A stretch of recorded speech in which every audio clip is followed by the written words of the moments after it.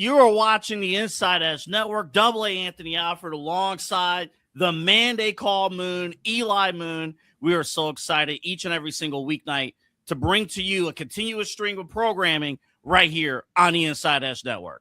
Absolutely, Double A. We will start at 8 o'clock sharp with the Daily Spiral. Autumn Chisholm bringing you everything you need to know from pop culture and entertainment and, of course, sports. And Autumn gives a very, very interesting take on a lot of things. We may get into it from time to time, but we love her, and you're going to love it as well. From 8 to 9, that's Daily Spiral, right into Unfiltered with Kyle Cornell. Your favorite afternoon show is Join the Evening Stream, and you're getting all your late-night news talk. Of course, Kyle has some strong opinions on the sports world and other things as well. He'll usher it in right into Inside Edge Primetime Double A. Chad B and I, Chad Bryan, we're going to rock out. We're going to do our thing from 10 to 11:30 now. We get an extra half hour. We get to cut loose a little bit, and we can't wait to get just entertaining, fun, and have a lot of great moments with you for an extra half hour. And then, of course, we hand the keys off to you. I hope you're ready to drive the Benz. But from 11:30 to 1, midnight run with an extra half hour now.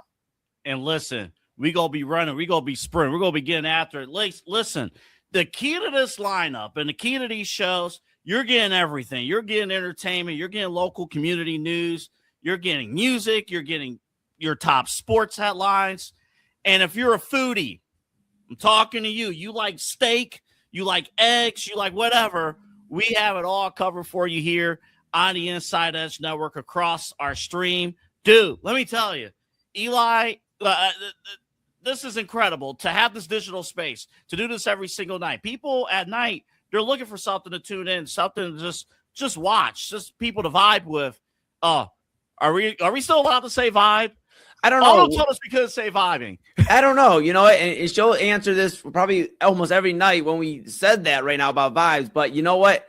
Like you said, music, sports, entertainment, mental health, community. That's what we're about. And we are going to bring that to each and every one of you every single night that's been with us since the start or is jumping on right now for the ride. We're excited. Double A, myself, Kyle, Autumn, Chad.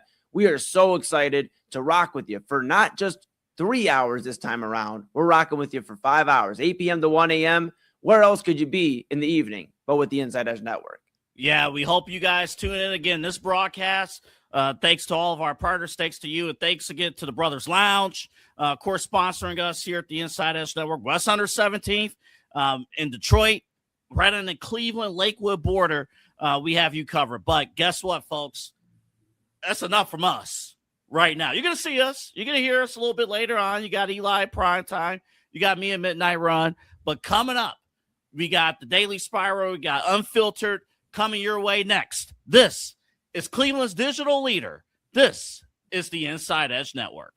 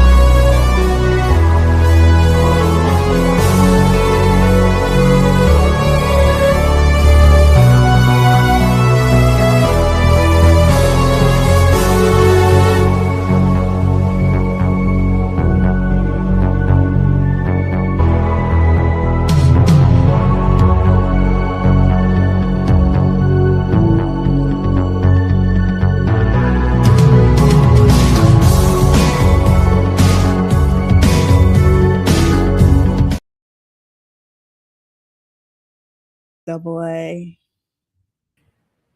Hey, we were muted for a second. We're good now. What's up? Of course, that happens on my first night back. Didn't you guys miss me? I was gone for a lovely week. Welcome into the Daily Spiral, everyone. I'm not even gonna lie to you. This has been the most chaotic week ever. And you were off. And I was off. Do you know every single day something happened? That never happens. Every single day I was like getting messages and things were happening. I'm like, this cannot keep happening. Unbelievable. And that's why I keep my head down. to the books or to the gym and get after. I'm telling this always happens on vacation week. This always happens. There's something's going on.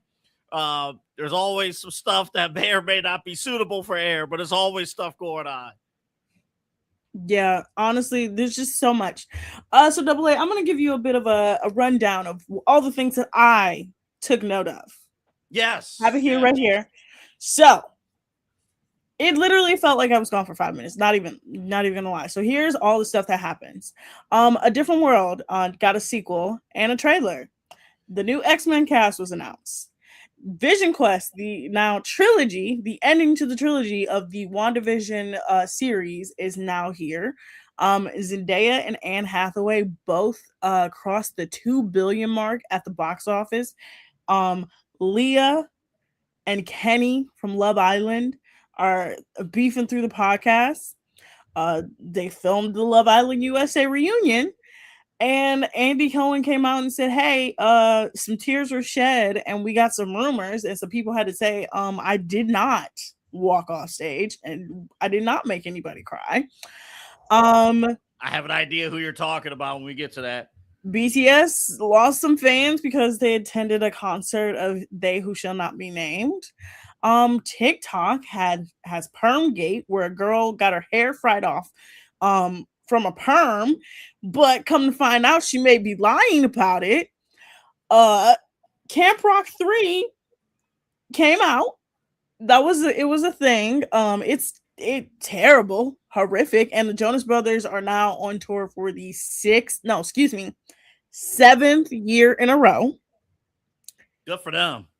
Kawhi Leonard, this case gets a little crazier. The Lakers got sold for $12 billion literally today, right before we got on air. That like while our intro was playing, reports are that got held up because Jeannie Buss voted no. Good for Jeannie. Voted no, and she has the controlling vote. So good for that her. Is still on the table. The Falcons have now created a generational meme by Michael Penix pointing that to her.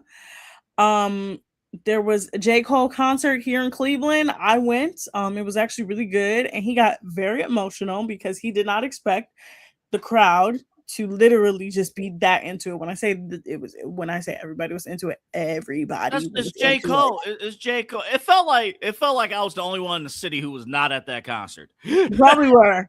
You probably were. I was there. My brother was there. When I say I saw people there, I'm like, how are you here? Hugh Jackson decided to come out and say he didn't fail in Cleveland. I'm sorry, going 1-31 in 2 seasons is not failing, but all right, whatever. I also didn't fail at calculus my senior year. I only had a D-, and they only pushed me through, so we have good graduation rates. Yeah. Yeah, Nick and Landry apparently got back together because they were never broken up. Wattpad decided to get rid of pornographic language, and a move that's like Tumblr deciding to get rid of nudity. Jordan Woods and Carl Anthony Towns got married. Hold up.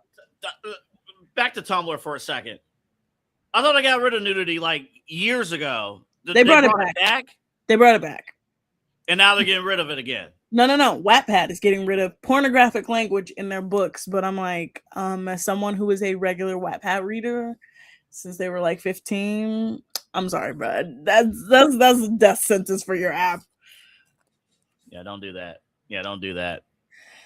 Cat's Eye, the global girl group, dropped a new EP called Animal with a song called Hootie Fruity. Dead serious. 10 former Disney princesses reunited at D23 and sang. And then in that same night, Brandy went to go watch her brother Ray J face off against Orlando Brown in a Zeus boxing match. Stephen A. Smith got downvoted by the National Association of Black Journalists. And I'm sure he had things to say about that. The NBA decided to make schedule release videos. The Cavs made a GTA style one, and the Raptors just decided to lean into misogyny. Megan Thee Stallion has teased Act 3. Ariana Grande and Cynthia Erivo reunited. Russell Westbrook and Chris Paul just like quietly retired. Former NBA players think they can play in the WNBA. It's very weird what's going on. But Diana Taurasi got her jersey retired. Jaden Daniels said that nobody else can wear the number 5, and now he's getting roasted online. MySpace is probably making a comeback because I'm definitely going to be there. Do you unless it was fake and AI, do you still have your password and stuff for MySpace? I still have my email, so I could probably figure out what my password was. Hayden Panettiere unfortunately passed away last night. Tyga, yeah, we got details on that too earlier today. Yeah, Tyga got downvoted as he literally got rated for his new album 0.0 on Pitchfork. Did anybody get an upvote this week? I got Stephen A. Smith getting a thumbs down. I got this getting a thumbs. Anybody get a thumbs up this week? No. The entire internet has become legal analysts when it comes to the Lindsay Clancy trial. We'll talk about that later on in the show.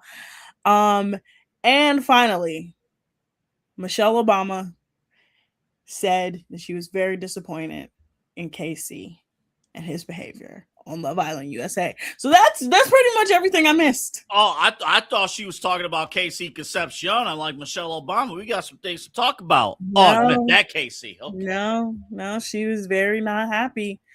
And I quoted this on Twitter. I said, if the former first lady came to me and said, hey, I saw your behavior on television, highly disappointed, I would simply have to pass away. Because you're not going to tell me that. No. It's okay. We'll be fine. We'll be fine. It's like I would crash out. I would fully crash out. Okay, you're right. That's understandable. It's understandable. If Michelle Obama, a woman who, by the way, he keeps comparing his relationship to Barack and Michelle. He keeps saying, I want to be Barack and Michelle. If she said, I'm disappointed, AA, you would never hear from me ever again. Ever again. That should be extra motivation. No. I'm not going to take that. That should be extra motivation. Oh, I forgot one more thing that I missed. Corbin and Parmita broke up. Well, darn. Oh, well. That's too bad. I liked them on the show. I'm kidding. I wasn't passionate about them, but I liked them on the show. But yeah, that's everything I missed on vacation. Did I miss anything else? That pretty much summed it up. I'm interested in your interest level on the A Different World revival, because I was just reading on Threads. I did not watch the trailer yet from Netflix, but I'm curious what you think about the new Different World. You see, okay, so I like when we were rebooting stuff and it was like, oh, this is cool. Like, I would definitely want to see this. I don't know if I want to see this rebooted. I think A Different World is like a perfect show. I really do. From season 2 till its end, I think it's really perfect. I think it was encapsulating of that time for Black Americans, specifically African Americans at HBCUs. I can turn that show on and laugh till this day. Like it is just that funny. I remember when I had TV One, they would show, I think, 2 hours worth of episodes every day. And you'll get through all the episodes in a month. And it didn't matter. You still go through. It's like, oh, you know what? Maybe this month I can stomach through season 1. It's terrible. It's so bad. No, yeah. Once I think, what happened? Because Bill Cosby stopped writing. He didn't write beyond season 1. And then Debbie Allen stepped in. And that's when the show turned around. Yeah. So if you guys don't know, Debbie Allen is sort of like the showrunner at the time. And she was the showrunner from season 2 till the last season. And she was also the director. She very much is the reason why A Different World turned into what it did.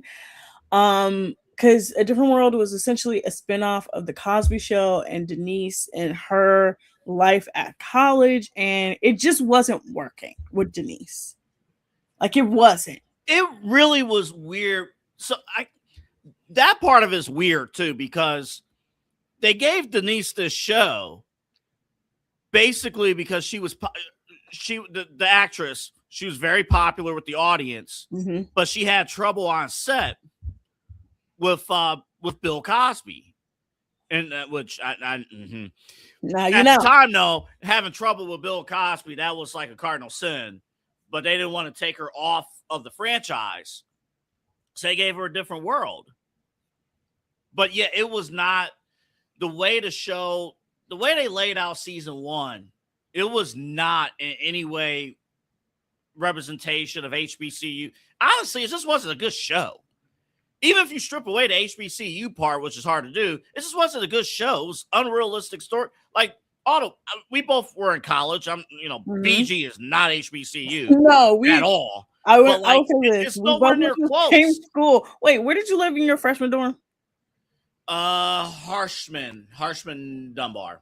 Okay. Which is no longer with us. Yeah, Harshman, RIP Harshman. I lived in Harshman, Bromfield. By the way, Harshman was if you were super poor and you got like all your stuff in late, they put you in Harshman. Terrible dorm. Horrific dorm. Let me tell you, we didn't have AC. We didn't have anything. Nothing in that dorm was like working. Like all the other dorms, like had like stores in them and dining halls. We had nothing. It was literally like going to the hood. Straight up. Somebody was like, we were the ghetto. Kreischer, which was across, was the hood, and then every other place was like a little bit further up. But Kreischer had a leg up on us because they had the sundial. Yeah, the greatest thing in the world. But like, all right, fine. I don't have to like travel to eat breakfast or dinner. It's just So now imagine. It's also, oh my God, there was one day. I'm gonna tell the story before we go to break. There was one day I was in the dorm. The fire alarm went off 4 times. That happened to me too. Night. And I remember being like, why is this fire alarm? Come to find out, some kid had a toaster in his room and kept toasting stuff. And I'm like, we back outside? I'm gonna tell you like this. Every time the fire alarm went off anywhere in BG, no matter how close the fire station was, it took them 20 minutes to get there. So you're standing outside for 20 minutes. Yeah. Oh yeah. It didn't matter. We had someone who wanted to show out a microwave mac and cheese at 4 a.m. And then we're outside waiting for the fire, waiting for everyone to show up, and it's 4 a.m. I think I had an exam that day. It wasn't like finals, but I had an exam that day, and it's just like, what are we doing? What are we doing? When was you at Harshman? I was at Harshman from 2013 to 2014, and then I went over to Founders for the next 2 years, and then I ended up in what was the apartments? Falcon Heights? No, that's the other one. I was at the ones that were like super far away. Oh my God. I can't think of the name, but I know which one. Falcons Point. About. That's where I lived at. Falcons Point. Yeah, that's right. Mm-hmm. That's right. So yeah, no, it was like, I'm gonna tell y'all something. Like BG was an experience. It was an experience. If you did not have money, you were done. Okay? You were done. It was so true. If you didn't have money and you didn't have a car, oh well. I had to befriend some people who had some money and cars. We survived without the first like 3 years. I did not have a vehicle. I didn't own a vehicle. You can survive without a vehicle, but you're going to be doing a lot of walking, a ton of walking. And luckily, like the city isn't that big, but like you needed to have a friend with a car because especially once you moved off campus. Oh my God. When you move off campus, you got to go to the grocery store. So you all just got to pile in. And by the way, none of these apartments had elevators. So everybody was carrying their groceries upstairs. And luckily for me, oh my God, we only lived on the first floor of our apartment. So it wasn't that bad. But, y'all don't bring me back to that life. Don't bring me back. That I'm sorry, Autumn. That is worth another show. And for anybody who went to BG who's watching this, you understand why. Like, oh, what are they gonna do with Harshman? It's a pile of grass right now. It's literally a field. It's an open field. It's open field, open season. We ain't doing nothing with that land. And trust me, that place was debaucherous. It was every time I got into the elevator, I would be like, please don't just be something just on the floor. And it would be some kind of substance on that floor. Don't matter what it was. And this is so true. All of this is true. All of this. And yeah, and real quick, like again, with a different world, I don't know sitcoms today. Are there any sitcoms that still shoot like multicam or no? Yeah, is that a thing of the past? No. So like I know on CBS, I think the show The Neighborhood, it just went off. They were multicam. Most of them are like the one camera, the single cam. Yep. But I think it was also multicam. I think the other what is it called? It's another Big Bang Theory spinoff. Oh, you talking about Young Sheldon? No. Young Sheldon was single cam. That was a dramatic. Right. That was a dramedy. There's a spinoff of that. I couldn't even tell you. I know they have one, but I couldn't even tell you. But multicam still exists. It's just very far few and in between. All right, when we come back from the break, we're going to talk about the internet's craziest case. I'm going to give you the lowdown of everything you need to know about the Lindsay Clancy case. If you don't know what is happening with the Lindsay Clancy case, y'all, I'm about to tell you. I'll give you my good spiral and bad spiral, and then of course, I just know, y'all, I've had a day. I've had a day. All right. You just came back. Just know I've had a day. You know I've had a day. I know you have. I know. I'm very well aware. I'm very well. We gotta get you to Brothers Lounge, Autumn. We gotta get you to Brothers Lounge. Yeah, that's our new sponsor, the InsideEdge Network. Lounge. We gotta get you there. Yeah, I'll go one weekend, but we'll talk about the Lindsay Clancy case, and we'll talk about how Love Island USA, of course, has become mainstream in TV. And I'm gonna give you some notes. On how Love Island USA. I got a notebook ready to go. I love how have we gotten here? But you guys are watching the Daily Spiral here on InsideEdge Network. We'll be back in just a few. Looking for an iconic Cleveland music venue that features premier entertainment, spirits, and food? Well, look no further than the Brothers Lounge. They offer a variety of live entertainment acts weekly, along with a diverse selection of beer, wine, and fine spirits, not to mention Chef Wynn's food menu, which has been crafted with traditional American fare with a modern twist. So come on out and enjoy the warm hospitality and make some new friends right here in your backyard. For more information, head over to brotherslounge.com and check them out for yourself at 11609 Detroit Road. That's right near the border of Cleveland and Lakewood. The Brothers Lounge, proud sponsor of the InsideEdge Network, Cleveland's digital leader. Key On Sports is the leader in Ohio high school athletic coverage in written, print, and video streaming. From the latest news and results and written content to the high school football game of the week every Friday, Key On Sports has you covered. The vision of 15-time published author Vince McKee has become the most trusted site in Ohio high school athletic news. From podcasts to player profiles, Key On Sports is your one-stop for all of it. Visit them today at keyonsports.com or on YouTube at Key On Sports. Check out their socials on Twitter and Facebook as well. Please support the new InsideEdge Network by liking, subscribing, and following us on your favorite social media platforms. That's at InsideEdgeNet across Facebook, TikTok, YouTube, X, and IG. And don't forget to download our new app over on Roku. And as always, thank you for supporting your favorite shows on the InsideEdge Network, Cleveland's digital leader for news, talk, sports, entertainment, and mental health. Fanatics isn't just our name, it's who we are. Loyal, passionate fans, dedicated to our favorite teams and to the sports we love. That's why we're honored to be able to offer fans the world's largest collection of official sports apparel and sports jerseys from all leagues, teams, and players you love. We feature a wide selection of gear from every league, including the NFL, MLB, NBA, NHL, and NCAA merchandise, which allows us to serve fans of football, baseball, hockey, basketball, lacrosse, soccer, golf, and everything else that gets your heart pumping. Go to InsideEdgeNetwork.com under our Partners section to find our link to check out all of what Fanatics has to offer.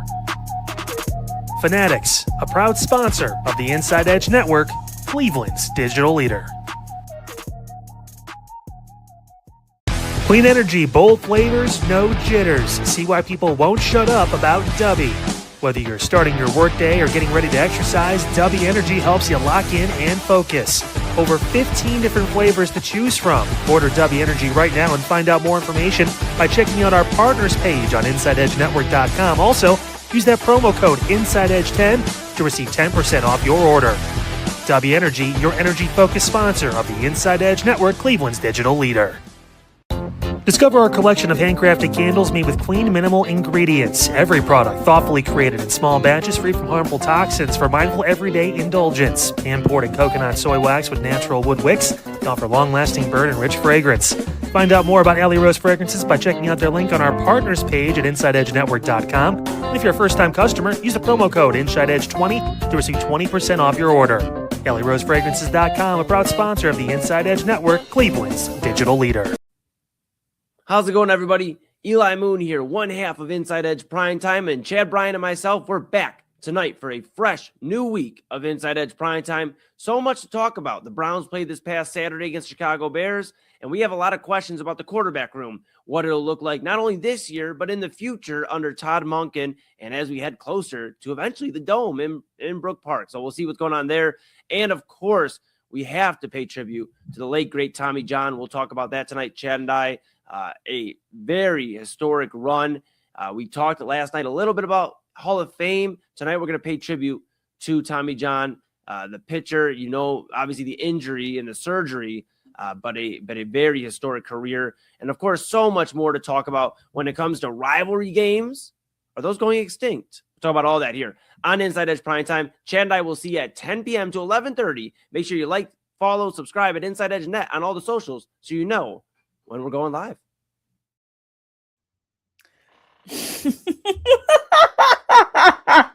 You know, you guys, I love it when you do promos. It's so funny. Really you about to start yours today. I really am. I'm gonna make some promos after. I'm gonna edit them, y'all. I promise you, it will not be this awkward pause. I want to see your editing. I want to see this editing. It better be good. Great. It's gonna be fantastic. But let us talk about editing I've ever seen.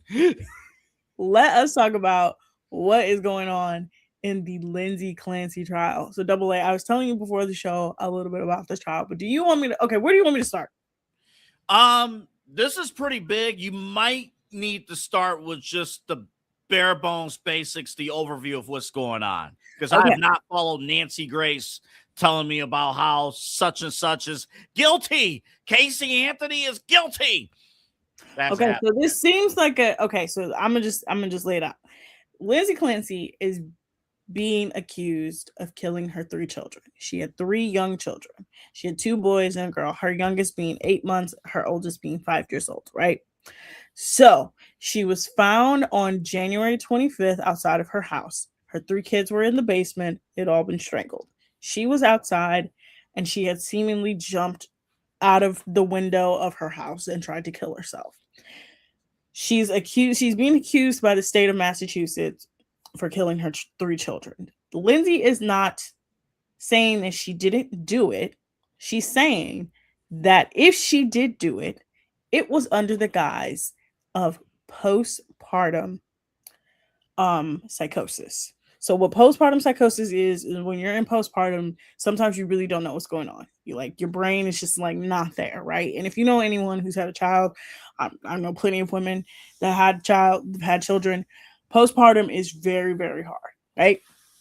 So she's claiming that she not only that happened, but she actively went and was seeking help. She went to a number of doctors. They prescribed her several medications. Several of these medications had suicidal ideations listed as side effects. And at one point, she was having them. So she was telling her husband, Patrick, hey, I need to go away because I'm scared I'm going to hurt myself. Now, mind you, she's scared she's going to hurt herself. She never said she was going to hurt her children. She said she was scared of the thoughts in her head and she was going to hurt herself. Now, again, she's being accused of killing her 3 children, not because she said it, but because her husband said it. Now, this is where the internet is playing like detective. And real quick, Autumn, just a quick question. So the ages of these 3 children, do I have this right? 5, 3, and 8 months. Yes, you are correct. Okay. Yes. So by the way, also she had 2 extremely traumatic births with her oldest 2 children. And then her youngest child, she didn't have as like traumatic of a birth, but it was still traumatic.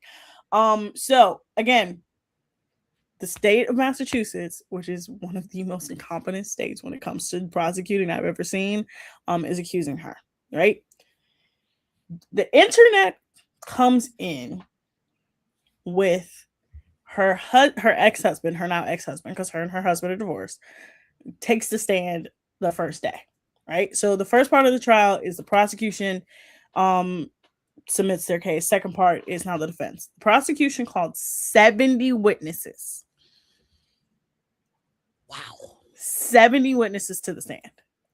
This included her ex-husband, the first responders, the doctors that she saw, like her father-in-law, anyone that the prosecution could like try to like make her look like she was malicious, they called them.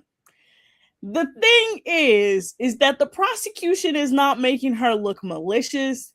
They're making themselves look incompetent. So first of all, we have a prosecutor that keeps wearing bows in her hair because she keeps saying that Lindsay's daughter really liked to wear bows. So she's wearing bows in honor of the daughter. And every single prosecutor or lawyer that has gotten on the internet and saying like, yeah, that's weird. Like, yeah, that's weird. At one point, Lindsay was breaking down because she was hearing the details of her youngest child's death. And she broke down and cried, and the prosecutors on hot mic said, "Shut her up." She like when I say this case has been crazy, but the craziest part is the timeline. So I'm gonna go over the timeline real quick. So the timeline is that Lindsay and her. So first of all, Lindsay was a labor and delivery nurse. That is the most important thing. She was a nurse, so she was a healthcare professional, which is why she had access to all these different healthcare things, why she could have this much medicine, all this stuff, right? That makes sense. The amount of detail that's going on with this, that makes a ton of sense. So she was a labor and delivery nurse, specifically. Her husband worked at Microsoft, not for Microsoft, at Microsoft. He worked from home though. So when Lindsay, this was January 24th. Also, they had a nanny. So he fired the nanny because she left her job because she told her job that she was not mentally right. Right? Yeah. So instead of being like, you know what, let's keep the nanny so you can get yourself together, he fires the nanny. So after he fires the nanny, Lindsay is now stuck with her 3 kids. She's parenting her kids. Lindsay that morning took her daughter to the doctor. So she takes her daughter to the doctor. So is this the morning of January 24th, 2023? Yes. Okay. So Patrick claims that the Wi-Fi was down and that none of the cameras in their house were working. So nothing was filmed, nothing. There's no footage of anything, even though they constantly had cameras. So this is where it starts. So he claims that he leaves the house at 5:30. At 5:30, he has a 30-minute window in which Lindsay apparently kills her kids. So he leaves the house at 5:30. He gets to the CVS a little bit after 5:34. At the CVS, he calls Lindsay twice to get the children's version of like Pedialyte to help their daughter, right? So he calls her once, she doesn't answer, she calls him back and it's like, hey, if they don't have like the normal version, get the generic version, right?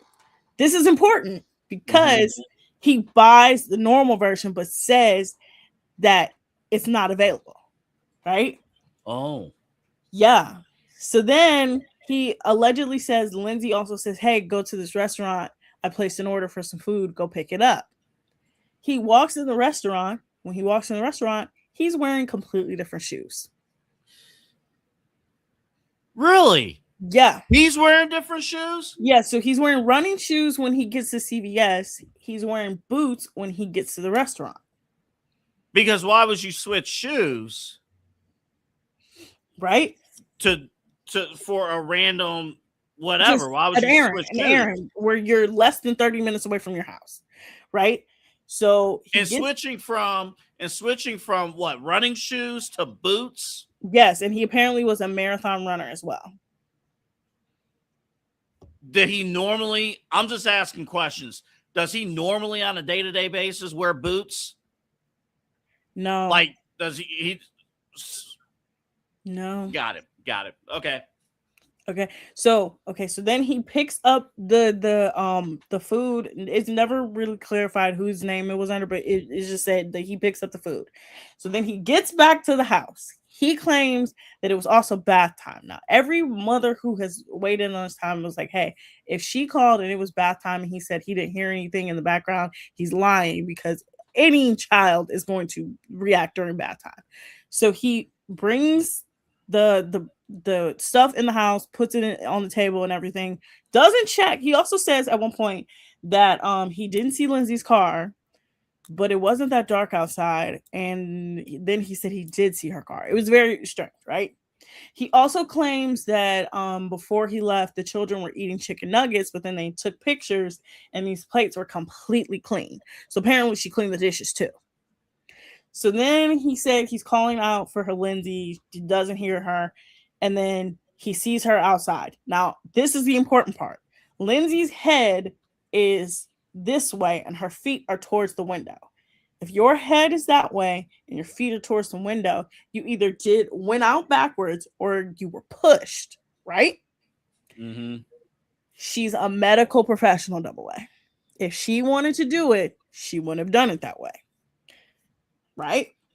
So That's then what it sounds like.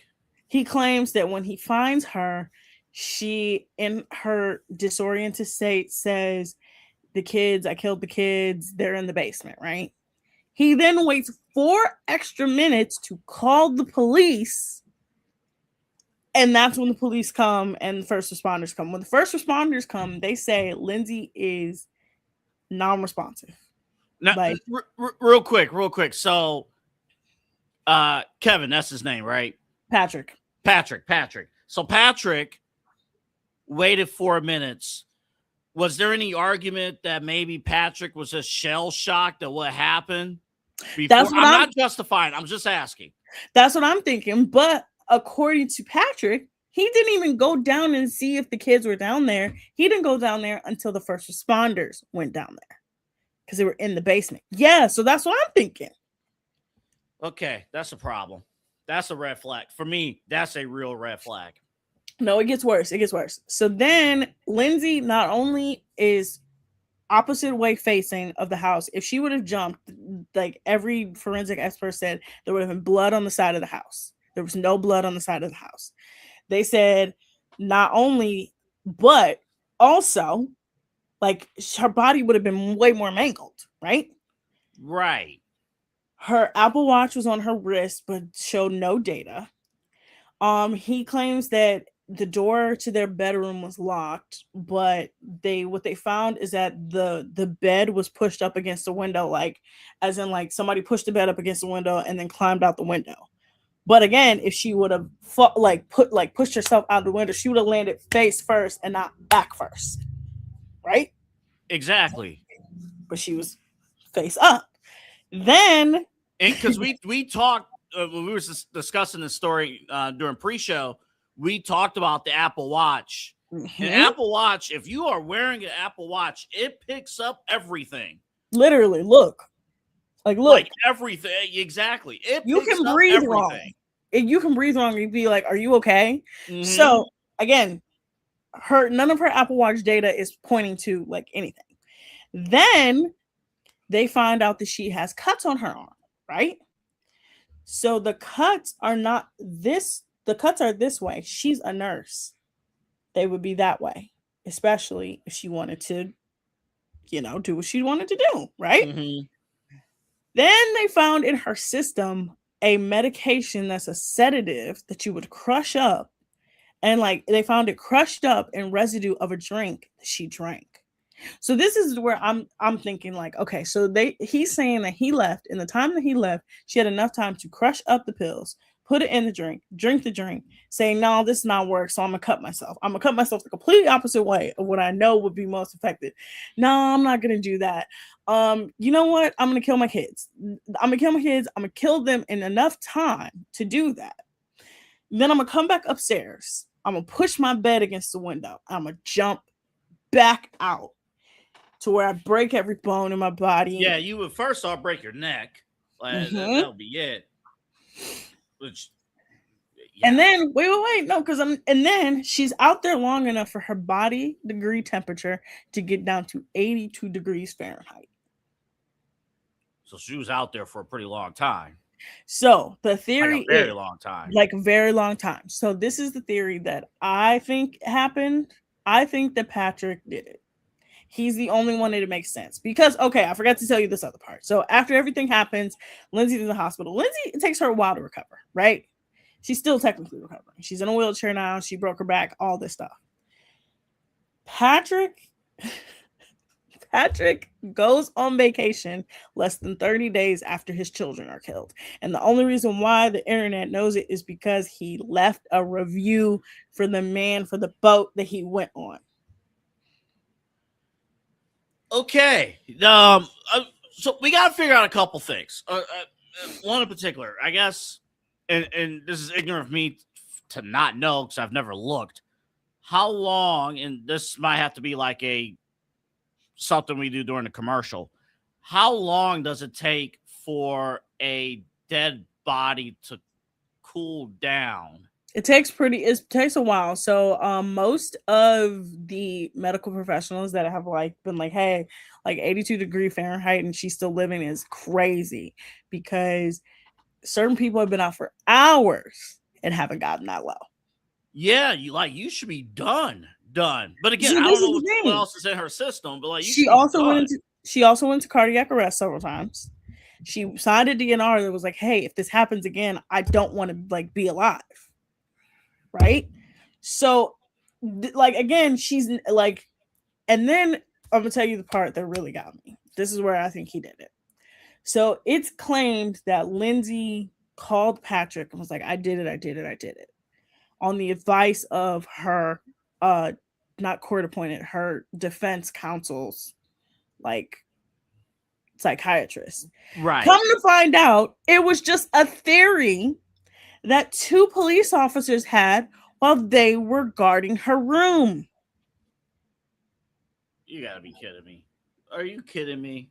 Now, mind you, most of the stuff about the case comes from Patrick. So now we're in the state of Lindsay's lawyer, Kevin Reddington, is kind of pushing back on I'm gonna just tell you like this. This lady is finding out in real time that she probably didn't kill her kids. Straight up. Hold on, say that last part again. She's finding out in real time that she probably didn't kill her kids.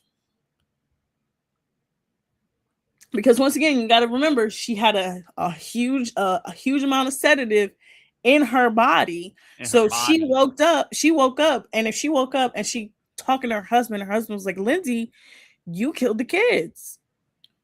She probably will believe it because she's having all these terrible thoughts. So I have to remember with this, because she's on trial, she's testifying what's going on. I have to remember that she attempted suicide, but obviously succeeded. No, she succeeded because she died twice.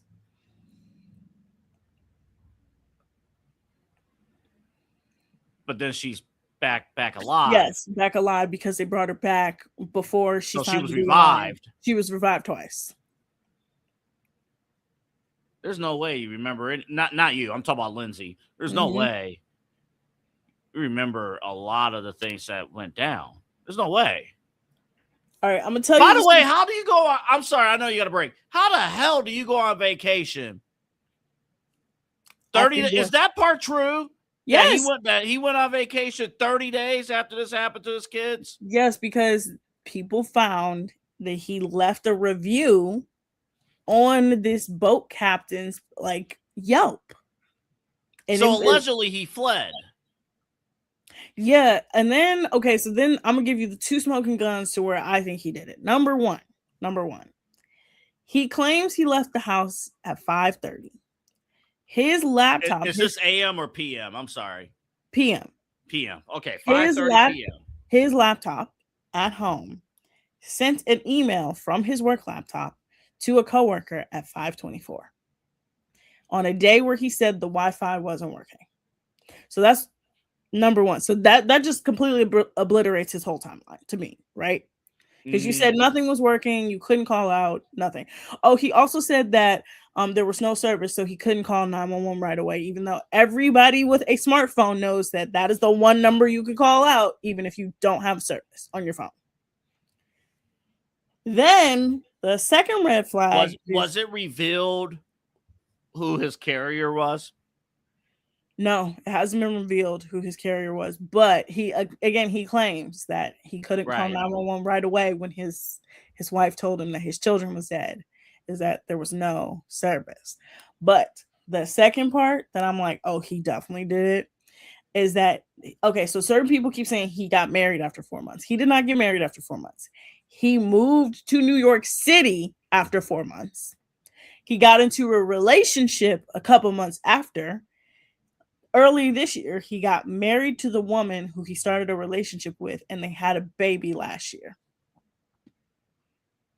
And then that same boat captain, that review that I said he left, the new wife also left a review and said, we've been coming here for years and we love it.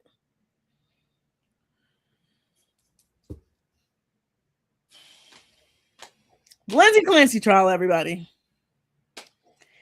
When I tell you you about to be sucked in, just go on TikTok. You about to be sucked in. Yeah, I'm sucked in. Again, the first video I didn't check it out on TikTok. The first video I saw on Twitter, it was just a random woman that was just like, I can't believe I'm siding with Lindsay for this reason. And again, I had no knowledge of this case at all. I'm like, oh, this is strange. This is really strange. So man. By the way, hold up. Is that I can't share it here. So I'm going to share my screen briefly here. So this Kevin guy, is that this guy on the right here? Who in is the middle? Kevin? The guy wearing a suit. Is that Kevin? No, that's not Patrick. Or Patrick. I'm sorry. I keep saying Kevin. No. That's not Patrick. I think that's one of her psychiatrists that testified. Gotcha. Okay. Patrick has no soul in his eyes. Gotcha. And has not been emotional when he's been in the courtroom, has not been emotional as his the things that have been reading about his children have been read out, has literally just been dead behind the eyes. So that's another reason why everybody's like, you have no sense of emotion that you found your 3 kids dead, and years later, there's nothing there. So there's a general consensus that by the general public, he did it. That Patrick did it. Because again, it makes the most sense that he would have did it. Again, he had the motive, the means, the opportunity. She was just really, really going through it. And plus, her journals revealed that she wanted a 4th child as well. So, yeah. When we come back from, just go look. Let me do some studying. I might have some thoughts tomorrow. I'm back with you tomorrow. Let me do some studying on this. When we come back from the break, we will talk about how America's favorite show is now mainstream AA. my little internet show, my little favorite show is now mainstream. I'm going to talk about it, and I'm going to give you my good spiral, bad spiral of the day. And then Kyle Cornell with Unfiltered will be coming up at 9 o'clock, and Double A will be back at 11:30 to, I don't even know, y'all. The rundowns that I was seeing while I was on vacation, one of them I had to literally say, yo, I'm on vacation, but this looks insane. I know which one. Matter of fact, you want to see what's coming up on my show tonight? You just want to see it? Sure. Advertise what's coming up on the show.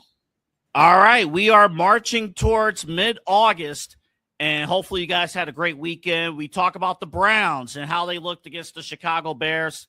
And a big week for the Cleveland Browns. They're going to have joint practices with the Buffalo Bills. So we'll break down how the quarterbacks look. We'll break down how the rest of the roster look. Tom Monken's first preseason game as head coach of the Cleveland Browns. How's the operation of the offense? That's a big topic of discussion. We'll get into that coming up. Also, the Guardians, did they get any kind of a W this past weekend? We're in some troubled waters here with our baseball team. I hate to say it like that, but it is true. And also, we get you ready. Week 1 of high school football. This is an exciting time of the year because 2 days are done. Now it's getting yourselves ready for the calls, all of that stuff. We are excited. We're back with you. Another great week to be great. Midnight Run comes your way Monday night, 11:30, right here on the Inside Edge Network. Dine, drink, and dance at the premier spot in town. It's time to check out all of what our friends over at the Brothers Lounge have to offer. Everything from weekly live entertainment, a wide variety of different beers, wines, and spirits, and an expertly crafted American fare menu with a twist courtesy of Chef Wynn that'll make your mouth water. So, what are you waiting for?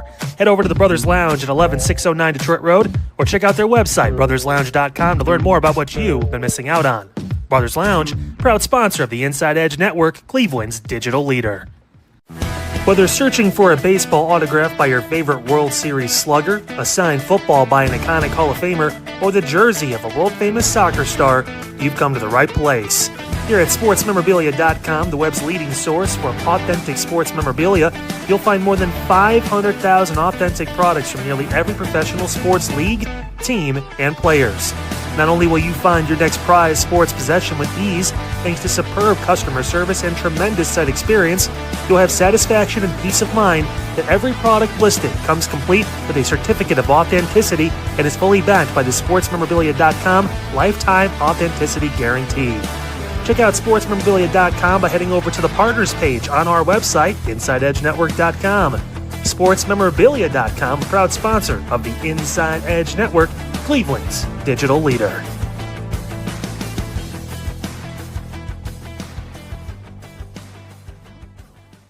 Discover our collection of handcrafted body mists made with clean, minimal ingredients. They offer a natural alternative to synthetic fragrances, perfect for sensitive skin and those seeking clean, mindful self-care, and the perfect gift for you and your special someone.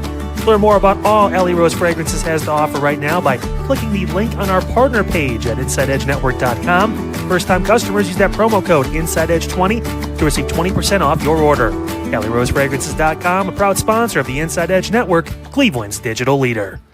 Mosser Moments Photography is a husband and wife wedding photography team based in Cleveland, owned and operated by Inside Edge Network's very own Ryan Mosser and his wife Hallie. For the past 10 years, they've captured more than 100 weddings across Northeast Ohio and beyond, always working together as a true two-person team. Their style centers on authentic, emotional storytelling, documenting the real moments between two people in love and creating images that feel natural, comfortable, and true to the couple. Rooted in Northeast Ohio, but inspired by their travels, Ryan and Hallie bring a warm, personal approach to every wedding day. Their work blends experience, consistency, and a genuine passion for helping couples relive their best day through timeless photography. Learn more by checking out Mosser Moments Photography's link on our partners page at the InsideEdgeNetwork.com website. Mosser Moments Photography, a proud sponsor of the Inside Edge Network, Cleveland's digital leader. Find us on InsideEdgeNetwork.com for the latest information on your favorite shows, personalities, and network partners. Plus, we have a merch shop. That's right, we have network polos, t-shirts, champion jackets, hats, and bottles rep the network. Every purchase supports independent sports and entertainment media. Thank you for your support from all of us here at the Inside Edge Network, Cleveland's digital leader for news, talk, sports, entertainment, and mental health.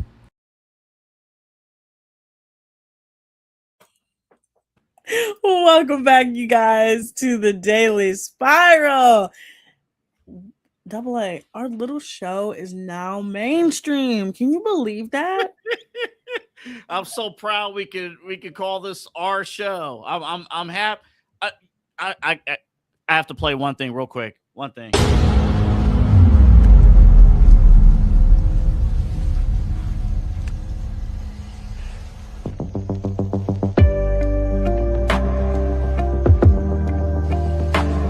That shit empty. Hilarious. It's just a hilarious show. But what I'm talking about is, well, it took 8 years and 2 different networks, but yeah, they're finally there. Season 8 literally was viewed by, I think, over, what is it said? It said 8 billion hours or 8 billion minutes were watched. So it became Peacock's most watched show of all time. And like, that's crazy. But like, it's not even just that. So like I mentioned a little bit, like Leah Kateb from season 6, her and Kenny have been going back and forth. Somehow, some way Kenny got a platform after the things he did. Alandria and Nick, of course, are mainstream news. Like literally, I've seen People magazine covering them, and of course they were seen at Jordan Wood's wedding this weekend. Alandria has been featured in Vogue. Like they've been all of them have been to every major award show. So yeah, like our little show is mainstream. I mean, like when I say it's mainstream, y'all. Like this is crazy. Yeah, and it broke season 7's record, which a lot of people watch season 7.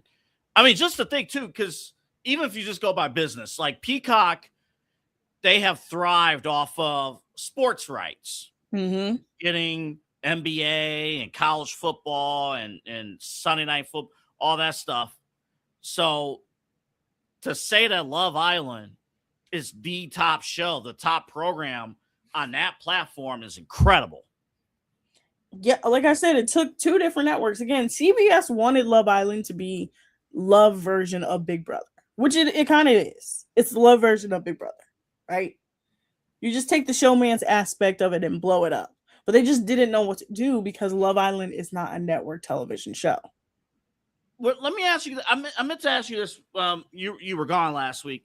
Did you ever get into Big Brother at all? No, nothing about it fascinates me. I've tried. Really? Elaborate on that. What are you thinking? Like, okay, what was the season? I tried to get into the season that Taylor Hale won. Couldn't do it.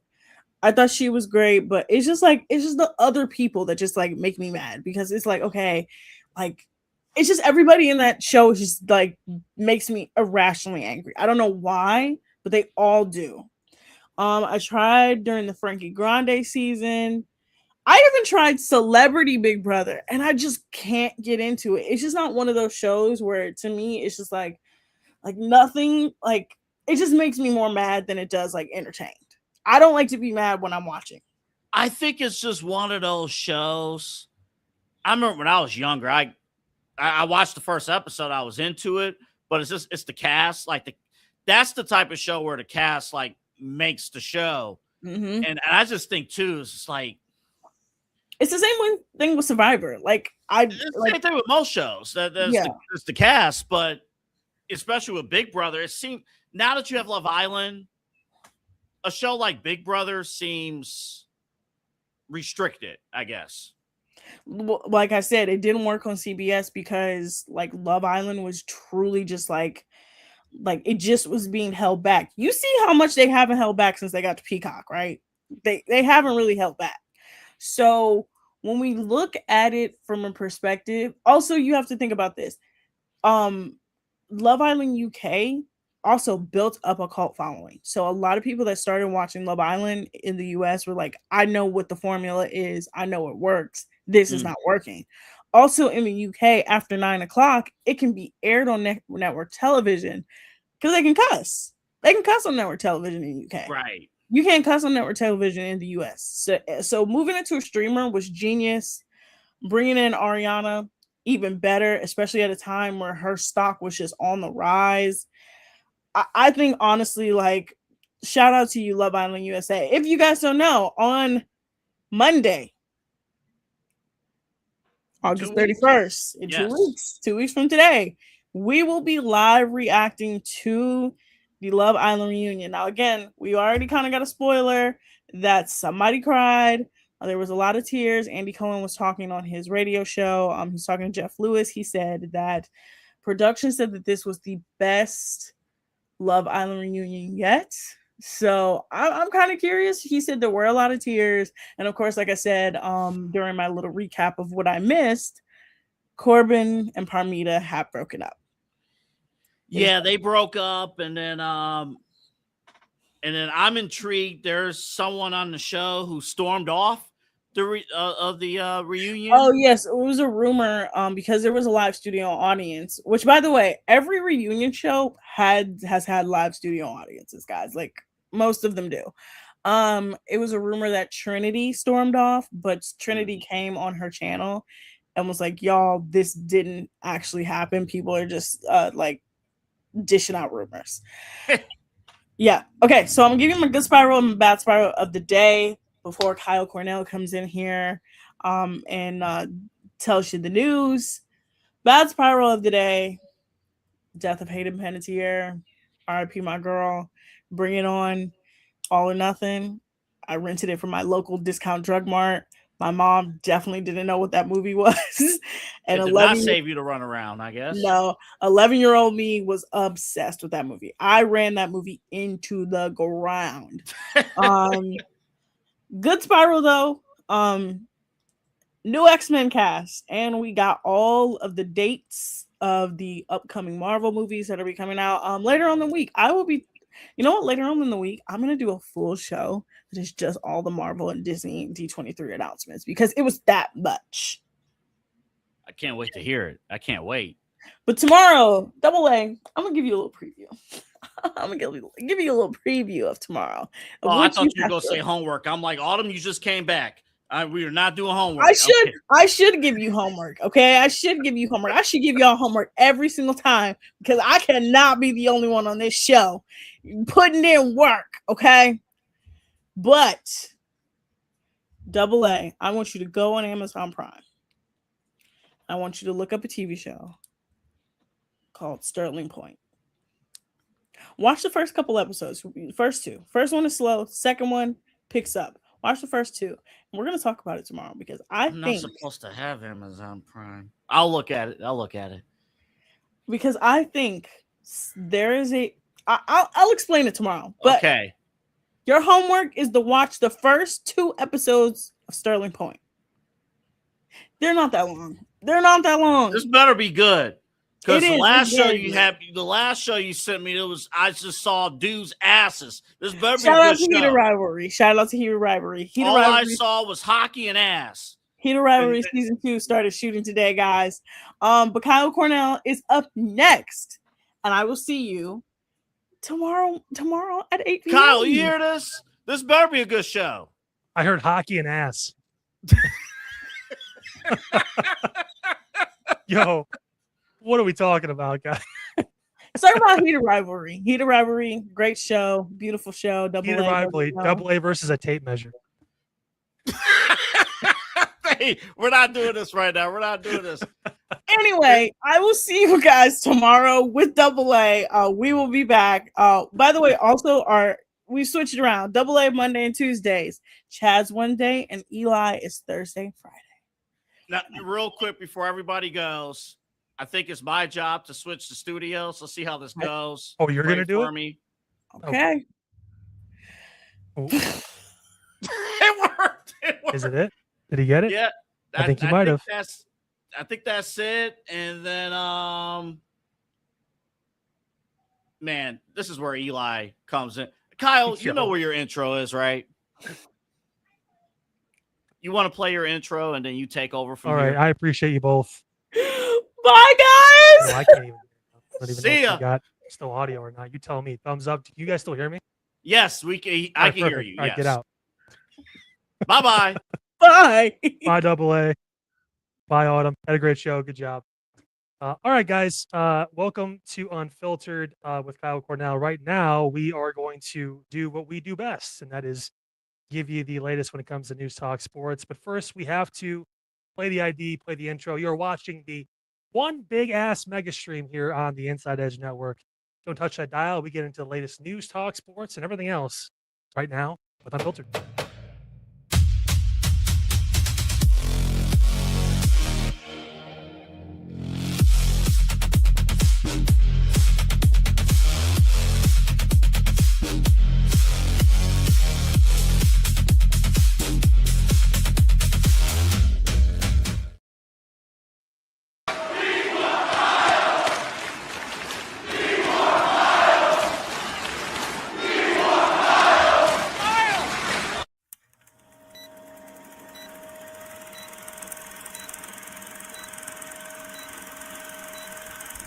Let's go.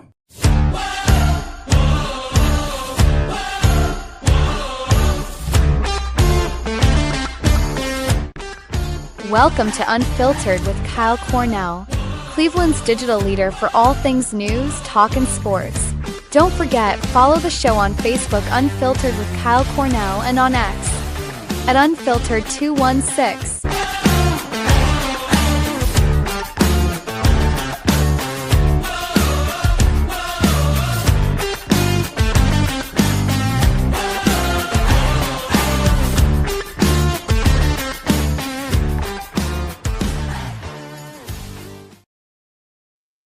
With that, welcome in officially, guys. Unfiltered with Kyle Cornell here on your Monday. Yeah, start of your week, August 17th, 2026. So happy that you are with us, as always, here on the program.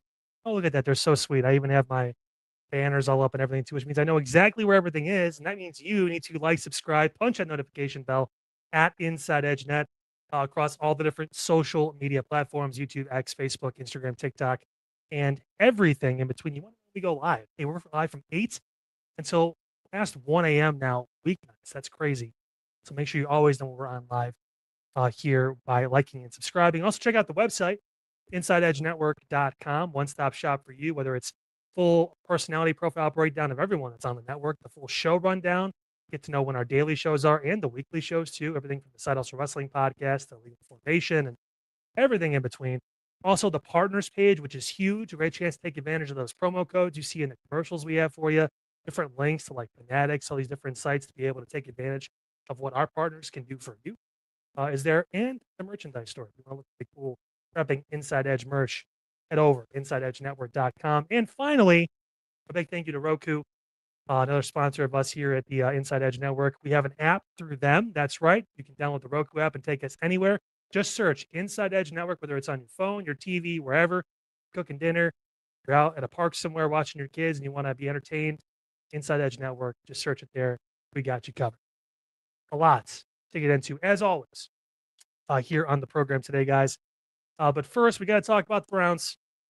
I feel like since I've moved into this spot in the evenings, and because most of these shows, minus Autumn, for the most part, she gets into some sports. But like, when it's not the Love Island 2.0 show, there's some sports or some things sprinkled in, all that good stuff. But I feel like I need to kind of have a sports story. And normally, because this is a news-based show, I could talk about the Clippers thing with Kawhi Leonard, ESPN putting out the article, the NBA telling them you're full of shit. That was fun to watch. I don't know about you guys. I just enjoyed watching the back. It was great. But maybe what wasn't as fun for some people was watching the Browns and that guy right there, Deshaun Watson, play quarterback.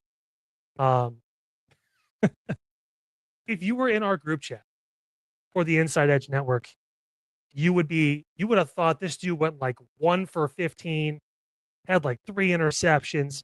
Double A said he looks awful. I'm like, oh, you must be playing like shit. It's the second quarter. It's got to be so bad. I look at the score. They're winning the game. They're winning the game. And he's 11 of 15 for 128 yards. Like, I think he had a fumble. And that was it. And then I watched the tape. I watched the clips of the game because I'm not a Browns fan. I'm not taking the time to watch that shit live. So I watched the clips afterwards. He looked good. He was getting rid of the ball. I think he had one play where he ran into the line because he didn't see two open receivers, which that's Deshaun Watson. But like, he looked okay. He looked pretty good. Listen to sports talk radio this morning and throughout the afternoon. Oh, well, I guess he's the lesser of two evils. Okay, dude, shut up. Like he looked really good. He looked really good in his role. He did his thing. He was out there with their ones. He played against the Bears' second string people. Whatever. It doesn't matter to me. It's tape on the field. You can only play who's in front. Yeah. And he looked good. Shador still had some issues. And Deshaun, I'm giving you the unofficial stats because I didn't care enough to look them up. 11 of 15, Deshaun Watson for like 128 yards. No touchdowns, no picks. Didn't get sacked. I think he had like 3 carries for 4 yards because he's still trying to be the mobile quarterback. It really worked out too well for him. But hey, he completed passes and looked halfway decent. And what I can remember, I believe the Browns were up at halftime. So at least they were winning the fucking game. But people are going to be overly critical because you have all this room to be so concerned about, well, he didn't complete that one pass over the middle. It was short. He ran into the offensive line and only got a yard. Fucking excuse me? Be grateful that he actually played halfway decent and didn't look like he just tore both of his Achilles, which he did not too long. Shador came in, I think he was like 6 of 11 or 7 of 11 for like 79 yards. He had a couple decent completions. Had the interception where he overthrew his receiver by about 5 yards over his head. That was fun. I've only been like saying this should be the guy, which again, if you're looking for a potential long-term solution, I think you're more likely to get it from Shador because Deshaun is Deshaun. And by week 4, he's either going to be carted off the field or he's going to throw 3 interceptions. And you'll, what the fuck do you do now? But Shador did what Shador does. He held onto the ball too long. He had a couple good plays where you saw some actual like, well, there's something there. And then he did that. The best Browns player, I think maybe on either side of the ball. And I think Eli is probably doing backflips right now because his Corey Coleman prediction from back in, what was that, 2016, 2017, doesn't look like it's going to carry over into Casey Concepcion because he had like 3 catches for 27 yards and he ran for a 14-yard touchdown. The Browns' only touchdown. He looked like a number 1 receiver. I almost rival to say he kind of played like a Deebo Samuel role if Deebo was like 30 pounds light. Which is not me calling Deebo fat. He was just a bigger kind of guy. But see how it goes in San Francisco this time. But nevertheless, he looked good. Denzel Boston wasn't in for too long, but he had a big catch and a comeback. He looked like a professional wide receiver. Jerry Jeudy caught a nice pass over the middle from Deshaun. By the way, most of those catches and all that stuff from those receivers came from Deshaun Watson. It actually looked like he was in sync with them. Judkins was mid. Dylan Sampson looked great. Which that's what Dylan Sampson does. He looks great in the preseason and in the first game. And then the rest of the season, he kind of just like stalls out. He'll catch like 60 catches, though, as a running back. You'll love that. The check down will be there. Harold Fannin had a drop on the 3rd down attempt. That's what led to the Browns to their only other points of the game, which was a field goal.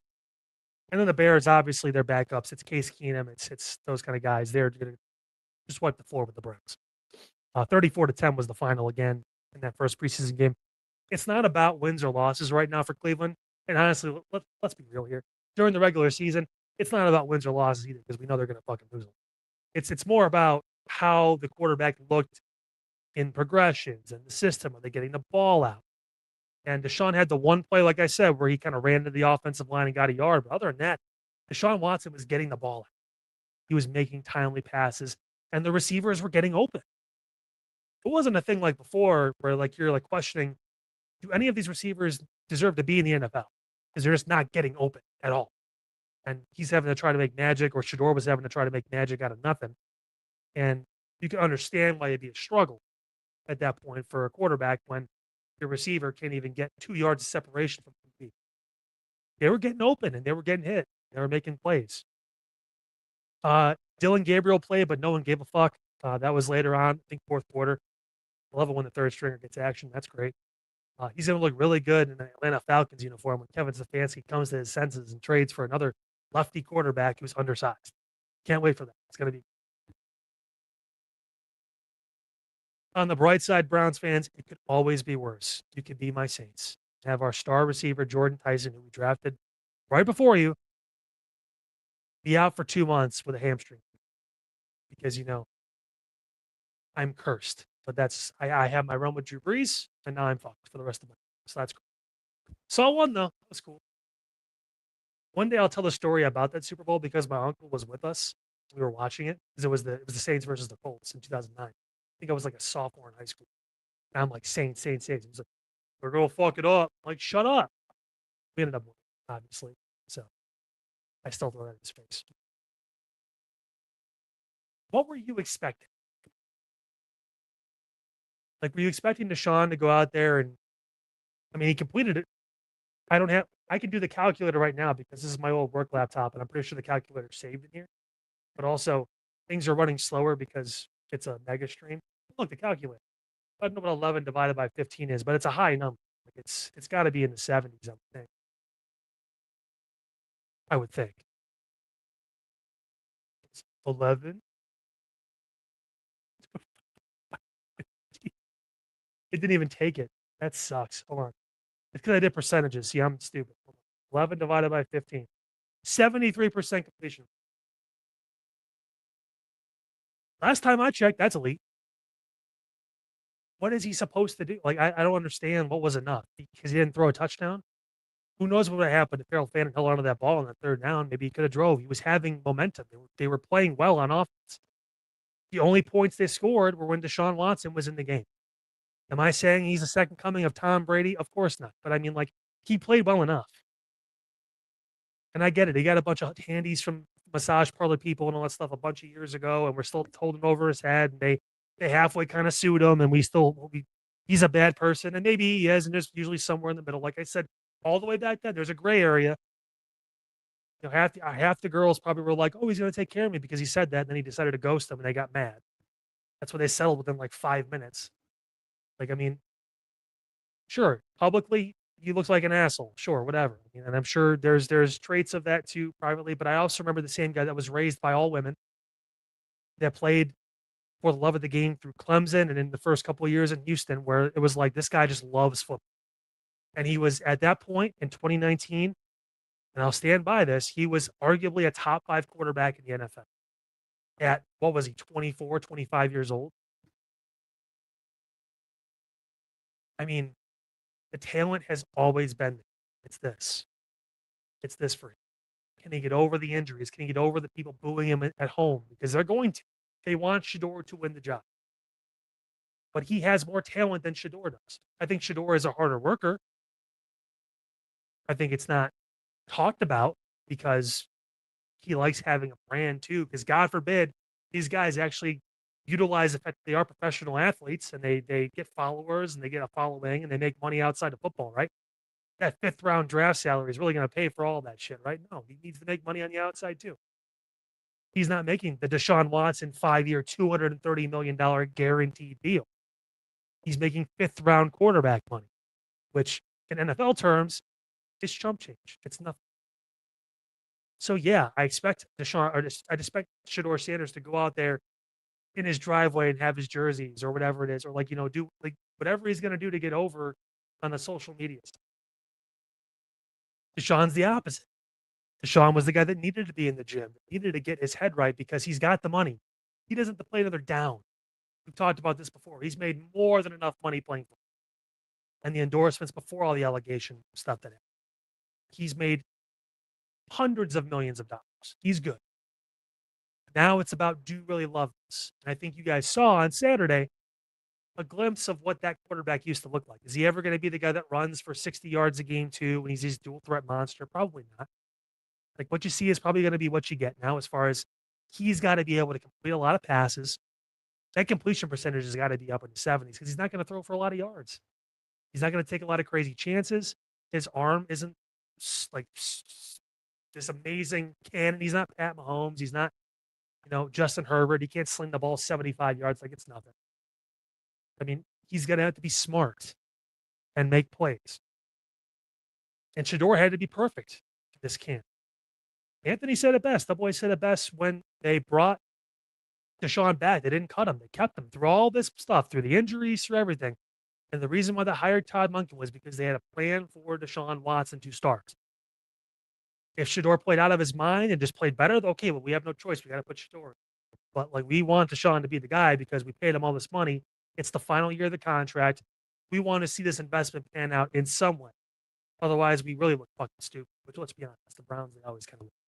Let's. I saw exactly what I thought I was going to say. Maybe I would have expected Deshaun to make another mistake or two. For the most part, he looked good. He plays the entire game. He throws for about 220, 230 yards. If he completes 70% of his passes and has no turnovers through the air, you're happy with that. People lost their mind over Baker Mayfield throwing 24 touchdowns and only having 6 interceptions. I think it was in his 3rd season. Think about that. 16-game season, Baker threw 24 touchdowns. That's less than 2 a game. He just didn't turn the ball over, and Browns fans were about to anoint him the new chosen. He was about to get a banner next to LeBron. Like, the bar is not fucking high in Cleveland. It really isn't. Do what Deshaun did in that game, and they're going to win some games this year. And that's probably the biggest fear out of a lot of people in sports talk or whatever who cover the Browns, is Deshaun having a halfway decent season, because it is a contract year for Deshaun. If he wants to play football again, period, he's got to play like, because no one's going to sign him. If he goes out and he lays an egg and they go 1-3 or 0-4 in the first 4 games and he plays like garbage and they sit him, he's done. No one's going to pay that dude to play quarterback. I take that back. He'll be in the USFL or whatever the Rock's new league is that they combined or whatever. Whatever, USFL, I don't know what it's called. He'll play for the San Antonio Brahmas or whatever. The Washington Renegades or whatever. he'll be in the Canadian Football League. He'll take the Johnny Manziel. When he's so happy to pee in a cup because he knows he's about to get suspended, that he says, "Hey, deliver it. Don't even have just sniff it." I can't. Johnny Manziel puts out a clip every other day that makes me just lose my. He's still in it, but like, what? Leave a comment. Now they're open on X, on YouTube, whatever. We always got a few people. Mary Kay is investigating a water or a wet ball gate. Yeah, with Shador flipping the ball, which Chase Daniel actually put out a really good synopsis of why Shador was doing that. He said the only thing he could really think of is because if the center is like really sweaty, sometimes the ball will get wet, which again, big meaty men handing a ball out to another guy who's not as meaty makes a lot of sense. He could be sweating. He could be a little perspiring going on there. You know what I'm saying? So like, of course, you're trying to get the ball, shake off some of the wetness, whatever it is. Sure. Or again, Shador's just quirky, and that's just what he does. I don't know. But I mean, it's a good point. Raul had another one. G. Bush is working on 18 weeks of Shador propaganda. He has talent. Shador Sanders has talent. I told you guys from the beginning, whenever I made the executive decision to have to fucking talk about Browns, because I don't like doing it. But like, he's got talent. He's not a 5th-round quarterback. There's a reason why Kuiper had him as a 1st-round guy. A lot of these guys did. And it's because he is who he is. He's the son of a former professional football player who is one of the most popular players of all time. He was starting from behind the 8 ball when it came to the public image side, where people were not happy with how he went about doing things, whatever it was. So he kind of got blackballed with that. But he's got that talent. He's got that skill. He didn't have a chance to really display that last year because he was behind the 8 ball from how Kevin Stefanski laid everything out, not getting any reps with the ones, not getting any opportunity, having Dylan Gabriel start before him and having a terrible record, keeping and staying with Dylan Gabriel, drafting Gabriel in the 3rd round, which nobody had Dylan Gabriel in the 3rd round. They could have drafted Dylan Gabriel in the 5th round. Honestly, they could have. They went this route. He's got a lot of talent. I just don't think the Browns are going to be the team where he really is. It's kind of like Baker. He could have really good games. He could have really good stretches, whatever it is, but he needed to kind of find that new situation to really hit home. and he found it. Now, it took a couple different teams before he got there. He had to go to Carolina, then he had to get fucking ousted and go to LA, play halfway decent, then Tampa, which ironically enough, him and Baker are having issues now.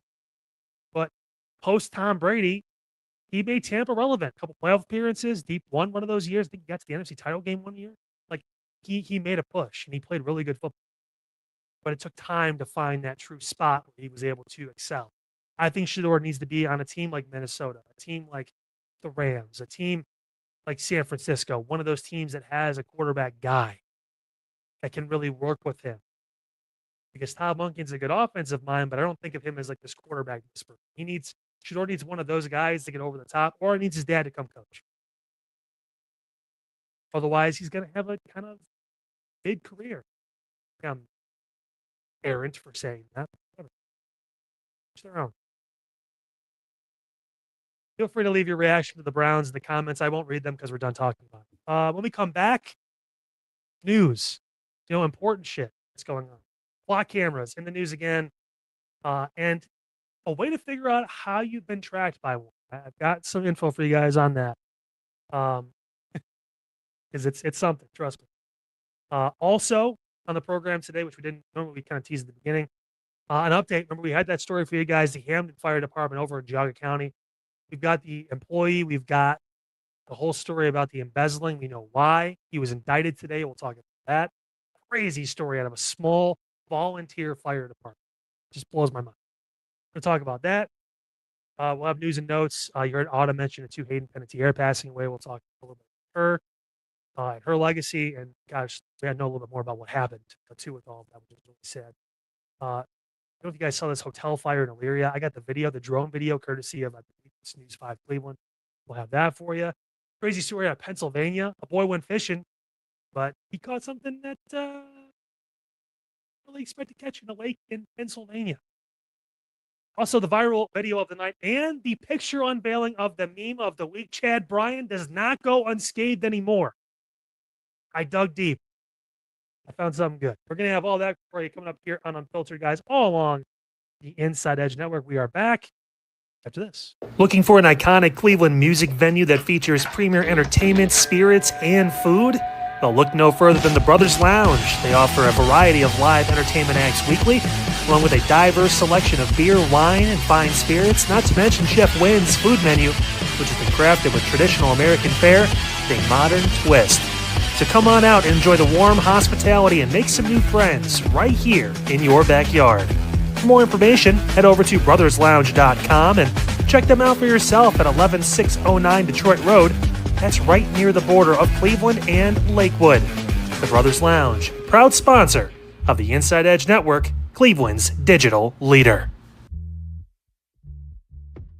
Key On Sports is the leader in Ohio high school athletic coverage in written, print, and video streaming. From the latest news and results and written content to the high school football game of the week every Friday, Key On Sports has you covered. The vision of 15-time published author Vince McKee has become the most trusted site in Ohio high school athletic news. From podcasts to player profiles, Key On Sports is your one-stop for all of it. Visit them today at keyonsports.com or on YouTube at Key On Sports. Check out their socials on Twitter and Facebook as well. Please support the new Inside Edge Network by liking, subscribing, and following us on your favorite social media platforms. That's at Inside Edge Net across Facebook, TikTok, YouTube, X, and IG. And don't forget to download our new app over on Roku. And as always, thank you for supporting your favorite shows on the Inside Edge Network, Cleveland's digital leader for news, talk, sports, entertainment, and mental health. Fanatics isn't just our name, it's who we are. Loyal, passionate fans, dedicated to our favorite teams and to the sports we love.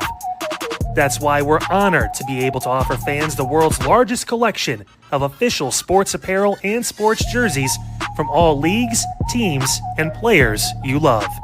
We feature a wide selection of gear from every league, including the NFL, MLB, NBA, NHL, and NCAA merchandise, which allows us to serve fans of football, baseball, hockey, basketball, lacrosse, soccer, golf, and everything else that gets your heart pumping. Go to InsideEdgeNetwork.com under our Partners section to find our link to check out all of what Fanatics has to offer. Fanatics, a proud sponsor of the Inside Edge Network, Cleveland's digital leader. Clean energy, bold flavors, no jitters. See why people won't shut up about Dubby. Whether you're starting your workday or getting ready to exercise, Dubby Energy helps you lock in and focus.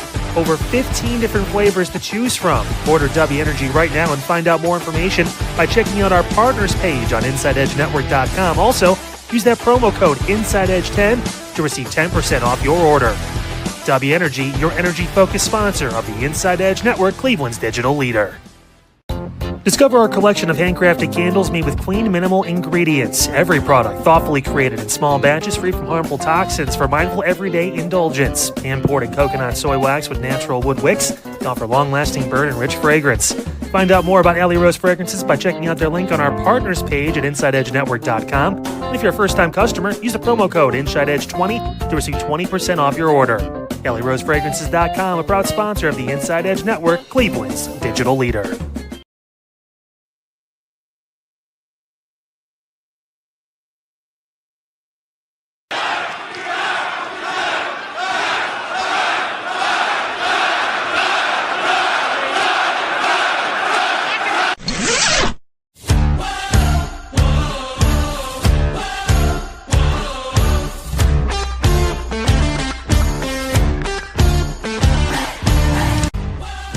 Welcome back to Unfiltered with Kyle Cornell, exclusively on the Inside Edge Network. Make sure to like, subscribe, and punch that notification bell at Inside Edge Net across all our social media platforms.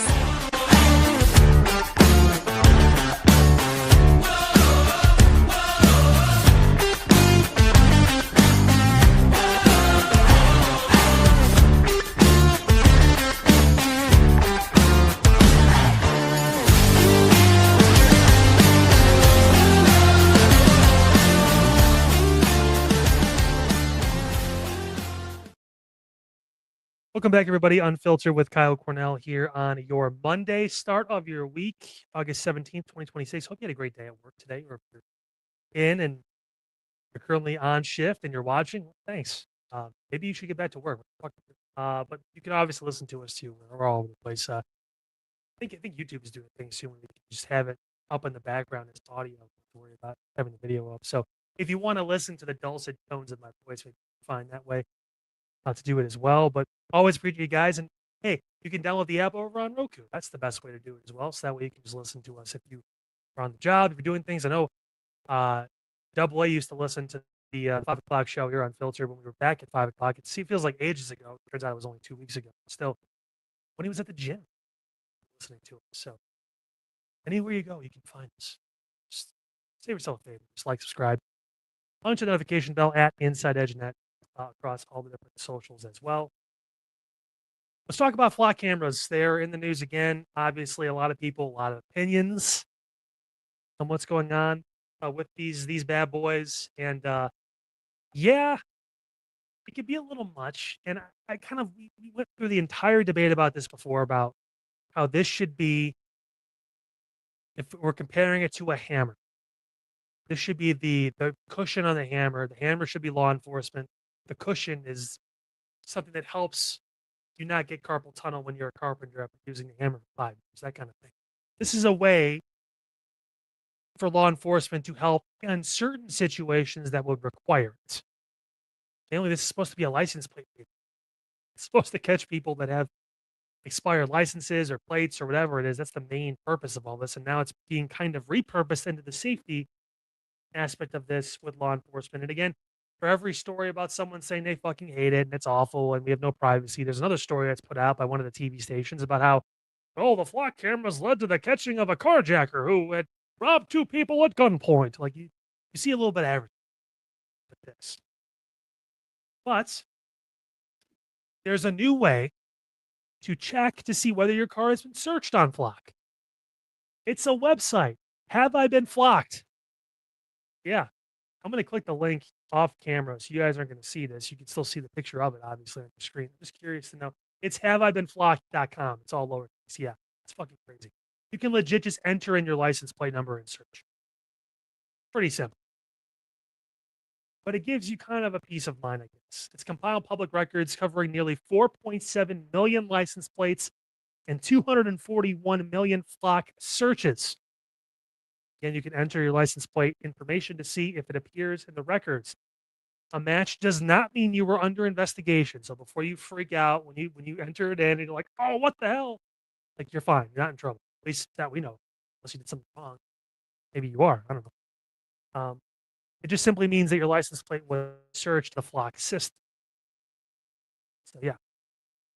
Again, the tool comes as flock safety faces growing scrutiny over privacy and surveillance concerns, with protests erupting in communities across the country. Not sure if we've had one here in Cleveland yet, but honestly would not be surprised if we have one soon. Because not a lot of people are having this. The ACLU is getting involved in all this too. They're saying flock is a civil liberties threat. Over in St. Petersburg, Florida, nearly 100 people protested flock members over the weekend. Similar demonstrations have taken place elsewhere, including Fargo. Although, no, this is, yeah, I could see that being a thing. Fargo has the distinction of being a blue city inside a very red state. So it's very fun to watch the people, because if you live in Fargo but 10 minutes away from downtown, or even 5 minutes from downtown, you're a Republican. Like it's so to have the infringement of privacy and all that stuff. And Fargo PD does a great job. Like the chief, they have a new chief out there. Also, the Cass County Sheriff Jesse Johnner, amazing person. They do a great job out there. But like, this could be one of those things that could assist in some of this stuff. Again, there's also been protesters from opposite ends of the political spectrum clashing over the technology in places like Fargo too, because they also have NDSU over there, and that's a very liberal college. So like you get the whole game. Police departments continue to argue that cameras can help them solve crimes, locate missing people, and identify vehicles connected with investigations. Critics, including the ACLU, say the growing network poses a serious threat to civil liberties. However, Flock is responding to some of this, saying that they're going to be making several changes to their system beginning January 1st. Because I guess August 17th, I guess, not sooner. They have to wait 4 or 5 months before the year's out to do it. So, the company plans to, and I quote, this is from them, reduce its standard data retention period from 30 days to 7 days. So instead of taking in license plate information for a full month, it will refresh after every week. So less time. Tighten requirements for why officers conduct searches. So it can't be like, hey, I'm bored one day, I want to do a background check. Hey, I'm bored one day, I want to look for all the fucking license plates that went through this camera at this intersection. You can't do that. You have to have an actual reason. Make an auditing tool mandatory to flag unusual activity. So if someone is abusing this and doing too much, or a law enforcement agency or whatever it is going too far, they can be audited, they can be pulled back in, they can be reined in, they can maybe possibly, I would imagine if that's the case, I don't want to speak for them. I'd love to get somebody to flag on so we can actually have this conversation. We're just a simple bird podcast here on the Inside Edge Network. We're just a little potatoes, right? Fuck you. But we can, at that point, you'd imagine they'd be able to take licensing away and not let them have access to it for a certain amount of time, a probationary period, whatever. Potentially lock users out when suspicious activity is detected. Answered my own question. Right? Like, so if law enforcement, if whoever has access goes too far, you're able to kind of rein them in. Flock CEO Garrett Langley, who's not related to Ella, has also issued a warning to anyone who abuses the system. Quote, you will get caught. What they didn't tell you was they had the Cops theme song playing in the background. What you want to do?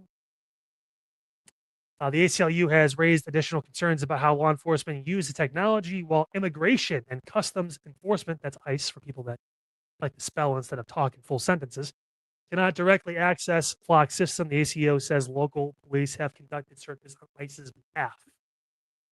It's more of a police department issue if you don't like ICE than it is ICE. That's this crazy thing in the law enforcement world called coordination. where departments work hand in hand to figure out what the fuck's going on. Just saying. It's not new. Happens a lot.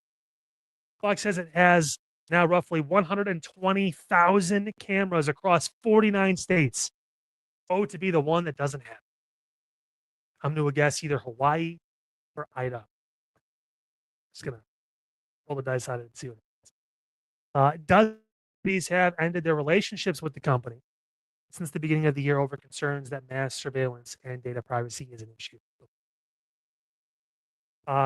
Langley has also pointed to the disappearance of Nancy Guthrie. Again, I haven't gotten into this because, it's a big thing.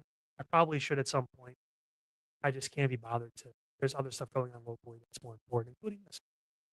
As an example of how flock cameras could potentially help investigators, in an interview with Vanity Fair, who was just a little bit bigger than the Inside Edge, Langley said if flock cameras had been operating in Pima County when Guthrie disappeared, quote, we would have solved that case. We live in a world of woods and possibilities and not actual. That's totally fine.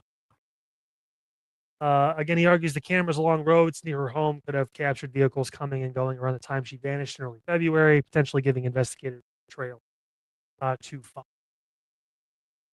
Again, Flock's new safeguards, if you're wondering, the list I had for you guys, they take in effect January 1st, but communities and lawmakers around the country continue to debate whether the benefits of the technology outweigh privacy.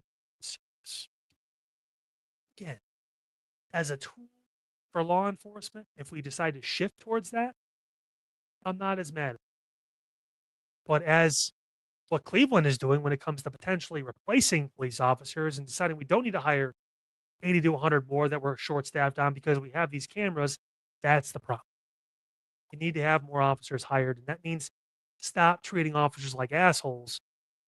There's always going to be a few bad apples in the bunch, but it shouldn't ruin the entire tree, because it doesn't. In real life, if you'll pick an apple, get a bad apple, there's 80 more apples on the tree that are probably going to be good. Like, we have to stop characterizing a certain group of people for what they do based on a couple stories a year we get of people abusing them. Otherwise, you're never going to be able to fill these holes. We're going to have this giant need for law enforcement, and we're going to rely on fucking cameras instead of that. And sooner rather than later, we're going to have AI robots that are running around arresting people. I'm just predicting the next 50 years in the last 10 seconds. Another break here on Unfiltered. When we come back, we got to update you on this story out of Geauga County, this fire department. This is wild what this guy is accused of doing. He's been indicted today when it comes to monies being taken from the volunteer Hamden Fire Department. I have no words for once. We'll talk about that coming up here on Unfiltered all along the Inside Edge Network. Stay with us. Dine, drink, and dance at the premier spot in town. It's time to check out all of what our friends over at the Brothers Lounge have to offer. Everything from weekly live entertainment, a wide variety of different beers, wines, and spirits, and an expertly crafted American fare menu with a twist courtesy of Chef Wynn that'll make your mouth water. So, what are you waiting for? Head over to the Brothers Lounge at 11609 Detroit Road or check out their website, brotherslounge.com, to learn more about what you've been missing out on. Brothers Lounge, proud sponsor of the Inside Edge Network, Cleveland's digital leader. Whether searching for a baseball autograph by your favorite World Series slugger, a signed football by an iconic Hall of Famer, or the jersey of a world-famous soccer star, you've come to the right place. Here at sportsmemorabilia.com, the web's leading source for authentic sports memorabilia, you'll find more than 500,000 authentic products from nearly every professional sports league, team, and players. Not only will you find your next prized sports possession with ease, thanks to superb customer service and tremendous site experience, you'll have satisfaction and peace of mind that every product listed comes complete with a certificate of authenticity and is fully backed by the sportsmemorabilia.com lifetime authenticity guarantee. Check out sportsmemorabilia.com by heading over to the partners page on our website, InsideEdgeNetwork.com. Sportsmemorabilia.com, proud sponsor of the Inside Edge Network, Cleveland's digital leader.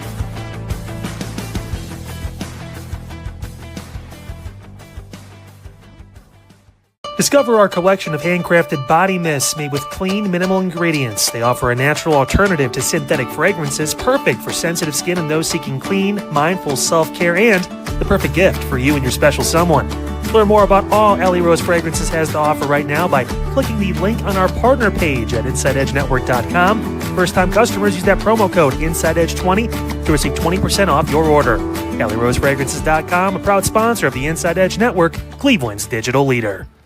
Monster Moments Photography is a husband and wife wedding photography team based in Cleveland, owned and operated by Inside Edge Network's very own Ryan Mosser and his wife, Hallie. For the past 10 years, they've captured more than 100 weddings across Northeast Ohio and beyond, always working together as a true two-person team. Their style centers on authentic, emotional storytelling, documenting the real moments between two people in love and creating images that feel natural, comfortable, and true to the couple.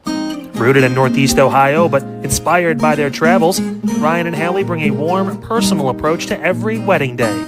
Their work blends experience, consistency, and a genuine passion for helping couples relive their best day through timeless photography. Learn more by checking out Monster Moments Photography's link on our partners page at the InsideEdgeNetwork.com website. Monster Moments Photography, a proud sponsor of the Inside Edge Network, Cleveland's digital leader. Find us on InsideEdgeNetwork.com for the latest information on your favorite shows, personalities, and network partners. Plus, we have a merch shop.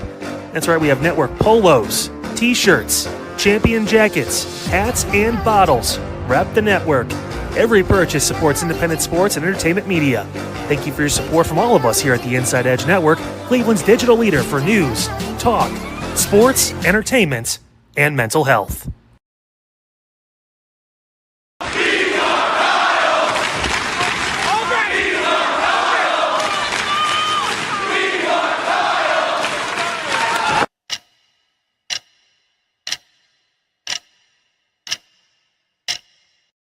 Let's go.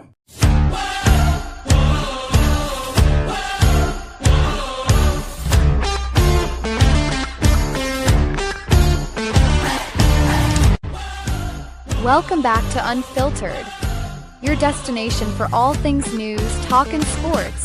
Don't forget to check out our website, InsideEdgeNetwork.com, to learn more about all of our shows, personalities, and buy some merch too while you're at it.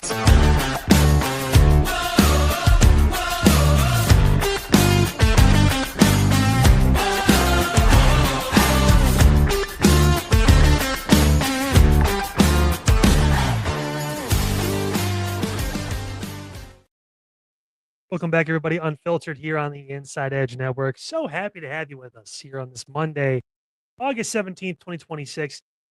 If you're wondering more about me personally, second Apple Watch broke. So now I got this $12, $13 Amazon watch. It lights up. That's pretty cool. And you can swim with it. I took a shower with it today. It was great. Didn't break. Problem is, though, I have the wrong date. It says Monday, 8/18, not 8/17. So I almost said the 18th when I looked at my watch. And obviously, if you know Double A, if you've ever worked under him or worked with him, if you make one mistake, you get fired. So I'm very glad that I didn't go down that road too quick. That being said, because we're talking about him, I just saw this picture up one more time. Look at her. She's so pretty. Antoinette Alford. If you're wondering, if you're listening, it's Double A post or pre-workout Double A with a gut with a red wig. And boy, does he look beautiful. That was our meme of the week picture a few weeks ago. We'll have a new one tonight featuring a different member of the Inside Edge Network family. Someone who's found a way. I've been doing the show since the first week of May. I have not used a picture of him once yet. We're making good on leaving him out. We want to include. We're an inclusive network here. So one Chad Bryan will be featured tonight on the meme of the week picture. You'll be able to head over to our social medias, comment your caption below. Top 3 get featured on the show on Friday, so you have all week to think about your best stuff. Okay, so we have to give an update on the situation over in Geauga County. This dude, and I shouldn't poke fun at names because it's not his fault. This is what he's named, but still, it is funny. 59-year-old Richard Vander. He's got some issues. He was indicted today on multiple charges after he allegedly embezzled $1.6 million from the volunteer Hamden Fire Department. If you're wondering, that the charges are aggravated theft of 1.5 million or more. It's a felony of the first degree. Yikes. Money laundering, third degree felony. Falsification and the theft offense, third degree felony. And forgery, third degree felony. He pled not guilty to the charges today, in case you're wondering, because whoever pleads guilty, right? Plead not guilty until you end up being found guilty. Drug County prosecuting attorney Jim Flays said it appears that all the money was used to cover Van de Vander's gambling losses. This is why people ask me, "Oh, do you have DraftKings or do you have any? Like, do you go to the casino?" I'm like, no. I always liken it back to the lesson my Uncle Sam taught me when I was younger, when I used to have the pro wrestlers. I had like the little guys you would be able to like play with and all that stuff. And I think I was in like 5th grade. He had a basketball hoop in his backyard. And I told him, I'm so good, whatever. He's like, "Oh, yeah, you want to bet?" And I bet that if I made a shot, he'd give me like $20. And if I missed it, he took my wrestlers. And I missed the shot. And I cried for like a half hour. And that's when I learned never to gamble, never to bet, wherever it was. I don't do it. Apparently, Mr. Vander never learned that lesson when he was in 5th grade. And now it's ballooned into $1.6 million of embezzled money. Plays added most, if not all, of Van de Vander's gambling activity took place at the Jack Thistletown Racino in North Randall, because if the shoe fits, put it the fuck on and walk around. There you go. He's the former treasurer and assistant chief of the fire department. Notice how I said former. Good God almighty. Following the arraignment, Hamden Township Fire Chief Scott Hildebrand did not mince words when speaking about Van de Vander, who spent 38 years with the department before resigning before this all went down. He didn't even get fired. He left. Quote, "I can't believe that this guy called himself a brother and we depended on him. And he depended on us in many situations, life-threatening situations, to save each other's lives and have each other's back. He stabbed us in the back and in the front." On July 27th, that's when Hildebrand reported to the Jug County prosecutor that he suspected a major theft of funds from the department. Earlier that day, Van de Vander's attorney said he called her to report what had happened. He then called Chief Hildebrand to report the missing funds. Just a few days later, in early August, the department only had about half the money needed for payroll. That means firefighters weren't getting paid either, which is a big no-no. Quote, "I just can't believe that he waited until he bled us completely dry before he even confessed. And he only did that because he was forced. It was only a matter of days that we were going to know. We checked when the checks started files." You may would say when the checks started getting filed. Investigators with the Jug County Prosecutor's Office then immediately started the investigation shortly after all this went down. According to a release from them, the funds were converted through a series of transfers and numerous checks from January 9th of 2023 through May 15th of this year. God. They were written by Van de Vander, and if the check required additional signatures, he forged other names. According to the prosecutor, a large chunk of the money came from a state grant the department received for the design and construction of the new fire station. People are pissed in Geauga County, I'll tell you what. The grant from the state of Ohio is for about $2 million and given to the department in a lump sum. A federal grant was for about $6.7 million. Hold on, let me take the picture off the screen so I can do this for a second. Otherwise, my son will be pissed. $6.7 million. Yeah, this guy's a piece of work.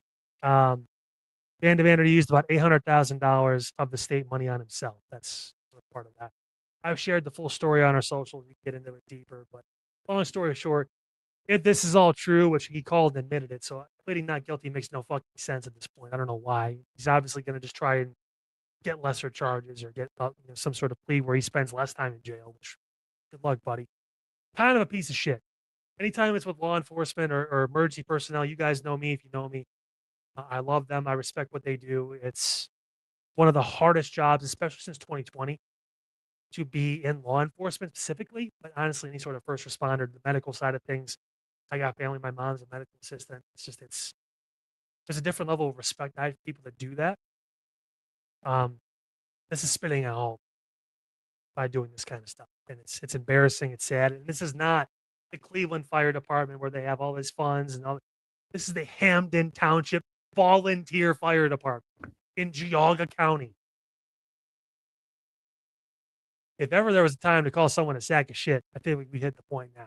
This is all true. Again, he's still got to go through the trial. He's got to get convicted. He's been indicted. He hasn't been convicted. Innocent until proven guilty. I understand. Still, when you admit to it, when you call and tell him the funds are missing, you kind of suck. In this case, a lot of.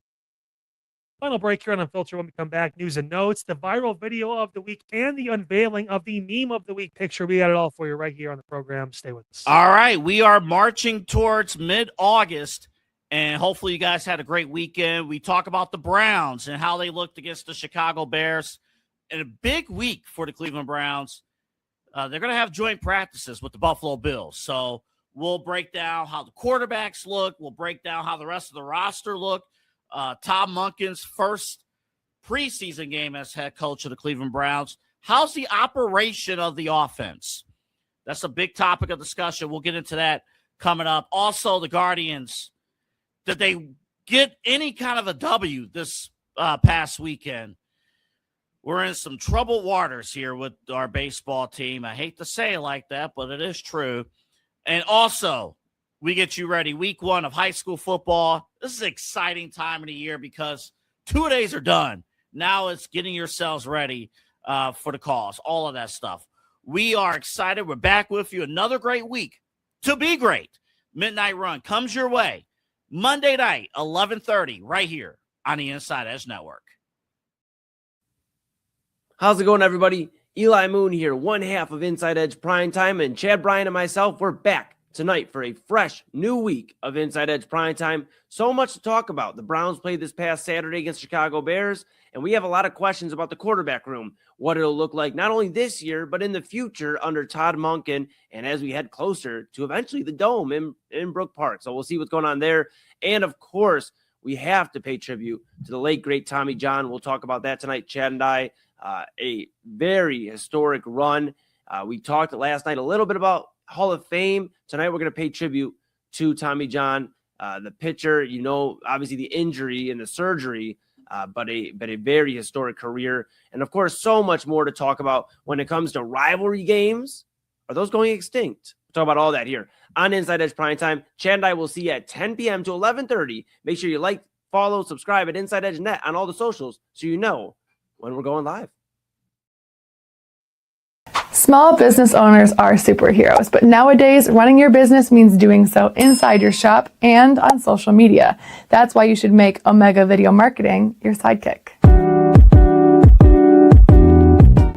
With a decade of content creation experience, I create dynamic, informative, and fun videos for your specific social needs that will increase brand awareness, get you more followers, and keep your social pages and websites current and fresh. I offer flexible pricing and turn times and will work with you to understand your brand and your story. All of that comes from the heart. My award-winning expertise is just the cherry on top. So let's get connected. After all, your brand is the alpha and my expertise is the omega.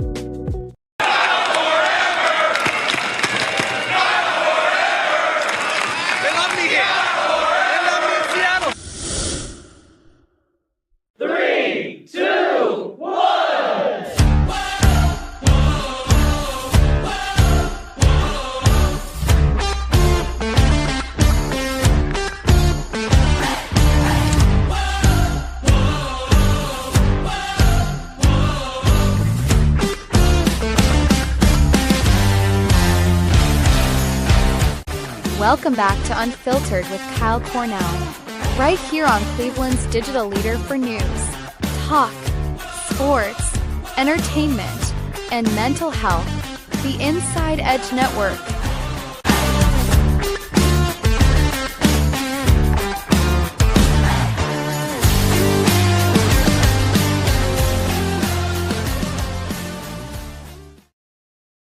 What is up, everyone? Final segment here of Unfiltered. I want to make sure Chad and Eli were awake. Bottom point. There he is. Yeah, he's looking at it. They'll join us in a few minutes here for Inside Edge Primetime. Don't want to miss that. It's going to be great. I may not have them join just because there's a chance I won't be able to hear. So we'll see what happens. But in the meantime, we have a few more things to get into. First off, this was sad. Aiden Panettiere passing away at the age of 36 over the weekend. Got some details too about this now that were released. Police officers and EMS responding to reports of an unresponsive female identified as Panettiere at a residence in Greenville, South Carolina, around 1:51 yesterday afternoon. Yeah, there was audio from the 911 call talking about an overdose, cardiac arrest. She'd been very adamant about overcoming a lot of demons, working through drug addictions, and actually taking Hollywood to task a little bit for some of the treatment she went through as a young child star going up into her teens, everything in between. And personally, this one kind of sucked for me. One of my first crushes. It wasn't a, it was a cult kind of movie, but I Love You, Beth Cooper was one of like my big like coming out. Like I knew for a fact, like, yeah, I love women. Like when I watched that movie, just because she was very attractive and keep it as PG as possible. People in the room. But yeah, really sad and just so much life. She obviously had a child too, and really unfortunate dying at the age of 36. Hayden Panettiere. She had again just going to be missed. She had a lot more life to live. She even said she felt like she had like a second life essentially to live after all the ups and downs and the drug issues and all that stuff. She really felt like she was finding, a new lease on life with getting sober, getting better. Just really unfortunate. More details come out, obviously. You guys can find them, but sad. Also sad over in Elyria today. This is a video from a News 5 Cleveland, some drone footage of this huge hotel fire. It happened in the overnight hours around 2 a.m. this morning, 1700 block of Travelers Lane in Elyria near the Midway Mall, the old Midway Mall location. Under construction, about to get things going. And, well, now they got to start from scratch, essentially, if not more. The fire was controlled by around 6:45 this morning. No word yet on any injuries. It was said to be vacant, which is good. But there was some concern there. And, yeah, you can see the images and just crazy what happened over at this hotel. Again, more details. We found out there's foul play involved. We'll keep you guys up to date here on Unfiltered. And special day fishing for this young guy over in Pennsylvania. It's not every day that you're fishing in a lake in Pennsylvania and to catch a piranha. Good God. Father and son fishing over in Ridley Park. Old Seamus Coffee started reeling in his catch Saturday morning. He and his father, Michael. Dude, he hooked something big. I was going to try and bite his damn face off. Good Lord. Piranha was caught. Crazy to think. Everyone's good. They found out it was a piranha by looking it up on YouTube, which is the most father-son thing you can do in 2026 is look up the catch on YouTube and see what you get. Crazy story out of Pennsylvania. We got to move through here. I want to see. I'm going to try to bring the guys in. So we're going to add Eli. We're going to add Chad. Can you hear me? Hold on a second. I can't hear you, but I'm going to do something different. Okay. Turn this All on. right. All right. You're in, Eli. I'm going to add Chad. Can you hear me? All right. I can hear you from the laptop, so I can't hear you in my headphones, but I can hear you. Well, you can hear us. You can somewhat hear us, which means we have somewhat of a success. This is like way better than like when I produced Unfiltered and you just never heard me. So we're making progress. It was terrible. Yes. So, but the good news is we're about to transition into Inside Edge Primetime. Two quick things. Yeah. First, we obviously have the viral video of the night. Let's go. Yeah. Let's go. It's quick. Don't blink, you might miss it. Don't blink. Doom diddly, yo, what a day. Nothing could possibly happen to me. Oh, no. Oh, no. Poor buddy. One more time for the people in the back. Doom diddly, yo, what a day. Nothing could possibly happen to me. Oh, dude. Oh, no, man. That's why you wear the shell. Like the NFL players are doing it obviously early in the, Shador's getting to practice with the shells. Clearly that turtle's practicing with the shell. I mean, the shell. Gosh. That would be like us falling like 50 feet, by the way. Yeah, Honestly, okay. you're right. Like 8 times as Chad's our Inside Edge Network scientist. He's like he like breaks it down. He goes into space and all this other stuff and time machines. And I just sip Dr. Pepper, and when I'm out of that, another caffeinated beverage, and that's what we do. That's how we keep it rocking, Kyle. That's how we do it, man. Speaking of Chad, oh no, you have evaded me. No. I'm very for a long quick time. I'm very quick. Yeah. Oh no. Well, guess what? Oh no. Time's up. Oh no. Time's up. No warning, just time's up like that. All right. Our picture of the week, unfiltered meme of the week, our picture we're using. Yeah. Look at that. Yes. Yes. Oh man, Chad, what were you thinking? Chad the elf? Dude, matching Christmas jammies, bro. That's what you got to do, man. Dude, is that a onesie? Clock into a shift at JC Penney. No, it's not a onesie. Well, there's an unfortunate reason that's cut off where that is. I couldn't post that on social media, but because you have a massive hog. It came a little. That wasn't it, but yeah, it came. That outfit came a little smaller than it was advertised. But yeah, I bet it did. That's when the because daughter your hog says, "Hey, we do matching Christmas jammies." You do matching Christmas jam. I look amazing in that. To be honest with you, I look fantastic, dude. Good shit. I mean, look at the beard too. Like the beard's a little bit more grizzly at the time. Like, oh yeah, you definitely were. That was like, yeah. You got to grizzle the beard. Picture taken? What's that? What, do you remember when that picture was taken? I was 9. Whatever, Chad. I remember it well. Yeah, it was Checks out. It takes a drink. He's like, yeah, you don't find that out. But here's the thing: is I've been talking to people, Kyle. I know we're about to transition over in a second, but that's okay. We know the guys that run from 10 to 11:30, so we can stay a minute. What we'll say they're is kind of pricks. I don't know. You sure you're gonna be all right? Yeah, they're not great. Yeah, I know that blonde-haired one's a real pain in the ass. But I'll tell you. Say that. Anyways, I was talking to somebody the other day, and I was like, yeah, and it's crazy that Chad is like, a little bit older than me. He's 47, just celebrated his 47th birthday. They go, a little bit older than you. Yeah, we're in our prime time, but like, there's a full kid that can drive and go to war in between your age group. I understand that, but I told somebody this. I go, yeah, Chad's 47, just celebrated his 47th birthday, and somebody goes, hold on, and they just met Chad at Moonbash. They go, Chad's 47? No, no, he's not.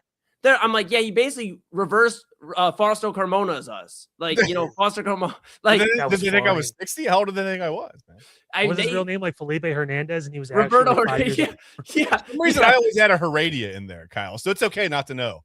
I don't know what I'm doing. For some reason, I thought it was Roberto Hernandez Heredia. I said that for years. I don't know why. It sounds right. I'm like, just make it up. I can make it up. Chad, the best thing is, it's not what it was. So whatever it is, it's different. Doesn't matter. Yeah. They thought you were 32 years old. Whoa, that's crazy. They said at most 35. I said, yeah, that Just for Men's really working out for them. Just for Men. We got to get whoever it was. Do they know that there are eye doctors? There are places you can go. They don't have vision. They don't have coverage. Yeah, that's unfortunate. That's not comprehensive. Yeah. We're working on it. Hey, out, I can't see. That's okay. Look, guys, really quick before I forget to, I have to mention, if you guys want. Again, the meme of the week picture is this. Yes. Yeah, it's really great. That's awesome. If you want to comment, you can do it on our social medias, Unfiltered with Kyle Cornell on Facebook. It'll be up on the Twitter too, Unfiltered216. It'll be up after the show here once I get a chance to post it. You'll be able to comment your captions. The best top 3 and honorable mention get part of the show on Friday. So we want to get you guys involved with the program. Be able to caption this because, good God, I'm sure the minds are working like. They're working for me. They got to be working for everybody else. I picture like Buddy the Elf, where he's like, "You're a mean elf." That's crazy. It's Buddy's slightly autistic cousin. Wait, slightly? No. Oh yeah, no. That outfit's awesome, man. That's awesome. Yeah, I love the beard was so grizzled at the time too. They don't match at all. That's amazing. Nothing says, something's awesome more like the guy that was wearing it. Yeah, dude, that was so awesome. So awesome. I'm so happy I found that picture. Because he had a bunch of like wholesome pictures, you and your wife, your kids. And I'm like, okay, this is all bullshit. I got to find something good. And you know what? Joe, you go down south enough on the old loading screen on Facebook, you find some fun shit. Yeah. Good job out of you, man. I'm proud of you. Good job out of you. He was like Willy Wonka when when the kids found the golden ticket. And then you scroll through the photos. He's like, oh my God. I got one. Kyle, you never fail to amaze us with some of the shit you find on the internet. our internet, social media pages, be more exact. But yeah, we appreciate you. It's like flock cameras. No one's safe. Yeah, and you know what? We wanted to say we're sorry that you had to talk about Cleveland Browns today. They did play. They're back in the fold, so we apologize. God. Yeah, you know what? And eventually when we do this coverage at Brothers Lounge on Sundays, I may have to fucking talk about post-game stuff. I told AA I'm money for post-game coverage. Oh, yeah. Pre-game, it's, you guys know. Yeah. We're going to build the morale up. We're going to be like, well, you'll have to hear it, Kyle. We're going to get to talk all about Saturday and so much more. And look, I have a feeling we'll both be here. All three of us will be here around the same times tomorrow. So, I love it because pregame is like, I love the three shades of like what you can talk about on Browns game day. The pregame is like, it's all hope, right? It's like, here are the keys to victory. Like we talk about that. Like it's a thing, like it could happen. Right. And then at halftime, it's like, well, here's what they haven't done yet, but what they need to do because they're down 24. Right. And then after the game, it's like, well, shit. I mean, just the whole tone changes. I love that. It's like 18-year-old Eli. Here's the keys to victory, except for you lost your keys 2 weeks ago and you haven't told your pops that you can't get in the house. All right. Yeah. Yeah, I know. I love it. Kyle Cornell, everybody, Unfiltered, obviously with you every day of the week, Monday through Friday, 9 p.m. He's getting things heated up so we can jump in here into the inferno that is all of you. We're excited to talk with you and rock out for the next hour and a half. And yeah, Kyle, I feel like you have something else to say. I see you thinking. You have any final words? I'm glad I can give people an alternative to Love Island Radio, which was obviously what Autumn was talking about the entire time. So it's good. We were able to kind of shift into some more serious stuff, like the Browns. Yes, Browns. Oh no. Unfiltered host Kyle Cornell. Unfiltered with Kyle Cornell, 9 to 10 p.m. now here in the evening stream. We appreciate you always keeping us updated on the news, the Browns, and goodness gracious, what a fine buy. Maybe send that to me. Maybe I'll just every now and then I'll just drop that picture on chat after the meme of the week. Hey, you can comment too, man. I'm not. Listen, it's all about inclusion. Oh, I am. I never want to get involved. I never want to say something. I'm with it. I might burn my own self on there. We'll see what I can come up with. Yeah, that's right. Number one coming in from Chad Bryan. All right, Kyle Cornell, Unfiltered. We appreciate you so much. We'll see him tomorrow, 9 p.m. right here on the Inside Edge Network. Kyle, we'll see you Tuesday. All right, Kyle is out of here. Whoa, he's out of here. Boom. Chad Bryan and myself. Hey, we are ready to rock Inside Edge Primetime. Chad, we got to do a little switcherooski here, man. All right, we got to do. Fair enough. All right, that was easy. All right, cool. That was a big change. That was We still don't have a back. What are we doing? We have a backdrop. Said we have a no. Yeah, we have a backdrop. Don't do it. Don't do it. All right, our backdrop. Fine. All right, on the count of three, we're gonna hear the station identification and our pretty cool intro. Ready? On one. I was gonna go 3, 2, 1 like I did the one time. 1, 2, 3. Inside Edge Prime Time coming right after this.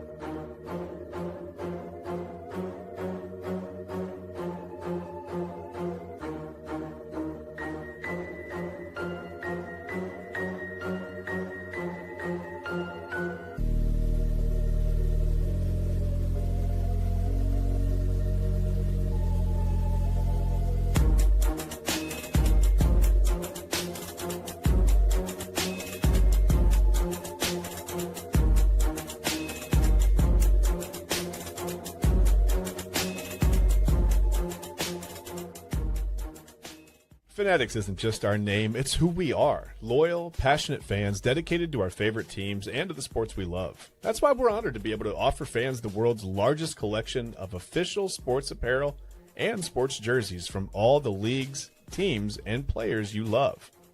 We feature a wide selection of gear from every league, including NFL, MLB, NBA, NHL, and NCAA merchandise, which allows us to serve fans of football, baseball, hockey, basketball, lacrosse, soccer, golf, and everything else that gets your heart pumping. Go to fanatics.com by using the QR code on your screen right now to celebrate your teams.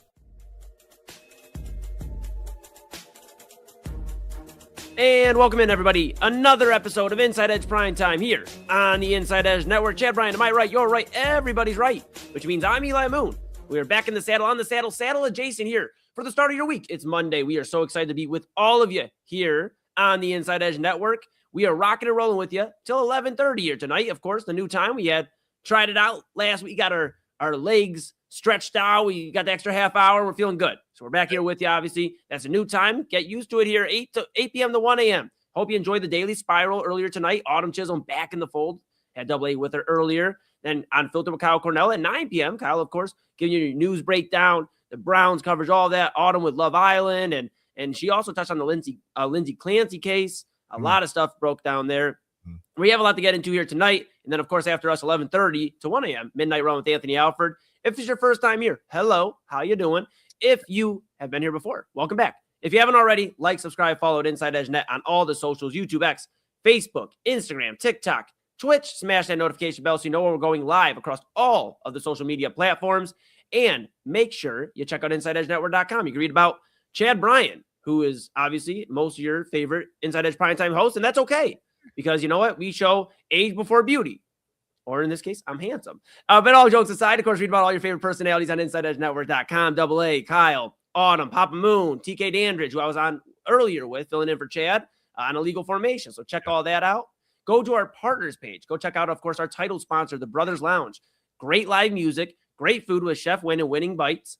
From burgers, nachos, fries, wings, so many great options. I'm getting hungry just thinking about it. But it's there on 11609 Detroit Avenue on the border of Cleveland and Lakewood. A great time every time you step out there. Live music every night of the week. A lot of great stuff. Comedy on Tuesday. And then also, so that's tomorrow, comedy with Bill Squire in the concert hall. And then you'll have in the wine bar in the front stage, you'll have open mic with Porter Duncan. So get your music fix, get your comedy fix, get it all tomorrow and all week long at the Brothers Lounge, title sponsor of the Inside Edge Network.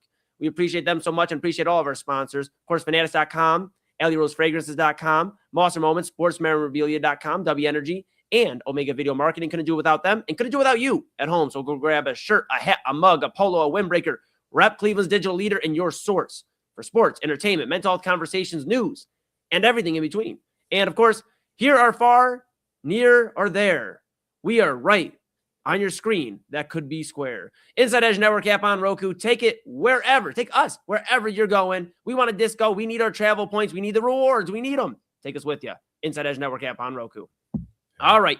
Chad B was obviously taking care of business earlier, as we mentioned, on Illegal Formation. He is back here for prime time. He's ready to rock.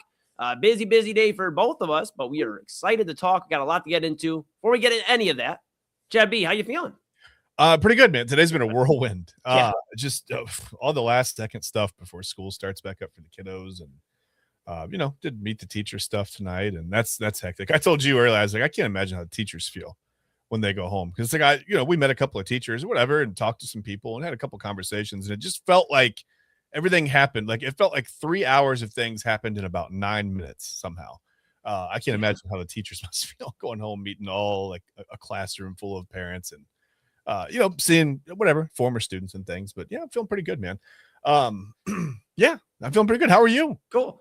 I thought you were gonna rebuttal yourself. I thought you were already in debate. I thought about arguing with myself for a second, but then I'm like, that's pointless. But did you think about the time at 4:23? It's time, and no, I'm doing good, man. I appreciate you asking. It's great, man. I got to see my niece and nephew earlier for a little bit. My sister stopped over, and I love it. Because my niece is always like, "Hey, Uncle E," and I'm like, "What's up? Let's go." And then my nephew comes in, "Uncle E, let's go play drums." So like whenever I get to play drums, and they're both loving to play drums, and they got their ukuleles, they're like little mini guitars. They got Papa Moon got them. I mean, like so many cool different things. That's cool. Just going on when it comes to getting to see my niece and nephew grow and get old. I don't want to say like get older because that makes me feel like I'm getting old, but it's cool seeing them just get their personalities, right? Like they're 4 and 2. So getting their personalities is so cool to see. And it always warms my heart. It was good to see my sister. So it was good. And then Papa Moon came home. We threw down some pasta salad and we have this hack now. I don't know. Somebody's going to roast me, some health expert, but we get like Nathan's hot dogs. And Nathan's, if you're listening out there, we would love to have you obviously come aboard as one of our partners of the Inside Edge Network. But with that being said, we air fry the hot dogs. Okay. So we air fry. Papa Moon, he's like, he reads on social media, like, cooking tips and different stuff, and he was reading, he's like, dude, we're going to air fry them. They're going to air fry the hot dog buns with them up, put them back in there. I'm telling you, I mean, we haven't got sick and they taste good, and it's a pretty good alternative. So I think so far we're doing pretty good. We had that and pasta salad, and that's my long-winded answer of saying it's Monday and we're ready to rock, pal. Nice. All right. Yeah, meme of the week was pretty exciting from Unfiltered. That was pretty cool. That was doesn't even look like the same dude, man. Like you got like the big grizzly beard in that one. You got the short. I mean, you had a little bit more on the top of the hair now. Like, yeah. Well, I used to sometimes in the winter. It's like, I don't whatever. I wasn't on camera every day. I'm like, whatever. I'll let the beard grow, man. Face gets cold in the winter. Whatever. We'll keep it warm. But now I got to keep it trimmed up. So, are you reverse aging though? Is my question because. You can see the gray. I mean, every time I trim this beard, more gray pops up. It was funny that you said just for men. I was going to ask you if you ever started to go gray. Would you dye your hair or no? No, in fact. So, my goodness, we'll get into sports in just a moment here, folks. But with that being said, hey, you know what? I think they come to kick it with us. Of course, we'll talk our sports. They come to kick it with us. Let's talk about the Browns, right? I about a year ago, I thought about dyeing my hair silver. Okay, like legit, like silver, like pure silver. Well, just because like I wanted. Obviously, I make music and you like to mix it up a little bit sometimes as an artist, stepping out. Yeah. And I thought about just maybe dyeing it silver. My mom stopped me before I even got started. She's like, Eli, you'll never see blonde again. You'll literally never see blonde, at least not that blonde. You will not, like, your hair is going to run through some stuff. So I didn't. But to answer your question, no, I'll embrace it, man. I think it just shows your wisdom, right? Is that what they say? I think so. Yeah. Or my age, whatever. But yeah, I don't know. I don't think I'll ever, first of all, I don't have the patience, right? Like what do you do? Like you brush it in and you got to like wait for it to sit. I would just end up rinsing it out. It would just look the same, but like what a waste of time and money, right? Like, I don't know. Yeah, I get it. Well, hey, the good news is, bud, I don't think you have too many grays there right now. And, luckily for me, maybe the light is good. You've seen Pop Moon. Obviously, everybody sees Pop Moon Saturdays at 5 p.m. Real Talk Pop Moon. Him and my mom are still doing pretty well. They still got, their normal hair color and not too much. Yeah. Pop Moon's beard is starting to get a little grizzled, but besides that, we're all right. We're all right. I'll tell you who's grizzled, pal. I'll tell you who's grizzled. Who's grizzled? Browns fans. We have gone through the ringer, of course, and we're going through another one here. Preseason week 1 is in the books. The Chicago Bears defeated the Browns, the Cleveland Browns, that is, 34-10. And there's a lot to break down, right? Because But if you think about it, the final score, obviously, and TK brought this up earlier on illegal formation. Don't get so caught up in the final score. Like this was a 10-10 game at halftime, and for all intents and purposes, the offense looked promising. Now, that's not to say the quarterback room as a whole looked promising. Yeah. But the offense looked good, Chad. And that's what I want to focus on the start. I'm going to hand it off to you. But a few things I caught attention of. One, Casey Concepcion is going to maybe eat my Corey Coleman 2.0 words immediately, it seems like, which I'm okay with, But he gets out in space. He's shifty. He had that rushing touchdown, obviously, to get in the end zone. So already has got Pater in the NFL. And then you have Denzel Boston. And we're not looking for crazy numbers. I mean, this is like a guy that played, only a few series. He didn't play a whole half even, really. So for Denzel Boston, go 3 catches on 4 targets. That was impressive. That means he's hanging onto the football, and that's what I like to see. And I also liked later on in the game, Luke Floria getting involved. I mentioned on illegal formation. You have to go back and check it out, everybody, after we're done here tonight. And if you're up till 3 and 4 in the morning like Chad and I, go check it out. I mentioned Luke Floria maybe being able to jockey into it as a sleeper for that number 3 wide receiver position because Isaiah Bond, the Browns like him a lot, obviously. They spent guaranteed money on a contract for an undrafted free agent last year, undrafted rookie.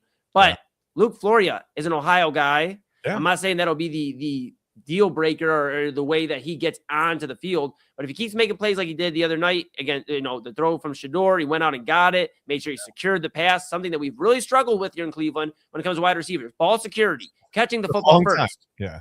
So I'm interested to see how Floria's progression in camp goes. Right now, I agree with TK from earlier that, hey, right now I would imagine it's Boston, Concepcion, and Bond as your top 3 wide receivers, which makes you wonder where Jerry Jeudy's going to end up after these next few weeks of camp, after preseason, all of that. But Chad, those are just a few of my takeaways. We can dive into the quarterbacks, or you can maybe sprinkle a few more extra positive on. But you rip the Band-Aid off, or maybe you delay it. You let me know. What are you thinking? What did you take away from Saturday? Well, I mean, okay, I thought it was good to get Quinshon Judkinson's. Wow. Let's try words again. I thought it was good to get Quinshon's. I'm just gonna go one name because two names are too hard right now. It's Monday. It's a Monday thing. I thought they got his legs loose a little bit, whatever, early on, gave him the ball a few times. It's good that he's healthy, right? It didn't really, whatever. He had 4 carries for 9. You're not going to say, oh, he had a bad game, he had a good game, whatever. It was good to see him out there, right? Week 1 of the preseason, just good to see him getting out there competing and carrying the ball and hopefully feeling pretty comfortable. But yeah, Casey Concepcion, like just the creativity, I guess, to get him involved in a different way in the offense. I would say the offense looked again. It's just Brown's curse, right? Where there are flashes of like, there's like a little bit of maybe a small amount of competence, right? And then there's like a bunch of steps backwards. And I know it's preseason, week 1 at that. And you've got a guy out there that hasn't played in 22 months. And then you've got 2 rookies, basically. Veterans by NFL standards, but come on, they're second-year guys, right? So the quarterback room, yeah, we could dive in, but it wasn't overly impressive. I thought maybe, and I could be being really, really nitpicky. I thought Deshaun Watson was a little bit slow to a lot of his reads, a lot of short passes. He didn't really even look down the field. Whatever, that may have been the offense that they had designed to come out there and run for that first half of that game. Not want to open it up too much in week 1 of the preseason. But it just didn't ever seem like his eyes were down the field, right? Whereas like Shedeur comes in and almost immediately lets it rip on a post route to Luke Floyer, right? And by the way, for Floyer to get open on that post route, I thought that was impressive. That secured the catch. It was a nice throw. Yep. Sanders, stood in there and took the hit or whatever, knew he was going to get hit and still delivered the ball on time. And pretty accurately. So I thought that was impressive. But again, it's going to be hard to say anything about the quarterbacks until you see them play in similar situations. And even that's hard because it's going to be a different team, different week, different matchup, different circumstances. But until we can see Shedeur Sanders play the first half, you can't really compare him to Deshaun Watson right now. But I just thought Watson was a half a step behind to his reads. And you saw he had a couple people hit pretty hard, right, on a couple completed passes. And again, that's me being really, really nitpicky. I admit that. But you want the anticipation to be there. You want it to be a little bit quicker. I know it's going to be, I guess it's going to come slow for someone who hasn't played in a really long time, right, at NFL speed. So maybe that's okay or whatever. I didn't think Sanders or Gabriel were really all that impressive, but you're playing with the second and third stringers and, in limited time. So I don't know. I just thought the offensive line looked okay at times. Looked like they might be able to figure it out. 5 new guys playing together. It's like, okay, well, maybe they've got some things going on. The running game looked, no one really broke a big run. It was just sort of there. I don't know what else. I thought Dylan Sampson looked explosive. He caught a 43-yard little screen pass and took it down the side. Whatever. That was great, right? He showed a burst there. That was exciting for a minute. I don't know. It just was a preseason game, and it's hard to get too up or down about anything you see there. The 34-10 loss, it looks bad, but reminder that the Browns team that went 0-16 went 4-0 in the preseason. So right. It doesn't really mean anything. Wins and losses here don't mean anything. It's building and progressing and just trying to put something together and I guess figure out who your starting quarterback is. Yeah, and I thought there was a few different points, I noticed with the quarterbacks. So, we'll dive into there, a little bit more here. The timidness of Deshaun Watson too. Like, I understand this is an offensive line. We've talked about, and we even brought it up yesterday at main event. I'm a little concerned about competition as opposed to continuity and fluidity for this offensive line. This is a line that's never played a regular season game together. These 5 guys have never lined up and the same offensive line. We're also going to be fielding a rookie out there in Spencer Fano at left tackle. Yeah. This is, again, the second rookie we'll try to trot out there that maybe, just maybe, can be some semblance of Joe Thomas. We're never going to ask for Joe Thomas because you don't get Joe Thomas every 10, 15 years. It don't happen like that. But it'd be nice if he at least turns into a solid, if not great, left tackle. But I get worried sometimes. You heard about the competition with DeJuan Jones and Spencer Fano, and obviously Fano, it appears, going to win that competition, obviously. But you have that and other competitions, and I just start going like, I don't know if I think that's the right move, because now you see a lot of kind of, they're still trying to figure it out on the line. So therefore you have a guy who hasn't played in 2 years and Deshaun Watson.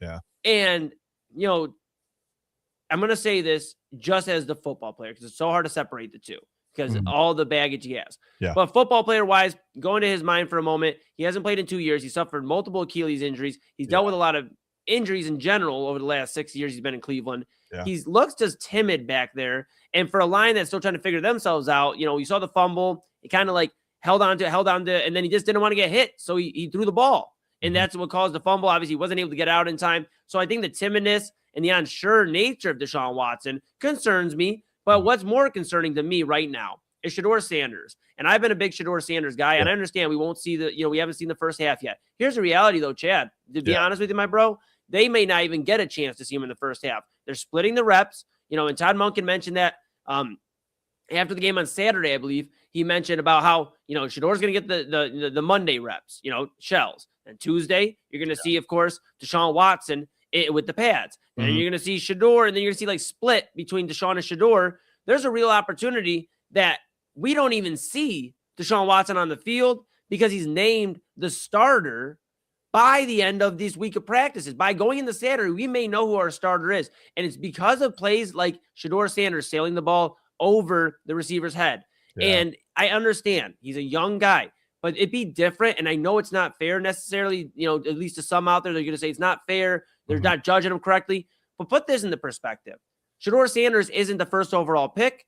He wasn't a 15th overall pick. He wasn't a second round. He wasn't a third round. He wasn't a fourth round pick. Again, remember, everybody out there, go check the tape. I've been a Shedeur guy since he's been here. But let's just call a spade a spade. He is not, for whatever. I think it was weird that he fell to this round too. But then you see plays like this, and you see, at the end of the day, he's a 5th round pick.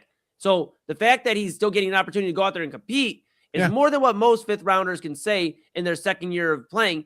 And he has an opportunity to truly take it away from Deshaun Watson. The fans want it. The city clearly wants it. And I'd imagine the Browns would like to go, yes, we have a young guy we can believe in, and sign him to a deal instead of having to worry about signing Deshaun Watson or whatever in 27, the unknown. Yes, there's going to be good quarterbacks out there in the NFL draft. Yes, there's going to be free agents, whether it's CJ Stroud, depending what happens in Houston, Baker Mayfield. Other guys are going to be out there. But that's still uncertainty. Yeah. And the Browns are trying to at least figure out something here. Here's what I get concerned about, Chad. When I hear Shedeur Sanders, and of course he sailed the ball over the receiver's head, and you go, well, what are you going to do? What are you going to do? You get frustrated because it's like you want him to just be able to just have one clean film tape, one game where it's like, from start to begin, from beginning to end, he looks sharp. And he had plays to Floria. He had some drop-offs, that he was throwing, and he looked good. And then that interception was everybody's going to remember because it was a play that completely killed the drive. And here's what I'm concerned about. Now, this came from Twitter. This game actually, it was aggregated to Calci Football, but it's originally from Cleveland's own Cameron Justice of Channel 5. So that's what we're going to give credit to, Channel 5, Cameron Justice. And then it got aggregated to a bunch of people. But listen to this here, Chad Bryan. Okay. Listen to this. This is Shedeur Sanders talking on Saturday after the game about what happened on that interception. And it may get a little hot here in the virtual studio after we play this. This is courtesy of Channel 5's Cameron Justice, here, Shedeur Sanders, about what happened on that interception. What I see, the right read just slipped, It's the right read, it just slipped. So that's what makes me be mad a little bit because of it. But I don't, any decision I make, I know it's the right decision. I just didn't execute the decision, but the right decision was made. So every day I look and I see about decision making, like how's my decisions I'm making, and that's how I grade myself off of. Obviously, turn the ball over and all that stuff is not great, and it won't survive a long time in the league doing that. But as long as my eyes and my feet and everything was in the right place, being able to execute it just may happen. So I look at the positive of things, I'm alive, I'm breathing. I'm able to come up here and talk to y'all. So, I can't be that down. Here's the problem I have, Chad Bryan. As a Shedeur guy, you're not going to get many more press conferences where you can just say the ball slipped and if everything's in the right spot and my feet and my arms and my shoulders and my body and my mid-torso and my head and my neck and my ears and my eyes are all in the right spot and the ball slipped, then what am I supposed to do? Again, to pivot back to what we just talked about before that video, again, courtesy of Channel 5's here in Cleveland, Cameron Justice, and we appreciate her. Now, here's where I'm at with Shedeur. You're a 5th round draft pick. Whether you want to argue about this, we've talked about it. We've discussed how it was weird. But then you see plays like this and the nonchalant behavior, and it's like, I get it. like, it's a beautiful thing. As we're big on mental health here, that's one of our pillars. So the fact that he is obviously positive, we appreciate that. We appreciate that he's looking at, like, okay, I'm breathing. I'm able to do whatever I want to do every single day. I'm blessed. God's got me. That's amazing to see. I am not knocking that. It is amazing to see that he understands life's a beautiful thing. But when we look at it from the career aspect, which is you're expected to potentially become the next guy in Cleveland Browns quarterback history and hopefully the future, continuing to lead this team. Yeah. And you can't say that. You just can't say that. You cannot say what you said. You can't be like, well, the ball just slipped. It was the right read, but the ball just slipped. Imagine any great quarterback. And I know, okay, we shouldn't be comparing Shedeur to a great quarterback to this current time right now because he's still got a lot to prove. But that's what we expect. That's what we want to see out of the young guys. Them get to these great status. Imagine Tom Brady. Imagine Peyton Manning. Imagine even Patrick Mahomes, Justin Herbert, one of these guys in the modern era. Right now, Joe Burrow saying something like that. It wouldn't fly. And it wouldn't fly if this was week 1 of the regular season and Shedeur was out there the whole time and that play happened and it cost us the Browns the game, stopped them from going down the field and scoring. And they say that after a press conference, it's not going to fly. And it's like, I have defended him and I'm going to continue to defend him when he's right. And when the media attack or whatever, the fan attack is crazy, I'm going to have his back. But I also have to call a spade a spade. And you can't just keep going, well, it is what it is, man. It is what it is, man. And then guess what? When you're unfortunately riding the pine and you're on the bench to start the year and I've said it yesterday on Main Event, I'll say it again tonight. He's probably not on this team if he doesn't get the starting job going into the regular season. You have nobody to blame but yourself. Yeah. I like Shedeur a lot. I agree with you though. I don't think that, that's going to be looked at as an excuse. I mean, like you said, it slipped. Isn't going to, I just, you know what? I have to be better. And that's not going to get it done either, right? Just saying you have to be better isn't going to ask Kevin Stefanski. That didn't work, right? Right. And that gets old after a certain amount of time, right? But the whole, I'm blessed. Yeah, I love that. I love the outlook, but maybe separate that from the press conference, right? And take that with you and go home and drive home. And if you're happy, you're happy. I'm happy for you, man. I don't want you it's a game. It's a kid's game. You should probably be so stressed out that you're like losing your hair or your quality of life is going down. Right. But it gave, I'll see you in 19 weeks vibes to me. Yes. It just reminded me of the whole Donovan Mitchell thing that made me so mad with he had the Mets hat on and it was just after losing to the Knicks and I am whatever happens. I don't care. I've already won at life. Doesn't matter to me. That's how it feels. Yeah. I want you to be happy. You should be happy. It doesn't matter. I don't care if you're the quarterback for the Browns, if you're the starter, the 4th string. I don't care if you never take a snap in the NFL. You deserve to be happy. But I also want to see that you care a little bit about your craft. I want to see that. I want to see some dedication to being a better quarterback. I don't know. I'm conflicted on that. I don't doubt that he doesn't want to win this job. I don't doubt that he wants to be a quality starting quarterback, but he has the swagger of his dad, Deion Sanders, without any of the accolades his dad has done in the NFL. Yeah. Like Deion stepped into the league and immediately produced. And I understand, again, circumstances, he didn't hit the field immediately, but then you start scratching your head and you had to call a spade a spade. And I keep using that because you have to. Yeah. Because it's like, maybe that's why he was a 5th round quarterback, because there were some errant passes at times. He didn't read the field all the way the best. Mm-hmm. And at the end of the day, he's nonchalant about it. And that's what's frustrating. Cool kind of playful attitude. And that's fine. He doesn't need to be combative with the media, but also I think it gives an optic and optics are everything. Perception is so important, right? Because what people perceive is what they believe, and that's it. Right. And then when you live in the public, when you play these games in the public, I mean, your public perception is who you are at that point. It may not be fair, but it is what it is. And just to kind of give the air there that he's just whatever, it slipped. You know what I mean? Like, do another pick. That's crazy, right? Like, trust me, I made the read. There's no way to confirm that part. Like, we can't as fans, or you can't as coaches. I guess you could. Well, he doesn't have the GoPro. It's like you can't see what he's looking at. Right. You can watch film and reasonably deduce whether or not he made the right read. And I'm sure they'll do that. I'm sure they've already done that. But, as a fan just watching, unless you have the all 22, it's kind of hard to see that, right? So we just hear that, and I think it gets a little irritating a little bit. And then after a while, it becomes more and more. It just kind of grates on your your fandom after a while when you got a guy and it sounds like he doesn't care. I know he cares. But Eli, would this make you feel any better? Can I show you a graphic that I pulled? This is actually from Cleveland Sports on Facebook. Yes. And again, we're not comparing Shedeur Sanders to any great quarterback, whether it's near or far.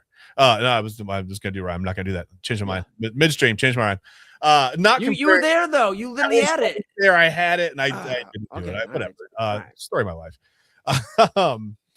This was from 1985. It was a preseason game in 1985.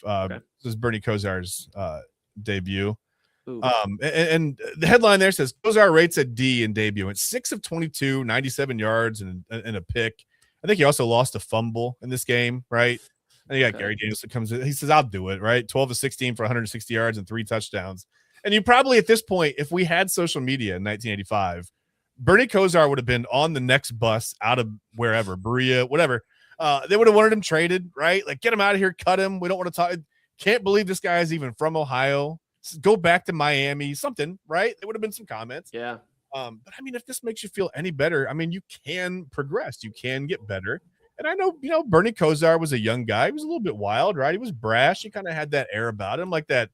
I don't know. I mean, it just was sort of like wasn't necessarily the most serious guy when he got here, right? From Miami. He was more of a fun-loving kind of a whatever. I don't want to say he was a trouble. He wasn't a troublemaker. He didn't get in trouble, but he sort of had that same air about him. And I think that there's hope, but I mean, who knows what really goes on behind the scenes. If Shedeur Sanders is working on these things and getting better every week, maybe we see him start against the Bills and he maybe the first half he comes out and I don't know if he can go 12 of 16 for 160 yards and 3 touchdowns. Maybe we feel a little bit better about the future, but right now it's looking like the 27 draft, right?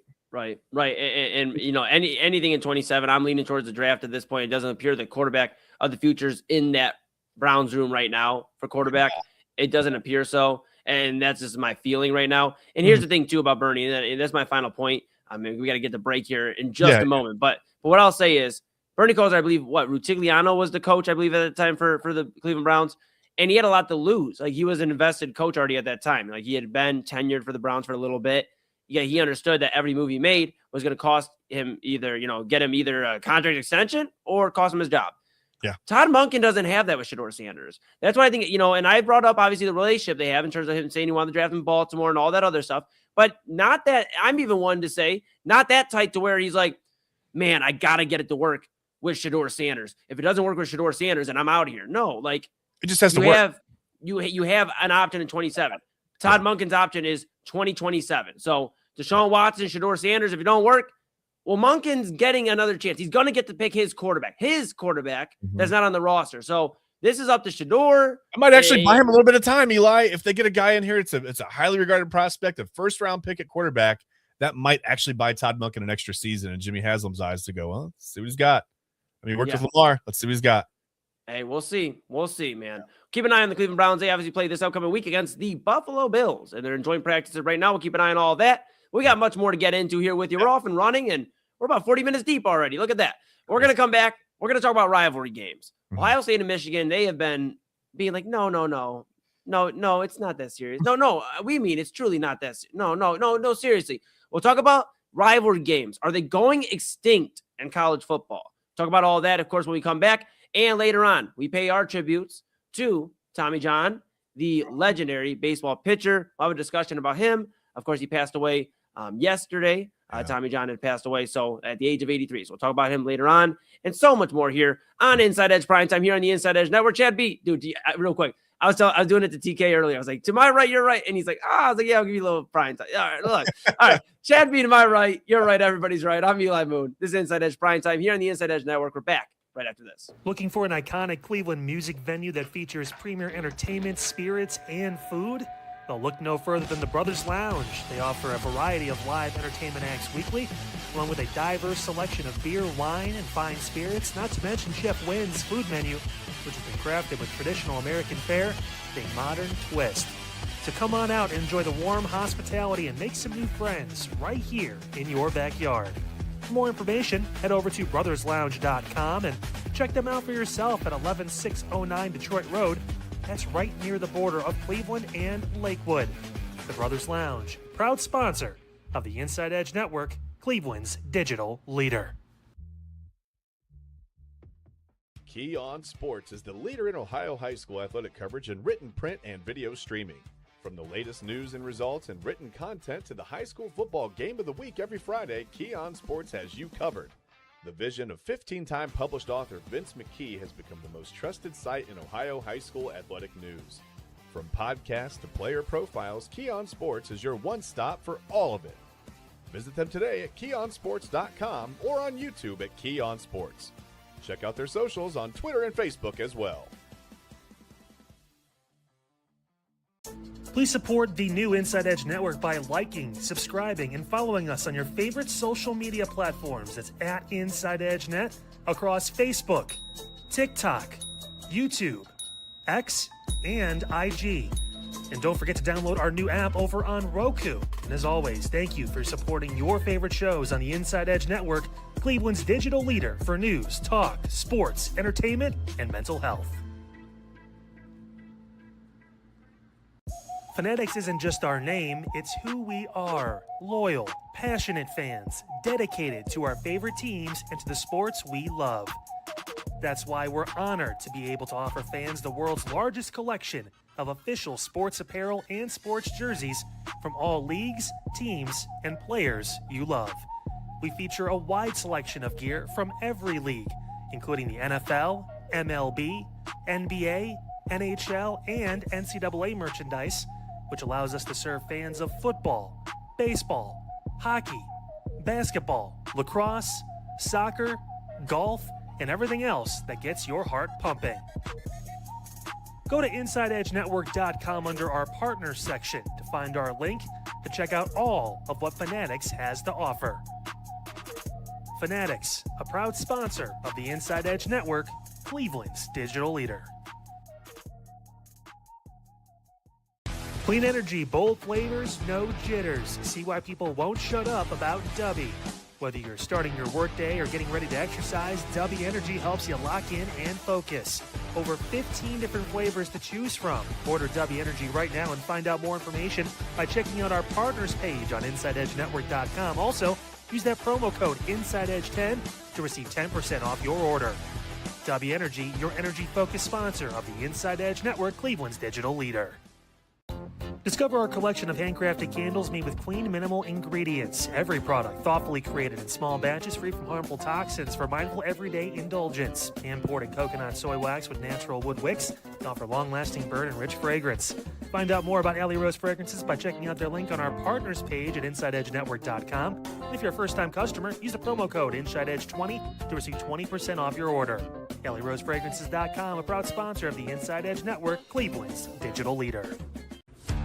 So guys, awesome show today, Unfiltered. Talked about a lot. We regrettably talked Browns. I get sweaty talking about any sort of Cleveland sports team not named the Cavs. And even then, I still get a little nervous. Talked about them. They got a lot to sort out. We also dove into a bunch of different things. Flock cameras, everything else in between. All your news, talk, sports. We always have it for you here on Unfiltered. Tomorrow, really sad scene out of Lorain County. A couple of teenagers passing away in a shooting. We'll dive into that a little bit. Also, crazy story out of Summit County involving a couple dozen cats and one dog. Only one. I'll explain all of this tomorrow on Unfiltered right here on the Inside Edge Network, 9 to 10. I'll see you Tuesday.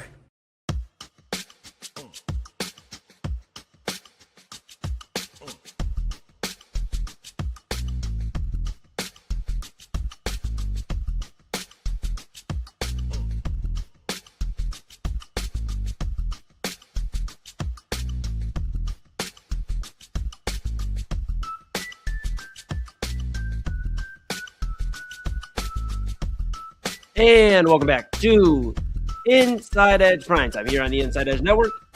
Chad B to my right, you're right. Everybody's right. I'm Eli Moon. We are back in the saddle saddle adjacent. Had to talk about those Cleveland Browns. They played Saturday and a lot to break down there. They're back in action this weekend against the Buffalo Bills. Joint practices taking place right now. We'll have more throughout the week on that. But something that hit our radar earlier today was Ohio State. And Chad put this on my radar. And we'll bring it to all of you if you missed it. Ryan Day and the Ohio State Buckeyes have said, you know what, we'll raise your Bryce Underwood comments about it. It doesn't have to be about who's wearing what uniform, and it's just another game. It shouldn't mean that we want to beat them more.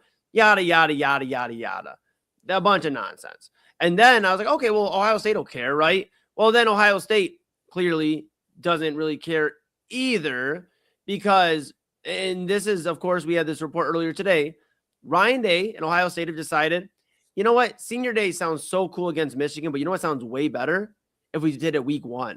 If we did week 1 Senior Day, and Ryan Day says it's per Yahoo Sports about moving Senior Day. We want to keep we want to keep much of the focus on the game. Mm-hmm. There's already enough distractions during that week. So this was just one more thing that we felt like we could move, end quote. Okay.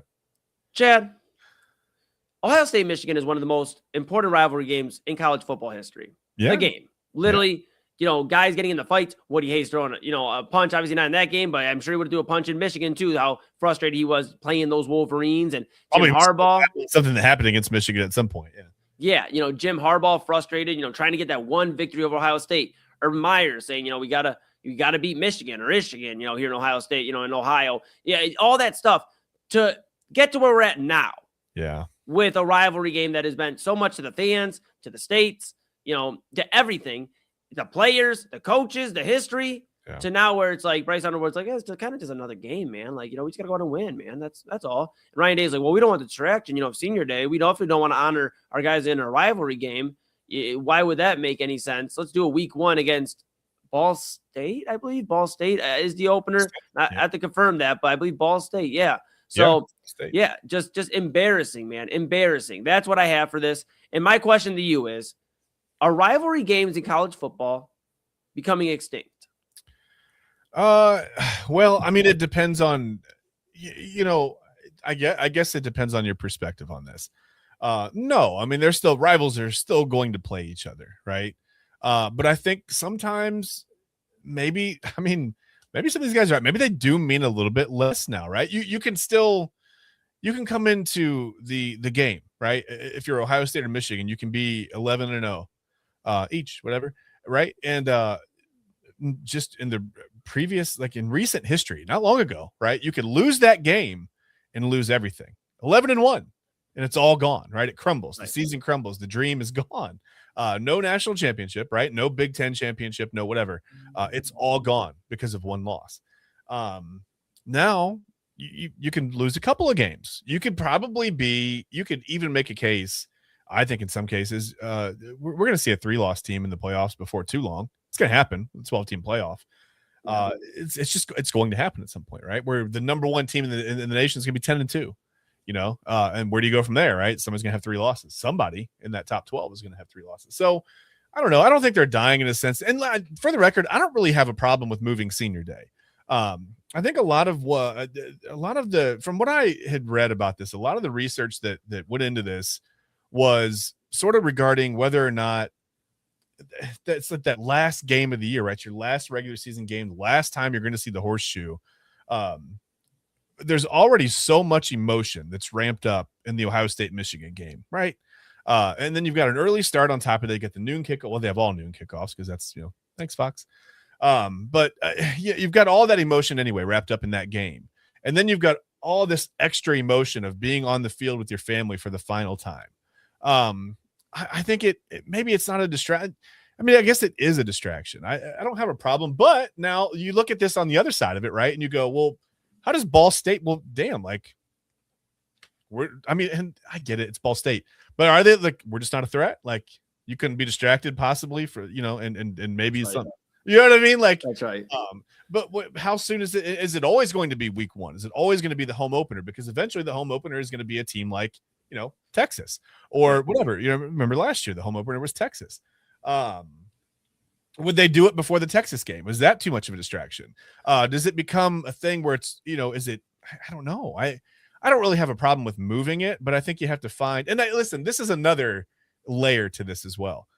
Do you think that they waited intentionally to move this, to move Senior Day away from the Michigan game after a win? Do you think the optics would have been worse if they had done this after a loss to Michigan? I mean, 1,000%, 1,000%. But the other thing to keep in mind too is like some of the greatest moments we've had in the Ohio State-Michigan rivalry have come because Senior Day and the extra emotion added into it. This is gonna be the last time these guys are on the field, whether it is, in Michigan, for those guys in the big house, or if it's for Ohio State and, in the shoe. Like, you want to defend your home turf one last time. And I think that's what made it so special. And I just think this is kind of a sorry way of basically trying to diminish this game. So why should fans care? Why should fans tune in? Why should they spend the egregious, I'm just being real, the egregious amount of money it is to get into an Ohio State-Michigan game compared to going against Ball State? So, what exactly are we trying to tell fans that have been supporting these rivalries? And I understand, maybe I sound like the old man right now, like rivalry games. But if they're not that serious, cloud, man, what are you doing? Come on. Yeah, we'll wait till tomorrow. But if we're at this point where rivalry games are kind of just another game, then that's fine. There's years where Michigan's not very good. There's been years in the last 10 years where Ohio State could have just booked a different opponent if they had that flexibility. And I wonder now, with all the conference realignment discussion and everything going on, that if it's going to turn into a point where they go, you know what, you don't have to play Michigan anymore. They're just going to be rotated in. They're not as big of a deal, obviously, as it was even 10 years ago, 5 years ago. So we're going to just rotate them in. And unfortunately, you didn't get Michigan this year. You got Minnesota as your last game of the year. Enjoy. Minnesota Gophers. Or it's going to turn into, hey, you know what? Go pick somebody. If it's not a rivalry game, we're going to bring down conference games, and we're going to let you go pick another out-of-conference opponent, and you can end the year on that, or whatever. Customize your schedule a little bit more. I think as we start to go into more realignment and whatever it looks like, I think we're going to see less conference games, and I think we're going to see more out-of-conference play. And I think it's this rivalry game diminishing by Ohio State, by Michigan, and other rivalries as well.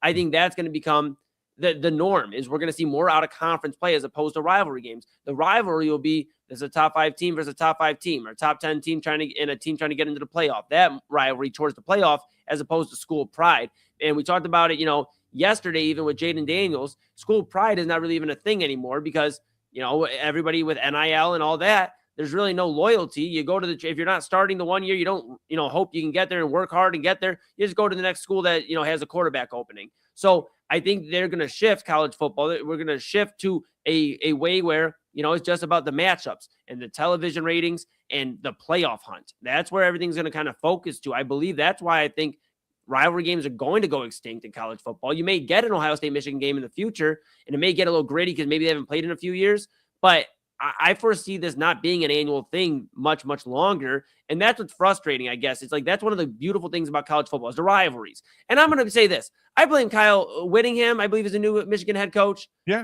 I blame Kyle Whittingham because he came from Utah. Okay. And apparently, they don't love rivalries at Utah. Maybe BYU and Utah State and all that. Maybe they just had a nice cup of coffee before the game and after they all got, post-game meals. I don't know. I don't understand. Who the hell do we care out here that we care about? He's like, who the hell do we play that we care about? I don't know. Whatever. I mean, it's just weird that literally 5 years ago, Jim Harbaugh was there at Michigan. Urban Meyer was pretty much on the way out. But you saw Ryan Day there, obviously. And you had this very serious rivalry where these guys were going at it. And like to your point, it determined if you got into the playoffs or not. And even now, it may not determine if you get into the playoffs or not. Both these teams, any given year, could be undefeated or have one loss, but it could affect your playoff seeding. Yeah. Well, and listen, you could even see this matchup 3 weeks in a row, not 3 calendar weeks in a row, but 3 football weeks in a row, right? Like Ohio State, Michigan can play the final week of the season and then in the Big Ten championship, and then they could meet in the first round playoff game. That could happen. Right. There's no reason that couldn't happen based on seeding and who wins and loses what game or whatever. And does that diminish it a little bit? I don't think the Senior Day thing has anything to do with the rivalry. I just think that you can, I guess I've just kind of separated those two.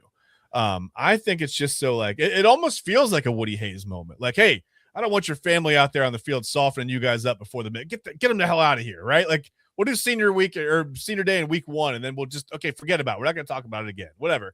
But because guys have talked about like being emotional, like being out there, man, sometimes you get family that doesn't make it right from your freshman year to your senior year. So it's a very emotional time, right? It's like, man, remember the journey. Like I've been through this 3, 4, 5 year journey. Well, not 3 years, unless you've, been pretty busy academically, but I've been through this 4 or 5 year journey, right? Like, and I'm finishing up at Ohio State, and man, like my dad can't be out here. My mom can't, or lost my grandma. That was like the person who raised me. I think that can be a very emotional moment. And some guys can turn that into productivity on the field, right? You can You can channel all that into being really, focused on the field. Some guys, I mean, you crumble under the emotion of it. So I just think that's what it's about. I don't think it's really about, I don't think it is a reflection on how important the Michigan. If anything, it almost makes it seem like the rivalry is more important to Ryan Day, because you want to take that emotion out of the day and just focus on the opponent, right? Like, let's just beat Michigan. We'll celebrate the seniors against Ball State, right? No offense, Ball State, but you're not really a threat. We're going to have our seniors out there. It's week 1, so we're not like, it's not the end of the season. We still have the whole season to look forward to, right? That's not as emotional. It still honors your seniors. It just doesn't, I think it doesn't detract from maybe and I'm not saying these guys are human, man. I know it sounds like I'm saying, well, they can't focus on the game if their families are out there, but they're not robots, right? All those thoughts are going through their head. I think it's an okay move. I don't think it detracts from the rivalry at all, Eli. See, I do. It does. I do. I think it does, because I believe that Ryan Day, as the head coach, should be able to handle those emotions, keep those in check. And that's been a big discussion if Ryan Day has his team ready for big games. Yes, he won the national championship. I understand. That's why we give him a little bit of slack, obviously, in Columbus. But he has had trouble managing big game opportunities for the Ohio State Buckeyes a pretty good portion of his coaching career here, or there in Columbus at Ohio State. So if anything, it just tells me Ryan Day can't handle the emotions of Senior Day that's been happening for a long time. They've done Senior Day damn near every freaking year against Michigan. So it just tells me he's not able to keep the emotions in check. And it reminds me back to when Jack Sawyer was ready to throw hands with the Michigan players when they planted the flag at Ohio State and different things like that. If you can't handle the emotions, that's fine. And we'll allow it for right now. That's whatever. Go do your Senior Day against Ball State. Go play Michigan at the end of the year. But here's the reality. If you have another tough playoff loss, I'm going to have some serious questions for Ryan Day at the end of the year about, can you really keep a team in check? A team that is looking to you to calm their emotions, get them ready for a big game.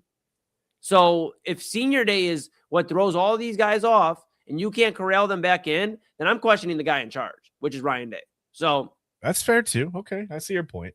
I don't necessarily agree, but I see where you're coming from. I get it. I look at 82-12, man, the 872 when he had national championship. I mean, it's just everybody reacts differently in those emotional situations. Yeah, but not to interrupt you, but he inherited a ton of Urban Meyer's guys and the national acclaim already of Ohio State. Like, I understand Ryan Day. Like, yes, he had a good winning record. He has a great winning record. I understand that, Chad. But he also had Brian Hartline, who he just got a new gig as a head coach because he was so damn good at the receivers coach. This is wide receiver U. So I think Ryan Day's inherited success and good recruits and guys that were already on the roster. And has he done a good job? Sure. Yes, he won a national championship, and Ohio State's always in the running. I just don't know when you compare him against some of these other top coaches in college football where he ultimately ranks. In Ohio State in football, we don't play around. So it's something where you're either number one or it doesn't really matter. So that's where I think, another year or two, coming off a tough loss to you, which is, you want to talk about emotional games, Chad. That's an emotional game. That's you have a chance to become one of the Final Four teams in college football, move your way into the semifinals, and you get your absolute ass whooped by Miami. I understand it was closer on the scoreboard. That game never felt close. Miami was controlling the entire pace, everything. So that's what makes me question, is Ryan Day not able to handle emotional situations? What happens when if we get back to another national championship this year and it's an emotional game? The guys are watching these seniors. This is going to be their last game. And you can't corral them. And so it just concerns me beyond the rivalry at this point. It concerns me about who's going to be able to keep these guys' emotions in check in big games. That's the question, because Ohio State has a few of them coming up. Indiana this year. They have Oregon this year. Of course, they have Michigan, whether you call it a rivalry or not at this point anymore. But you have these games. Texas in the first few weeks. There's some big games. So, and he's not going to be able to have that excuse of, well, it was Senior Day today. You did that against Ball State. So finals week. Hey, listen, one quick thing. Yes. I think it makes it an interesting discussion now. I think that, just speaking of Ryan Day and what he's done at Ohio State, I think you'd agree with me. The quarterback play has definitely the level there has gone up. Yes. Quarterback play has gotten better since Ryan Day has been solely in charge. On the other side of that, a guy like Kurt Cignetti, I think, makes this such an interesting discussion, because could Ryan Day go take over a program like Ryan Day? That's not what that is. Like Indiana, and take them to a national title in year 2. I think that's such an interesting discussion that we can probably get into another time. But yeah, something you said sparked that thought, and I'm like, you know what? I mean, I guess it's nice to walk into. I mean, this is as good as it gets, right? In the country, you've got NIL assets. You've got one of the largest, alumni bases in the world. You've got, boosters. You've got all of this support built in. All you need is really the backing of the athletic department, and you're the guy, right? And that's it. And then you're kind of the figurehead. It's almost like the too big to fail, right? Yeah, I think that's an interesting discussion to have, man. Both sides of the coin, I can see it. I see your argument. I just don't necessarily agree with the rivalry stuff as far as it relates to senior day. But yeah. We'll keep an eye on it, of course, and keep an eye on Ohio State. They'll get heated up here very, very soon. So we'll have all that here for you. Our first college football season that we get to dive into week by week here on Inside Edge Prime Time. So excited about all that. Excited that all of you are watching here, rocking with us here on the Inside Edge Network. We got so much more here to come for you. Now it's top of the hour. Of course, we're here with you until 11:30. Then 11:30, we're going to hand it off to W. Anthony Alford. He'll go 11:30 to 1. He'll rock out, do his thing, put a bow on this thing for the evening. But we appreciate you so much. We're here Monday through Friday at Inside Edge Net on all the socials, InsideEdgeNetwork.com, and, of course, on the Roku app at Inside Edge Network. You can download the app. Check all that out and stay locked in. Go grab your caffeine, your dinner, whatever you need. Chad B and I are coming back. We're going to talk and pay our tributes to Tommy John. Passed away at the age of 83 yesterday. Legendary baseball pitcher. May know him for the surgery. But we're going to talk about the guy behind the surgery, not the doctor, but the actual guy that had the surgery done to him, Tommy John, who passed away again yesterday. We will have that conversation when we come back here on Inside Edge Prime Time. That's Chad Bryan to my right, your right, everybody's right. I'm Eli Moon. We are back right after this. Dine, drink, and dance at the premier spot in town. It's time to check out all of what our friends over at the Brothers Lounge have to offer. Everything from weekly live entertainment, a wide variety of different beers, wines, and spirits, and an expertly crafted American fare menu with a twist courtesy of Chef Wynn that'll make your mouth water. So, what are you waiting for?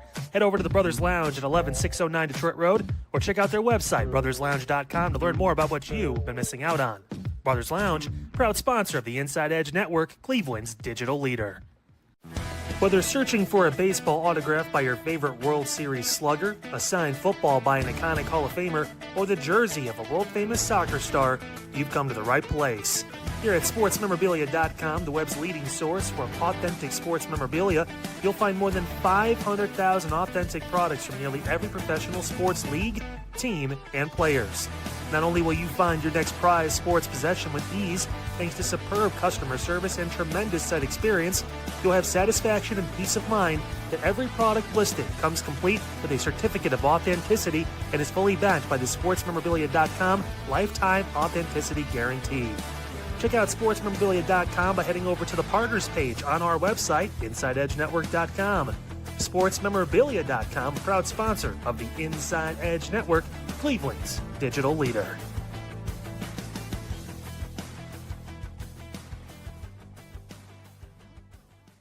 Discover our collection of handcrafted body mists made with clean, minimal ingredients. They offer a natural alternative to synthetic fragrances, perfect for sensitive skin and those seeking clean, mindful self-care, and the perfect gift for you and your special someone. Learn more about all Alley Rose Fragrances has to offer right now by clicking the link on our partner page at InsideEdgeNetwork.com. First-time customers use that promo code InsideEdge20 to receive 20% off your order. AlleyRoseFragrances.com, a proud sponsor of the Inside Edge Network, Cleveland's digital leader. Monster Moments Photography is a husband and wife wedding photography team based in Cleveland, owned and operated by Inside Edge Network's very own Ryan Mosser and his wife Hallie. For the past 10 years, they've captured more than 100 weddings across Northeast Ohio and beyond, always working together as a true two-person team. Their style centers on authentic, emotional storytelling, documenting the real moments between two people in love and creating images that feel natural, comfortable, and true to the couple. Rooted in Northeast Ohio, but inspired by their travels, Ryan and Hallie bring a warm, personal approach to every wedding day. Their work blends experience, consistency, and a genuine passion for helping couples relive their best day through timeless photography. Learn more by checking out Monster Moments Photography's link on our partners page at the InsideEdgeNetwork.com website. Monster Moments Photography, a proud sponsor of the Inside Edge Network, Cleveland's digital leader. Find us on InsideEdgeNetwork.com for the latest information on your favorite shows, personalities, and network partners. Plus, we have a merch shop. That's right, we have network polos, t-shirts, champion jackets, hats, and bottles. Rep the network. Every purchase supports independent sports and entertainment media. Thank you for your support from all of us here at the Inside Edge Network, Cleveland's digital leader for news, talk, sports, entertainment, and mental health. All right, we are marching towards mid-August, and hopefully you guys had a great weekend. We talk about the Browns and how they looked against the Chicago Bears. And a big week for the Cleveland Browns. They're going to have joint practices with the Buffalo Bills. So we'll break down how the quarterbacks look. We'll break down how the rest of the roster look. Tom Monken's first preseason game as head coach of the Cleveland Browns. How's the operation of the offense? That's a big topic of discussion. We'll get into that coming up. Also, the Guardians, did they get any kind of a W this past weekend? We're in some troubled waters here with our baseball team. I hate to say it like that, but it is true. And also, we get you ready. Week 1 of high school football. This is an exciting time of the year because 2 days are done. Now it's getting yourselves ready for the cause, all of that stuff. We are excited. We're back with you. Another great week to be great. Midnight Run comes your way Monday night, 11:30, right here on the Inside Edge Network.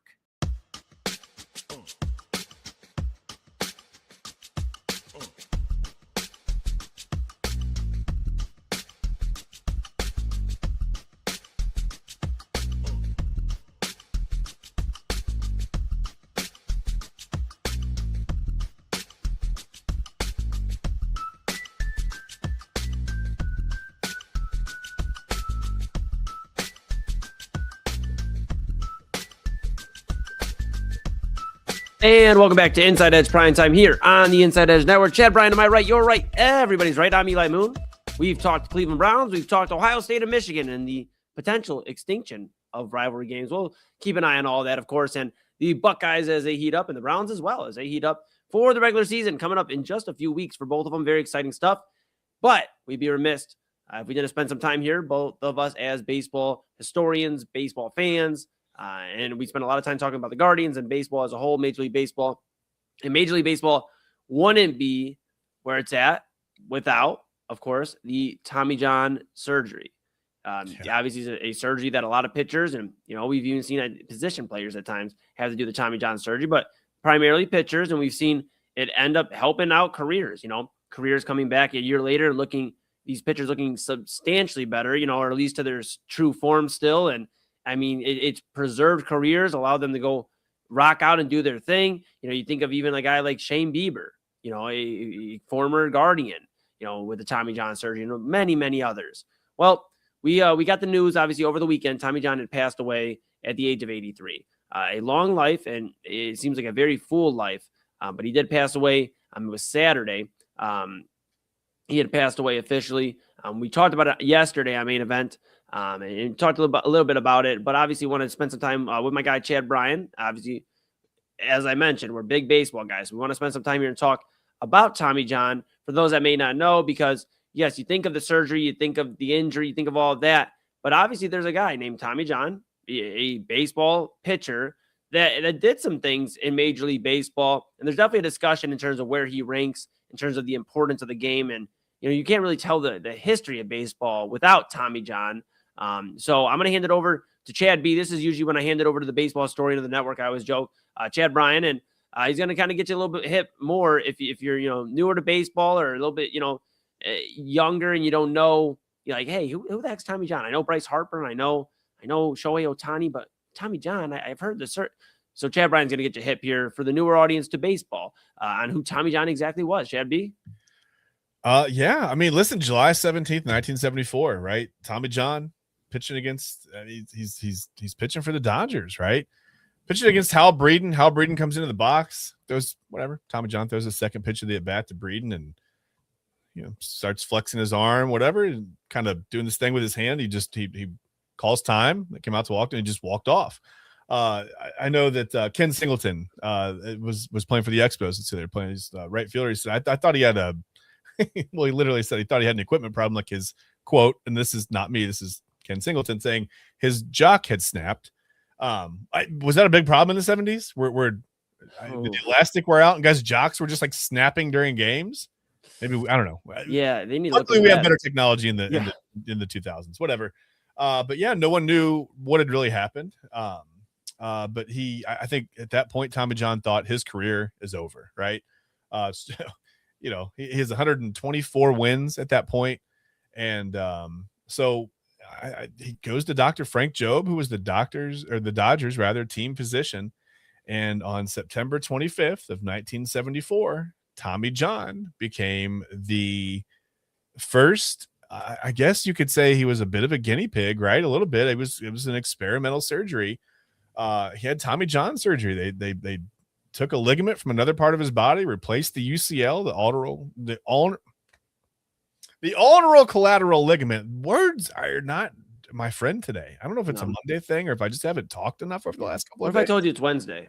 Oh boy. See, I wouldn't even know.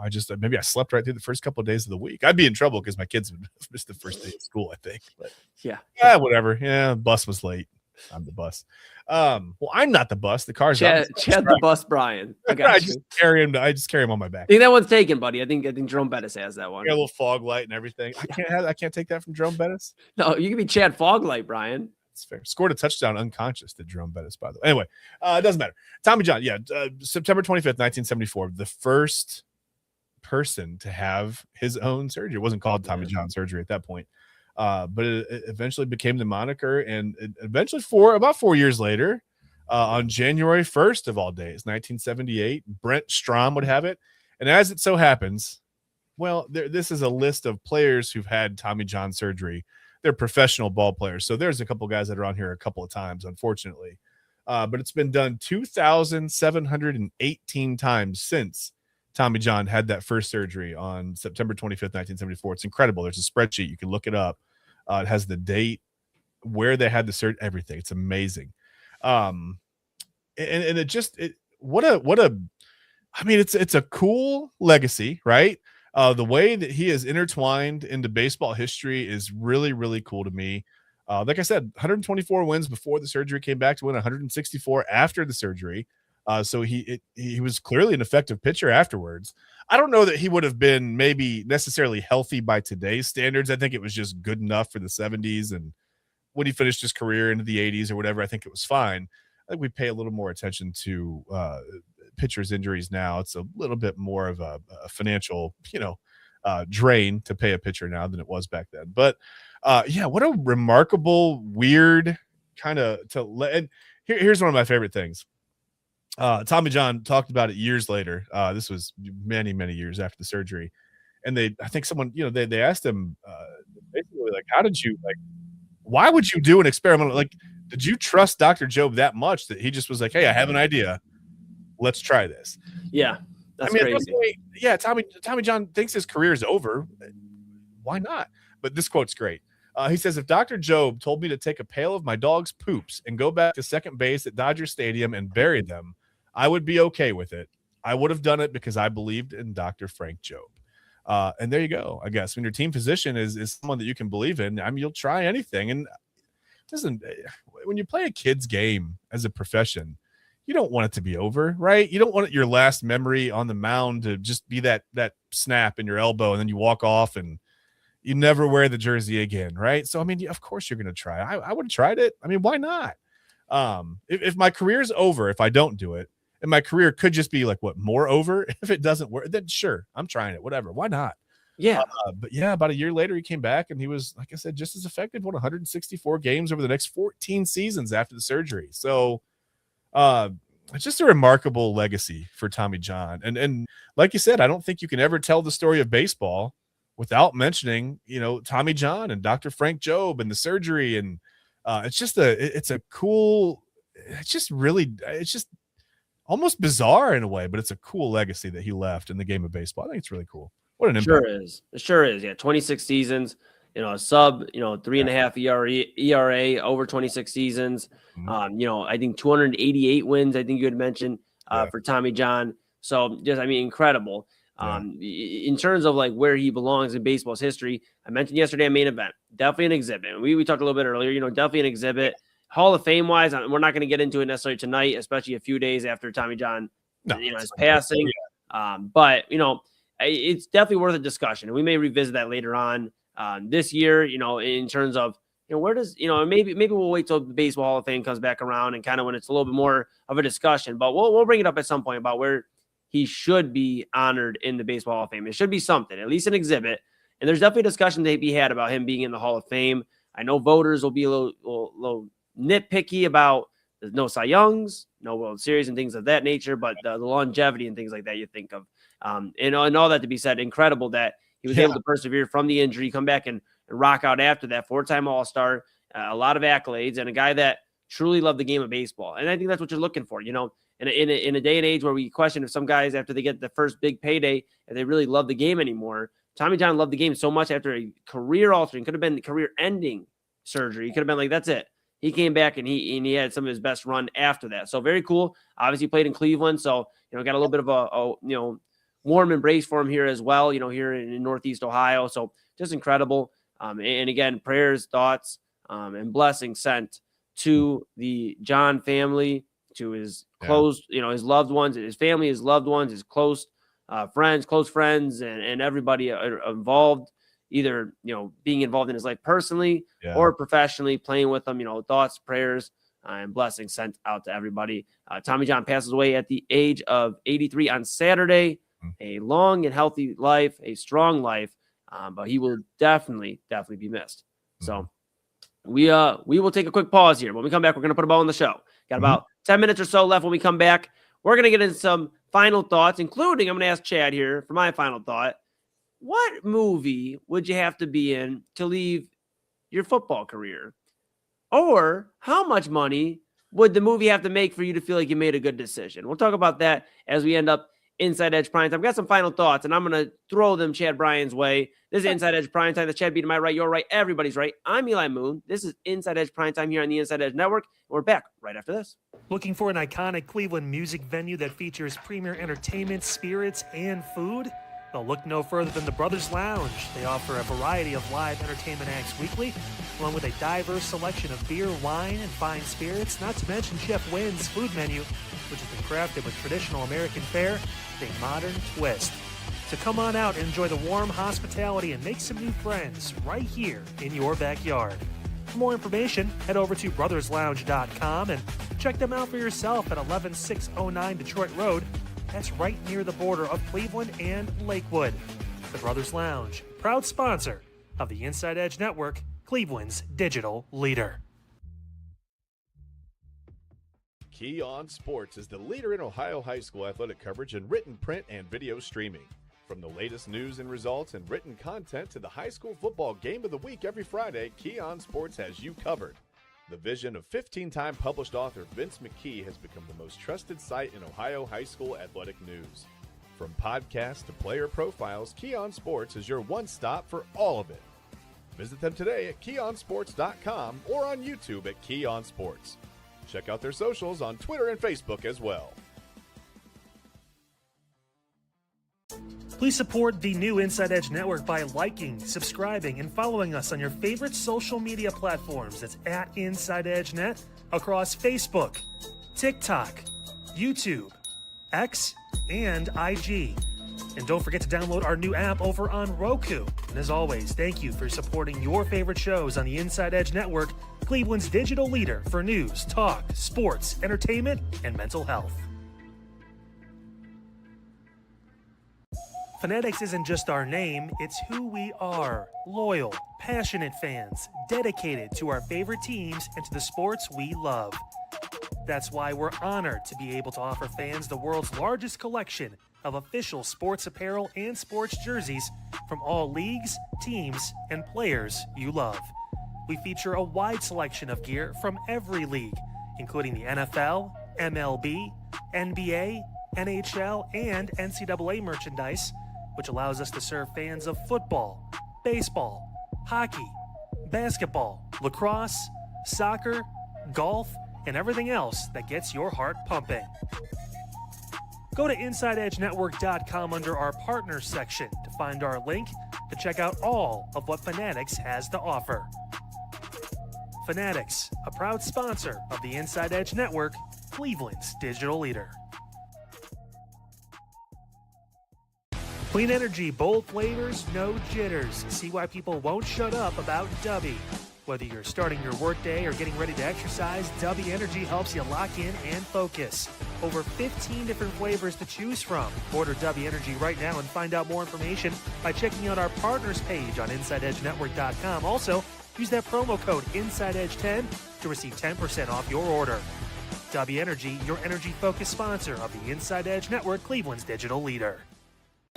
Discover our collection of handcrafted candles made with clean, minimal ingredients. Every product thoughtfully created in small batches free from harmful toxins for mindful everyday indulgence. Hand-poured in coconut soy wax with natural wood wicks to offer long-lasting burn and rich fragrance.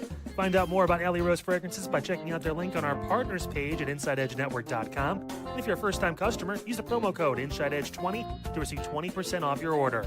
AlleyRoseFragrances.com, a proud sponsor of the Inside Edge Network, Cleveland's digital leader. Oh, hey everyone. It's me, Autumn, here from the Daily Spiral, your main host from the center of the chaos. And all week, I have you covered.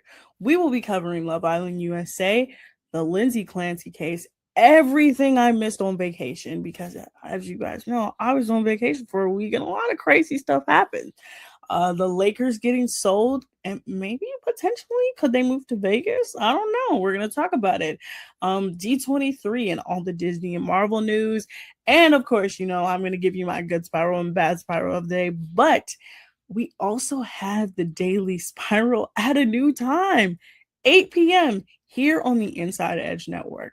Please tune in to the Daily Spiral Monday through Friday, 8 p.m. to 9 p.m., and you won't regret it.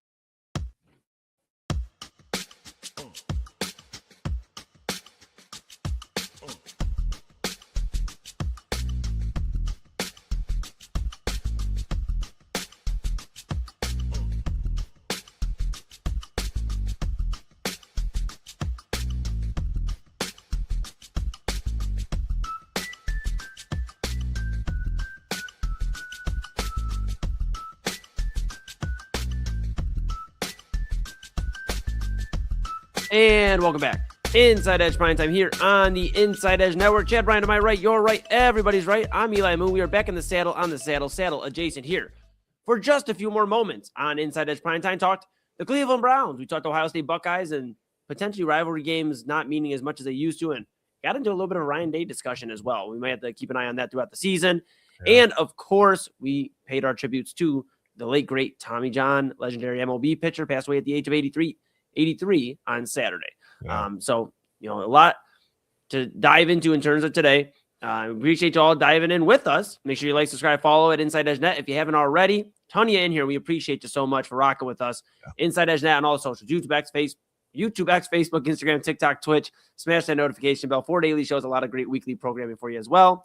Go read about all your favorite personalities of the Inside Edge Network at InsideEdgeNetwork.com. Again, InsideEdgeNetwork.com. Go check out our fantastic partners, including, of course, our title sponsor, the Brothers Lounge. Great live music, great food with Chef Win and Winning Bites. Their burgers, wings, nachos, fries, great stuff. They're on 11609 Detroit Avenue. Again, 11609 Detroit Avenue, border of Cleveland and Lakewood. Live music, great food, great hospitality. Everybody's fantastic there, Brothers Lounge. The home of Moon Bash, third annual, July 31st of 2027. A lot of great stuff going on there at the Brothers Lounge, our title sponsor of the Inside Edge Network. And, of course, Fanatics.com, AlleyRoseFragrances.com, W Energy, Mosser Moments, SportsMemorabilia.com, and Omega Video Marketing. Couldn't do without them. Couldn't do without you. So go ahead and grab a shirt, a hat, a mug, a polo, a windbreaker. Rep Cleveland's digital leader and your source for sports, entertainment, mental health conversation, news, and everything in between. And near or far, here we are. Download the Inside Edge Network app on Roku. Take us with you. That's all I had to do. I had it right there. Whatever. Yeah, absolutely. Got 5 minutes, Chabby. So there's going to be a very, very, very brief final thought I have here. Okay. All right. This broke from earlier today, but this article is from 4 hours ago. This is from JJ Post of ESPN. And this is... did you see this on the YouTube Instagram, which? Yeah. I thought you were going to mix all of them together in one word. I was like, he's going to do it. And then just... I thought, it's okay. Go ahead. The Graham-wich. It's whatever. It's when your grandma makes a sandwich for you. That's just a Graham-wich. It's a Graham-wich, right. And it always tastes better when someone else makes a sandwich for you. So you're damn right. Get this, man. Yeah. Cincinnati Bengals defensive back, Sayre Wright, has decided to leave the Cincinnati Bengals. Undrafted rookie. Decided, you know what? I'm cool. He's leaving the team to reportedly further his acting career. Zach Taylor mentioned two things he's really passionate about were colliding. He decided to pursue this opportunity. Taylor said Saturday, we wish him the best. It was fun to be around. He really competed hard for us. It was fun watching him play. I thought he was ascending as a player, but obviously he's chosen to go a different path. So Wright, this is the guy. He was a former top 200 recruit, finished a collegiate career with 109 tackles, 3 interceptions. He was at USC in Nebraska, but he's built an acting resume. Keep this in mind. He was already in Space Jam: A New Legacy. He was LeBron James' son in Space Jam: A New Legacy. Back, that was in 2021. So he's been in 7 films, television shows dating to 2014, back to 2014, that is. Yeah. And he said he's, in the quote I saw, and I'm paraphrasing here a little bit, was that he's getting a big role, a lead role in a big movie. And at first when I read this, I was like, okay, Sierra Wright, like the undrafted rookie, like what are they? Are you the Scorpion King? Are you going to be the next Scorpion King? I don't know. But like, then you see like, obviously, having that second run of Space Jam, him being in there as LeBron James' son and all this other stuff. You imagine, okay, there's got to be something there, right? So my question to you as we end the show is, okay, how much, before the break, it was going to be more so what movie, but I feel like you'd say a lot of movies. I feel like for you to avoid getting hit by, another football player, you may be like, yeah, I'll do a Good Burger again, or whatever. Yeah, like, whatever, right? Yeah. Yes. Good Burger. Yeah, right. How much money because keep in mind, before we get into all this, if Sierra Wright just plays, I think it's 7 or 8 years, he gets a pension in the NFL. Okay. Play a certain amount of years, you get a pension in the NFL. And I'm going to double check that here while I'm talking to you. But I'm just looking here. This is what happens when you can't multitask. NFL pension amount of years at 3 credit seasons to become vested. So he actually needs to play 3 seasons to start getting a pension. Okay. So keep in mind, you can get a pension, and it may not be crazy, but you're at least taken care of in one income for the rest of your life, and you get to play a few years of NFL football. You're good. So my question to you is, how much money would the movie that you're in, if you're Sierra Wright, how much money would that movie have to make you, not just box office, how much money would it have to make you for you to feel like that was a good decision to leave? That's a really complicated question. I think there's a lot of different ways to look at this. I was reading about this a little bit over the weekend, and I think that, well, first of all, it's where your passion is, right? It's whatever makes you happy. If he's an undrafted free agent, okay, the likelihood of him playing 3 complete seasons in the NFL and then taking a pension home are fairly low. And that's not to diminish his skills or his ability on the football field. I honestly, I don't know a lot about it. Yeah, we're talking LeBron James' son in Space Jam, the second one in 2021. Yeah. So, I don't know a ton about him on the football field. I'll be honest with you. I don't know a lot about his game, but I will say this. It's all about where your passion is, right? Yeah. I think that maybe for some people, going out and playing NFL football would be the absolute pinnacle of what would make their dreams come true. For some other people, maybe they don't want the CTE, right? That comes along with the aches and pains in 15, 20 years, in their 40s and 50s and waking up and they can't get out of bed because they played 6, 8, 10 years of professional football. Maybe that just called to him. Or this is an alternative way to look at it. He's an undrafted free agent.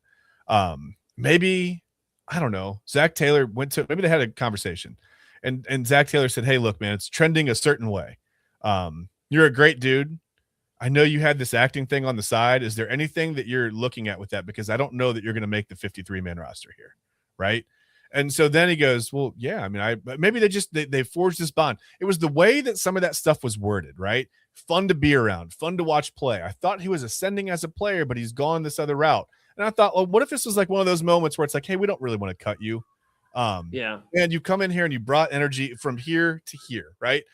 Great dude, great, just, a good competitor, good teammate. Man, I hate leveling this news. Why don't you maybe pursue the acting career? And then we can part ways and whatever. You can have a successful acting career. We don't have to cut you from it, whatever. Maybe this was just one of those little personal favors, just from a guy that, I don't know, just maybe made an impression on Zach Taylor and the rest of this Bengals team and staff or whatever. That briefly entered my mind, and I thought maybe it was one of those moments. It's just like a feel-good moment for everybody. But I think there's a lot of different ways to look at it. I think just whatever makes you happy. If he really feels like acting is his passion and he wants to pursue it, then you can't leave that on the table, right? You could be an actor later in your life. Guys have done it, but he's already got the momentum there. Keep it rolling. I don't blame him at all. I think maybe it's a great decision. Who knows? I don't know, but I think it's his decision, and I'm good with it.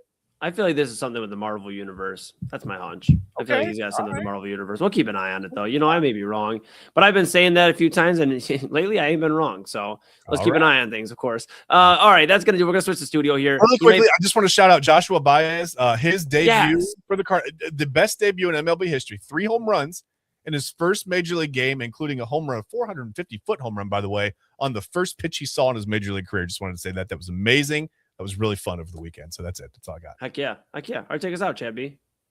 Take us home.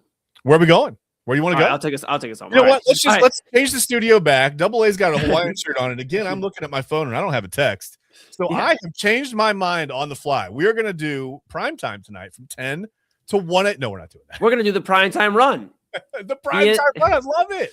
The midnight primetime. Yeah, that you can catch that right on the text. That's on my Facebook. You text the bookgram, which. All right, they got to get out of here. That's Chad Bryan to my right. You're right. Everybody's right. I'm Eli Moon. This has been Inside Edge Primetime. We're back with you tomorrow, 10 p.m. But of course, get to the stream early, 8 p.m. for the Daily Spiral with Autumn Chisholm. Back with Double Anthony Alford. Tuesday, Unfiltered on the Tuesday, 9 p.m. 10 p.m. We're Inside Edge Primetime to 11:30. And of course, Midnight Round with Anthony Alford. He's going to stay incognito. You'll see him in just a moment. Chad will disappear. I'll disappear. Double A will be here. And you'll be here as well. Midnight Run from 11:30 to 1 right here on the Inside Edge Network. Don't go anywhere. Chad, back tomorrow. I'll pop up from time to time. I'm going to go grab some extra pasta salad. Double Anthony Alford coming up right after this.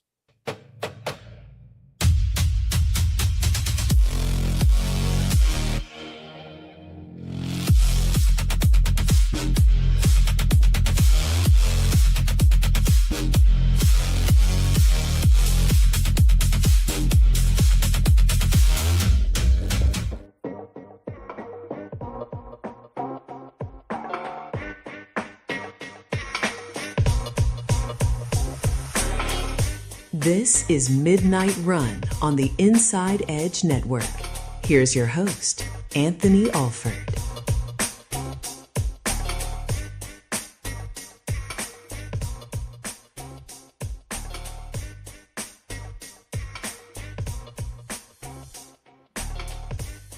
I just want to report that Inside Edge Primetime Extra is currently airing on our Inside Edge Network Patreon channel. So that's where Chad B is heading at right now. When you find the link, please report it to me and I could share it along with the rest of you guys. Welcome to the show. This is Midnight Run here on the Inside Edge Network. My name's Double A Anthony Alford. Great to have you along here on this Monday night as we got some answers. We got some questions. We got some answers to address. One thing that is undisputable, you don't even have to worry about it. Inside Edge Net across all of our social media platforms at Inside Edge Net. Of course, like and subscribe across all of our platforms. Remember, this evening stream, started tonight, Monday through Friday. It starts at 8 p.m. and it goes all the way to 1 a.m. live on our Twitter and YouTube channels. So X and YouTube, every single weeknight, we are here at Inside Edge Net. You can also find us on our website, InsideEdgeNetwork.com. A lot of great information there. You can get more about our network personalities, schedules, partners, also our merchandise store. And you can find us on Roku. Just search Inside Edge Network on Roku. Download our app. Anytime we're on the air live, we show up. We're there. In fact, you can watch Roku right now, and you'll be set and ready to go. We got a lot to get to in these 90 minutes. Here's the fascinating thing. And obviously, this time slot's a little bit tricky just because you've probably at this point have heard 3,000 different perspectives on what happened with the Browns. So by the time you get to this time slot, we're not going to necessarily recap the game. But we have answers. This quarterback situation between Deshaun Watson and Shedeur Sanders, let's just be clear, it's not a competition. Tom Monken is a phenomenal politician, but let's just be clear, the QB competition is over. It's not over because somebody emerged as one of the better guys. It's over because somebody has to be the best of the worst. It's not necessarily that, how can you criticize Deshaun Watson for what he did. He was 11 of 15. He was 8 of 9 when Casey Concepcion had that touchdown, and he should have been 9 for 9, but Harold Fannin dropped the ball. But he's a BG alum, so we don't acknowledge drops from Harold Fannin on this show. That's a rule. All right? Let's just be clear. By the way, Keenan Allen signed a 1-year deal with the Colts. So that just reminded me about the ESPN thing. But here's the deal. And this is where things get very, very complicated. Going into this camp, the expectation that I had, maybe not anybody else, but I had, was that either Deshaun Watson or Shedeur Sanders was going to emerge and be the clear-cut number one. I thought the conversations that we were going to have by the time we get to August 17th, soon to be August 18th, was, okay, both of these guys are ascending. Todd Monken has a tough choice on his hands because do you listen to the front office and ownership, who obviously wants to see the Deshaun Watson contract through? Or is Shedeur Sanders, the up-and-comer, making a strong case to be the starter, to earn the right to start all 17 games for the Cleveland Browns? The fact is, here on August 17th, after Todd Monken, and I don't blame Todd Monken. Again, Todd Monken's a phenomenal politician. Todd Monken gave Deshaun Watson the most conservative game plan I've ever seen in a preseason game. First possession, first offense possession, you start with 3 straight runs. And then that's not to say Deshaun Watson didn't execute the dumps and the screen passes, the short passes. Not to say he didn't execute that. We're paying a lot of money for a game manager. That's just me. We're paying a lot of money for a game manager. Now, I will take a game manager if he doesn't turn the ball over. But there are still major red flags with Deshaun Watson. But with that being said, it is clear after Saturday, Deshaun Watson is QB1. Even if there are clear major red flags. The red flags, waiting on receivers to get open, being hesitant, the speed of the game. We're going to play a clip for you later in the show. I got Booger McFarland talking about, Deshaun is, in terms of smarts, like he knows football. He can recite defenses and call out defenses, which is cool. It's great. But when your mind and your physical abilities and I guess confidence level doesn't match up, you kind of get the result that you have on Saturday, where teams have to put a conservative game plan together. And I'm not going to sit here and celebrate Deshaun Watson's performance because, again, I hate to say it like this, Chicago didn't have all their ones out there. They didn't. So, on one hand, yes, Deshaun Watson got his feet wet 2 years in. Cool, bet. But on the other side, major red flags, holding on to the ball too long. Against starters, he's going to get exposed. We've seen it. That's not groundbreaking sports talk. That's exactly what's going to happen. That's exactly what's going to happen week 1 at Jacksonville. That's exactly what's going to happen. Week 2 against Tampa Bay. None of this is breaking news. None of this is groundbreaking sports talk. You can, come on now. But the bigger problem, knowing all of this, knowing everything that's at stake, it's up to the backup to take the job away from the starter. Shedeur Sanders has not done that. We posted the clip from Main Event last night on social media and on TikTok, and I said, look, listen, if Todd Monken, and he's not going to, but I just said it, if Todd Monken came out today and announced Deshaun Watson as the starter of the Cleveland Browns, the starting quarterback, I would not be upset.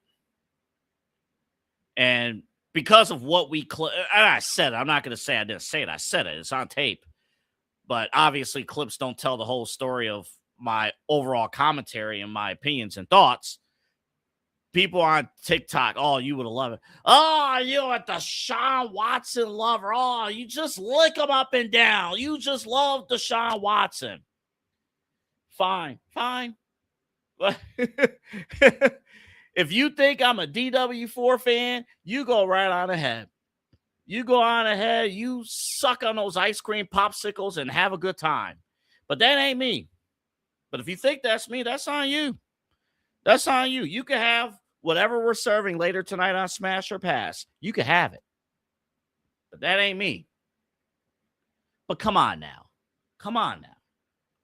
Don't tell me that I applaud Todd Monken. He's a brilliant politician. I keep coming back to that because look at the practice plan this week. He laid it out. Yeah, they're both going to split reps and stuff. Shador's going to get Monday and Wednesday. Deshaun's going to get Tuesday and most of Thursday. Which day are they in full pads? That would be Tuesday. Deshaun is getting the reps on Tuesday. What day are the Bills coming into town for joint practices? That would be Thursday. They do joint practices in full pads. Thursday and a little bit of Friday. Matter of fact, Eli, if we have it ready, let's play Monken 01. This is Todd Monken's practice plan for this week against the Buffalo Bills. This video, courtesy of Cameron Justice of News 5. Take a look.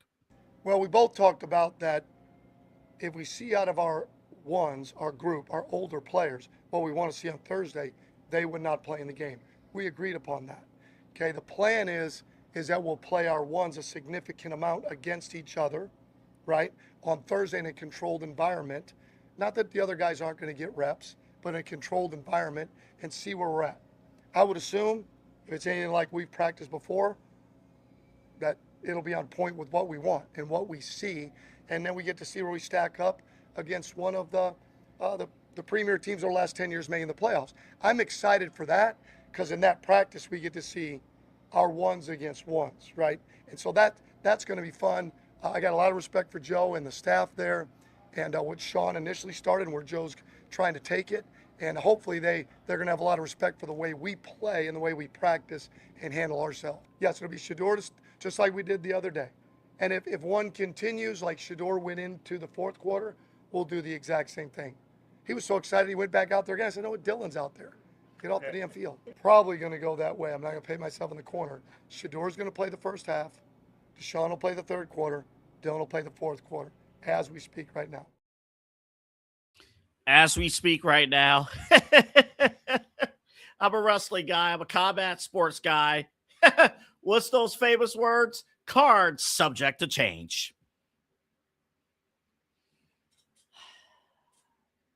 Let's play our other Monken cut right now, also courtesy of Cameron Justice, making the decision on QB1. Would I like to have a decision today? Of course. Would I like a decision by next Monday? Of course. Well, I'd love to have that decision. And we'll see. We've got a lot of football this week. We've already had a lot of football. We've got 4 days of practice in a game that all adds into any decision with the roster and who the starters are. Some are further along than others. Right? We already know. That's part of it. And I'm okay. By the time we get to next week, that'd be great. We can start planning that way, have some practices, and then here we go against Jacksonville. All right. So you got that at stake here. Right now, the plan, it's clear if you just read between the lines here, folks. The plan is to build up Deshaun Watson's confidence. Try to get as many reps as you can while at the same time making it seem like Shador has a chance in the quarterback competition. He doesn't. We'll explain more about Shador in our next segment. But you build up confidence for Deshaun Watson and you hope for the best. Sorry. But yes, you hope for the best. Here's the thing, though, and it goes back to what I said at the very beginning of the show. We thought the conversation coming into camp was going to be both quarterbacks elevating themselves, and he was going to have a tough conversation. Now the conversation's even tougher because they both stink. So what do you do if you have two quarterbacks that are simply not good? They're limited, right? On one hand, you have Deshaun, who's trying to rebuild his confidence, but it's, come on now. You can see that it's just, can he pick up the speed? We've been waiting 6 years. We've been waiting 6 years. I just saw on DraftKings Twitter post this day in history, August 17th, 2020, Donovan Mitchell dropped 57 points in his first playoff game with Utah. In the bubble. Just caught that. By the way, same day, Luka had 42 points. So come on now, folks. It's, and listen, if I was in Tom Monken's position, with all the political pressure, all the outside noise, things like that, I would probably approach it the same way. Because at this point, you're at a point where I would have loved to push Shedeur out there for 17 games. I can't. And it's okay. Shedeur still has an opportunity to prove himself and perform, and maybe he'll be available in the second half of the season. But he needs to level up. Again, more on Shedeur coming up in moments. But Deshaun, hopefully this practice, hopefully this week, he could kind of, let's take some shots, let's take some chances, let's speed up the progressions. I saw too much this past Saturday of locking down on receiver number one, locking down, and then first option's not there, tucks and runs. I saw too much of that. Hopefully that's not a trend, but again, we've been waiting 6 years. I just hope that's not a trend, though, because I'm a Browns fan. You know, I was watching this. We had a great family gathering this past weekend. It just happened to be surrounded by the Browns preseason game, and we made an observation. Actually, my uncle made this observation, but like I'm watching, it's like it's true. It's like, do you get the sense that when Deshaun Watson's out there, it doesn't seem like any receiver is open? It's the penalty of holding on to the football for too long and not going through progressions, staring down receivers. So DBs and linebackers, they don't have to move. They know exactly where the ball is going to. If you throw it. And if you don't throw it, tuck and run, only get a couple yards, if that. But when you're locking down receivers, nobody can get open. Nobody's going to get open. And that's the problem. And I go back to, at this point, what do you do? One thing I did like, the rest of the roster looks really good, right? At least the rest of the first team. And I'm not going to get into what happens if you go past your starters. Offensive line, they need to add a little bit more depth, offensive line. But like defense, obviously, if you have some injuries with your first team defense, you're in a lot of trouble. But that's kind of where you're at. I don't think Deshaun Watson, you could build up his confidence. His game is not changing. This is what you're going to get. And now you're trying to see through a massive contract. But when we come back, the one player I'm extremely disappointed in is Shedeur Sanders. Extremely disappointed in Shedeur Sanders. And he'll make it sound like it's my fault. It's my fault that he has all the football was wet. Okay, fine. How do you explain the turnovers in November and December? How do you explain that? We're going to hear his post-game comments after the game. And my message to Shedeur Sanders, F all the critics, it's time to level up. More of Midnight Run after the break. Looking for an iconic Cleveland music venue that features premier entertainment, spirits, and food? Well, look no further than the Brothers Lounge. They offer a variety of live entertainment acts weekly, along with a diverse selection of beer, wine, and fine spirits, not to mention Chef Wynn's food menu, which has been crafted with traditional American fare with a modern twist. So come on out and enjoy the warm hospitality and make some new friends right here in your backyard. For more information, head over to brotherslounge.com and check them out for yourself at 11609 Detroit Road. That's right near the border of Cleveland and Lakewood. The Brothers Lounge, proud sponsor of the Inside Edge Network, Cleveland's digital leader. Key On Sports is the leader in Ohio high school athletic coverage in written, print, and video streaming. From the latest news and results and written content to the high school football game of the week every Friday, Key On Sports has you covered. The vision of 15-time published author Vince McKee has become the most trusted site in Ohio high school athletic news. From podcasts to player profiles, Key On Sports is your one-stop for all of it. Visit them today at keyonsports.com or on YouTube at Key On Sports. Check out their socials on Twitter and Facebook as well. Please support the new Inside Edge Network by liking, subscribing, and following us on your favorite social media platforms. That's at Inside Edge Net across Facebook, TikTok, YouTube, X, and IG. And don't forget to download our new app over on Roku. And as always, thank you for supporting your favorite shows on the Inside Edge Network, Cleveland's digital leader for news, talk, sports, entertainment, and mental health. Fanatics isn't just our name, it's who we are. Loyal, passionate fans, dedicated to our favorite teams and to the sports we love.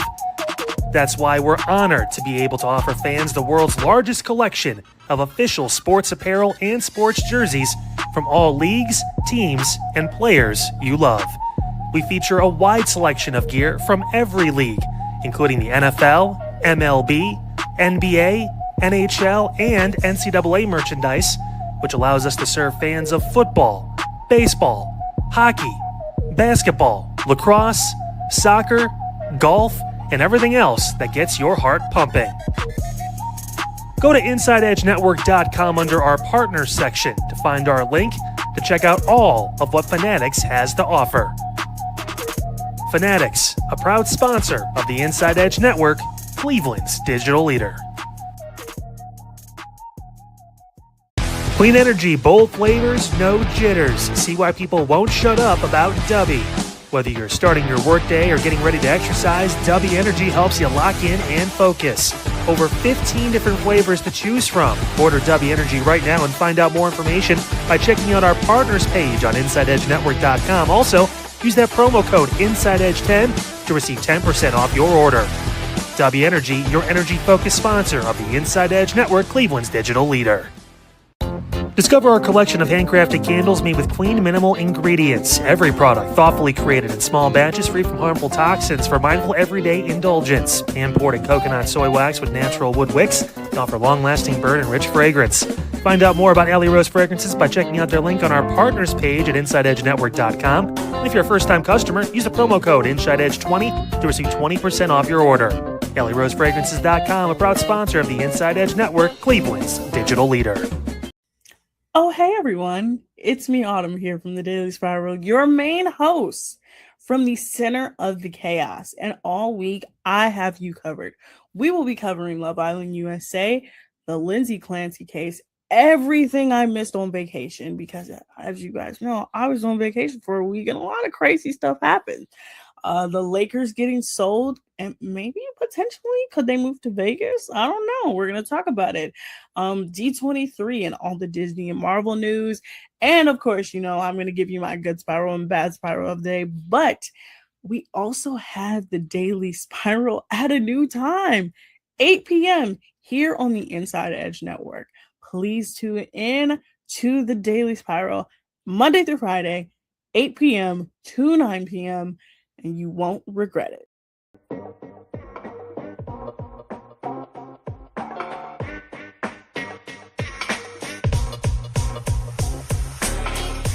This is Midnight Run on the Inside Edge Network. Here's your host, Anthony Alford.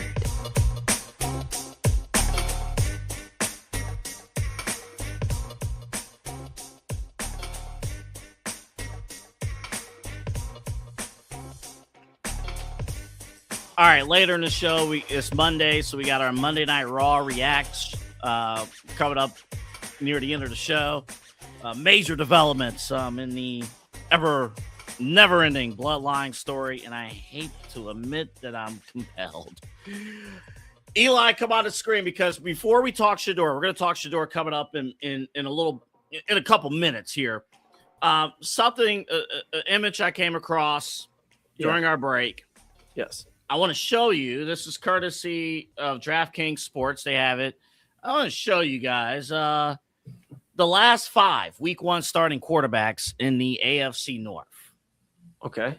And here they are. I think we have, I'll pull up the graphic there. Perfect. And look at this. Someone pointed out that Lamar Jackson has outlasted every one of our starters. It's Tyrod Taylor or Tyrod Taylor, depending on who you're talking to. Yeah, that's right.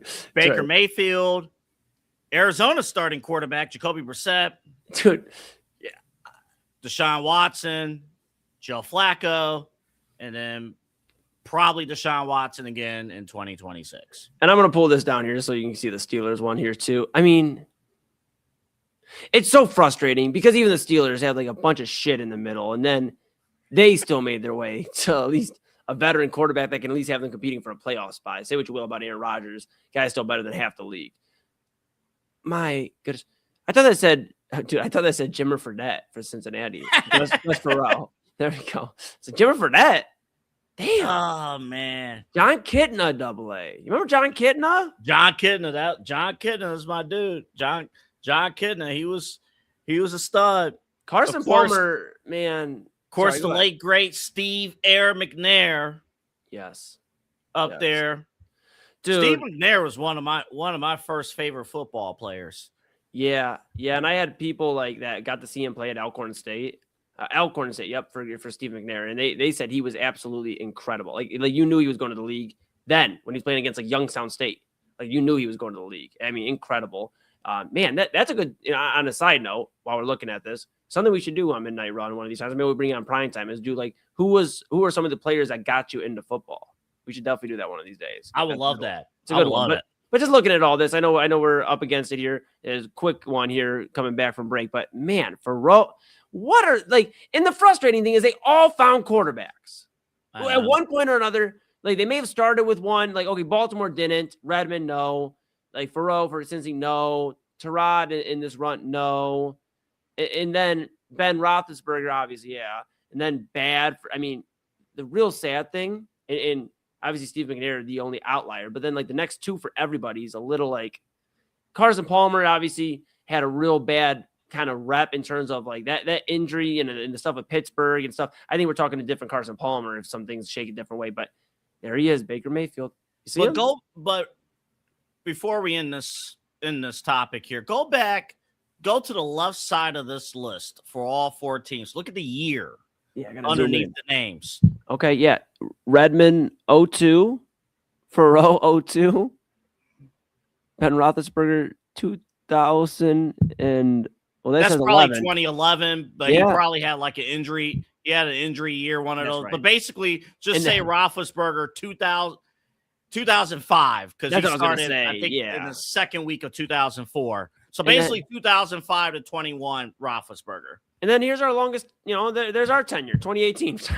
God dang it, I'm so mad. AA, I've already yelled at the Browns so much today. Gosh dang it, bro. Let me ask you this. Can you pull that up one more time? Actually, one of us can pull it up here. Pull it up one more time. I have a question for you, and you probably won't be able to answer tonight. What out of those guys, if they all were in their best peak ability, how many of those guys would you take in the current quarterback room in Cleveland? That's because I definitely we'll just go down the list here with Baltimore. Steve McNair, his prime, obviously. Yeah. Lamar, Carson Palmer, Andy Dalton. Andy Dalton had a good run. He had a good run. He did. And we had Joe Flacco, so we know that would work. Obviously, okay. Joe Burrow. The toughest thing to honestly, for the criteria that you just laid out for this question, at one point in time, Deshaun Watson might have been the best quarterback on this entire sheet. Yeah, I mean, either him, Burrow, or Lamar. Like, that was legit. Like, that's the craziest thing. And I'll be quick with this, but my final point on this is it's crazy to think Deshaun Watson hasn't played quality football since Lamar Jackson and Joe Burrow have pretty much been in the league, AA. Yeah. Like, Deshaun Watson's last good year in the league, I believe, was so Lamar was in 2018. So that would have been, so 2018, Deshaun that was his last solid year. I think that's when they went to the AFC Conference Championship or divisional round. 2019, the stuff obviously 2019, he was on his way to an MVP season, and then he was injured. So think about it. One season for Lamar in their passing. Wow, words are hard. That they were both relevant at decent to great levels. And then Joe Burrow's never seen Deshaun Watson play good football in the NFL. That's the frustrating thing. I mean, the people who made the decision to bring Deshaun Watson in might have looked at some version of a list like this and looked at the names, and you could make a case Deshaun Watson at his peak was at the level of Lamar Jackson at his peak. And Joe Burrow at his peak right now. Yes. And then my final point, then I'm going to disappear behind the screen here. But my final point is, and it's scary to think that Todd Monken, who I believe can get the offense together, there were some bright spots. It's scary to think that he's essentially running Deshaun Watson, the offense through him, like he's Lamar Jackson in his prime. Like the read options, even in practice earlier on today, you're hearing a lot of read options and a lot of, quarterback designed runs.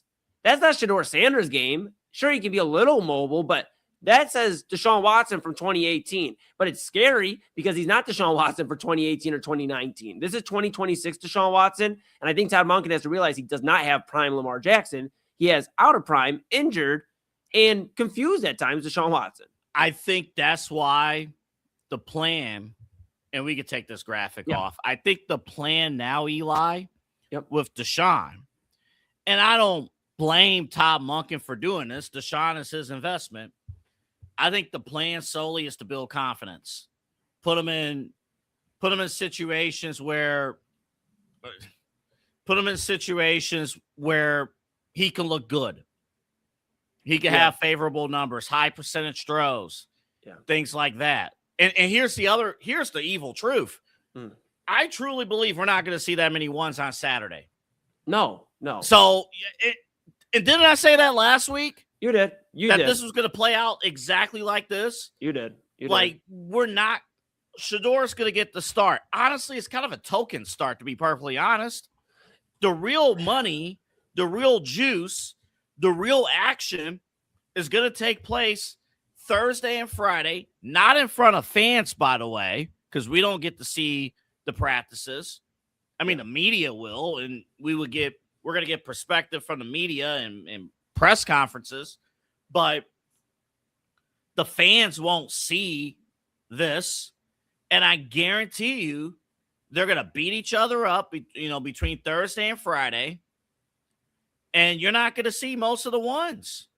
And my fear is, and my final point, I've said that a few times, my final point, though, based off what you said, and you already played the clip, Todd Monken, he mentioned it there in the clip you played earlier, that him and Buffalo head coach Joe Brady agreed if they get what they want out of practice, they won't play the starters in the preseason game. And I was just reading that to recap one more time off of Daniel Ufuzi's tweet there. That's like, okay, so that tells me two things. One, if Deshaun Watson plays well enough in practice, then Shedeur is going to get the start. But that means Deshaun's probably the starter. And if they don't get what they want out of practice, Shedeur Sanders isn't starting this weekend. Deshaun Watson is. Because as you said, the card is always subject to change. And if they don't see what they like out of practice against the Bills, why wouldn't they just put him out there and start him again or give him extensive time? Eli, my follow-up question to you. What would you define a good practice for Deshaun Watson? I mean, it's a good practice because mm-hmm. I'm just gonna use the rules that we saw on Saturday. 11-15 is technically a good game. It's technically a good start.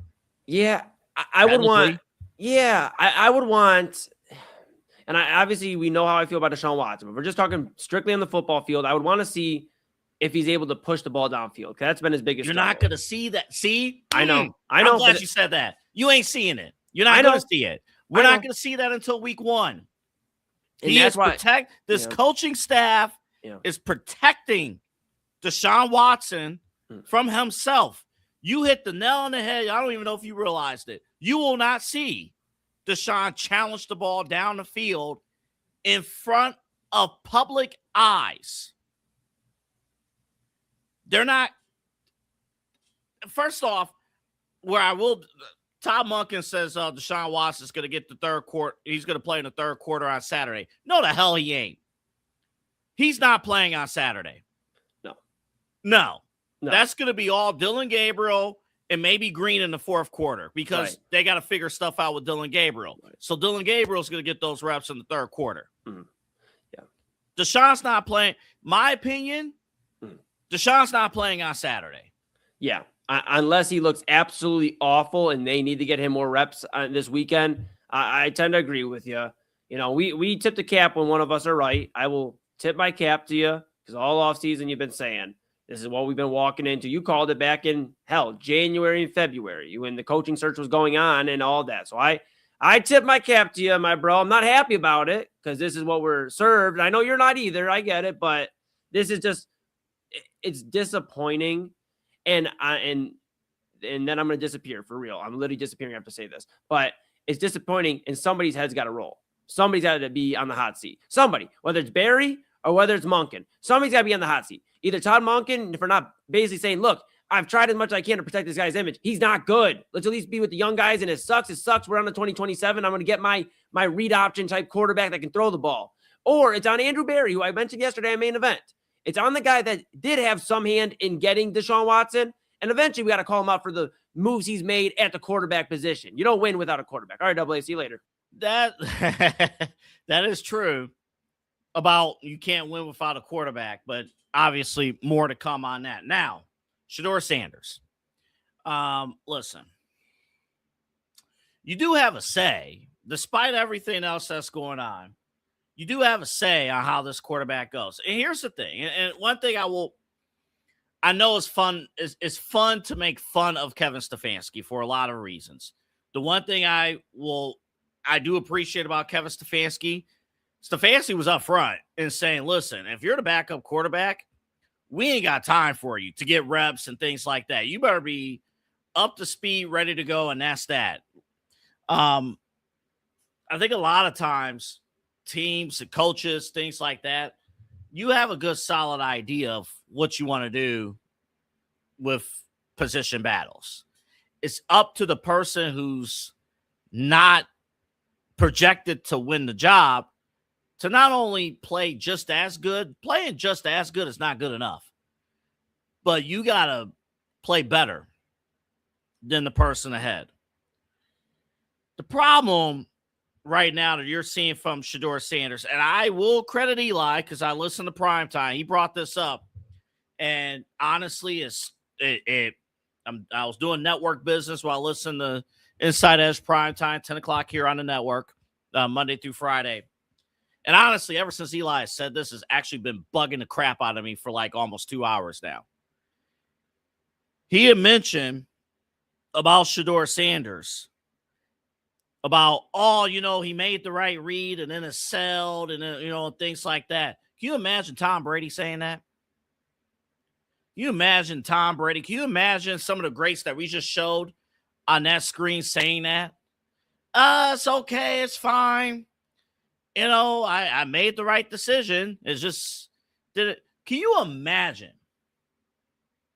Okay. Oh my goodness. It's Monday. I'm going to get angry.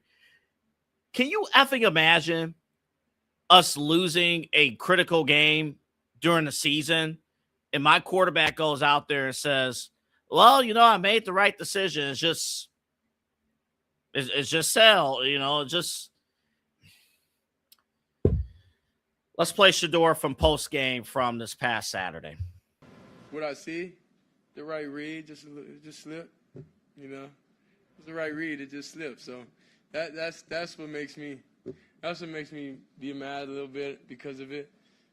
But I don't, any decision I make, I know it's the right decision. I just didn't execute the decision, but the right decision was made. So every day I look and I see about decision making, like how's my decisions I'm making, and that's how I grade myself off of. Obviously, turn the ball over and all that stuff is not great, and it won't survive a long time in the league doing that. But as long as my eyes and my feet and everything was in the right place, being able to execute it just may happen. So I look at the positive of things, I'm alive, I'm breathing. I'm able to come up here and talk to y'all. So, I can't be that down.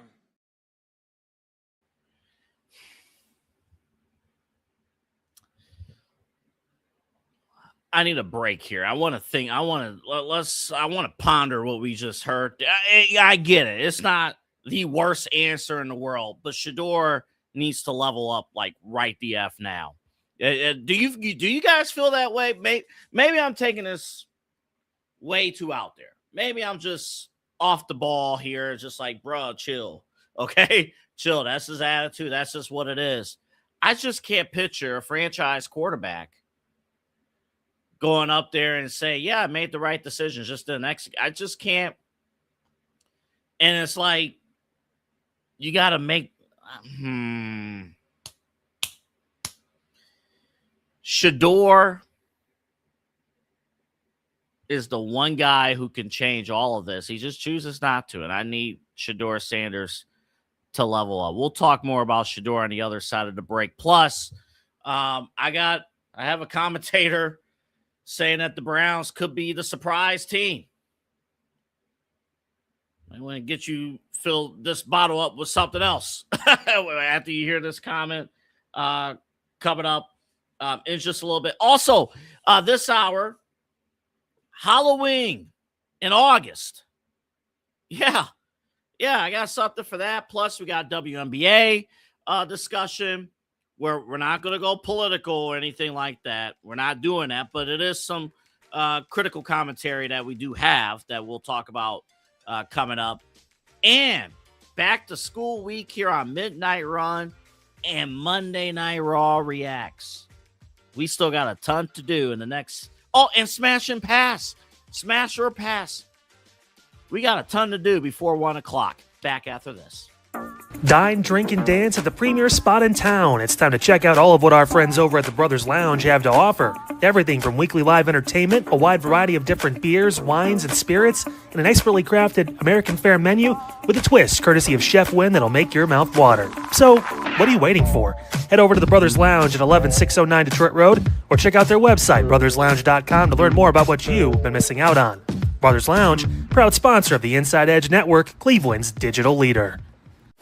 Whether searching for a baseball autograph by your favorite World Series slugger, a signed football by an iconic Hall of Famer, or the jersey of a world-famous soccer star, you've come to the right place. Here at sportsmemorabilia.com, the web's leading source for authentic sports memorabilia, you'll find more than 500,000 authentic products from nearly every professional sports league, team, and players. Not only will you find your next prized sports possession with ease, thanks to superb customer service and tremendous site experience, you'll have satisfaction and peace of mind that every product listed comes complete with a certificate of authenticity and is fully backed by the sportsmemorabilia.com lifetime authenticity guarantee. Check out sportsmemorabilia.com by heading over to the partners page on our website, InsideEdgeNetwork.com. Sportsmemorabilia.com, proud sponsor of the Inside Edge Network, Cleveland's digital leader.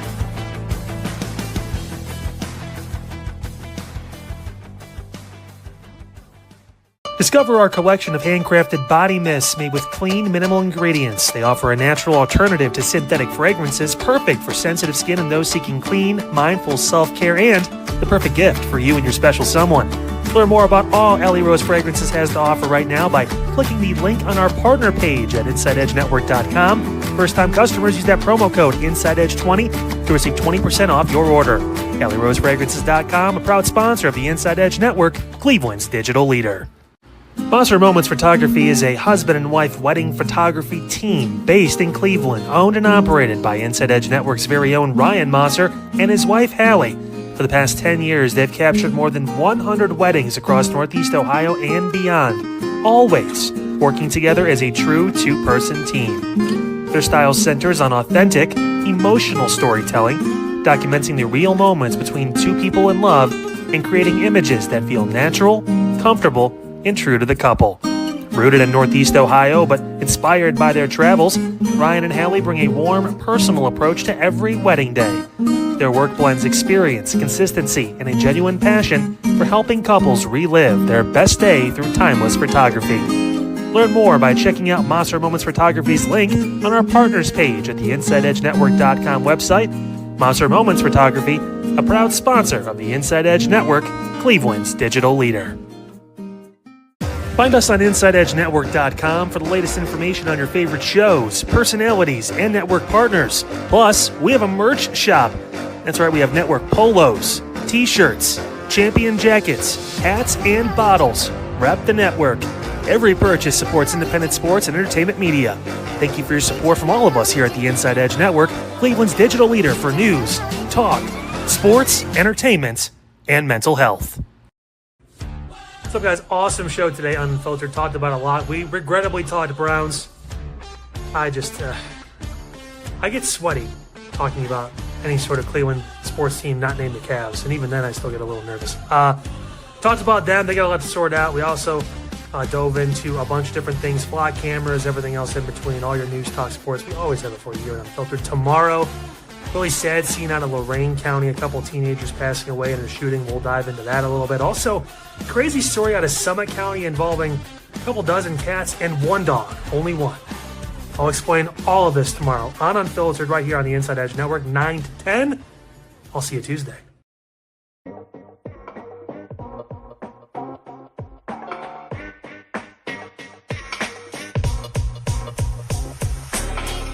This is Midnight Run on the Inside Edge Network.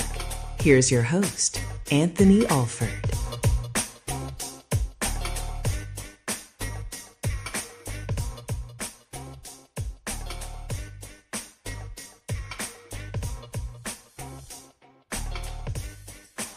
So Kyle said when he talks Browns, he starts to get sweaty.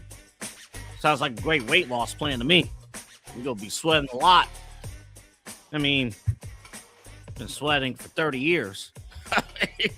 Man, my goodness. Welcome back. Listen, I've said all along, I wish it was under better circumstances.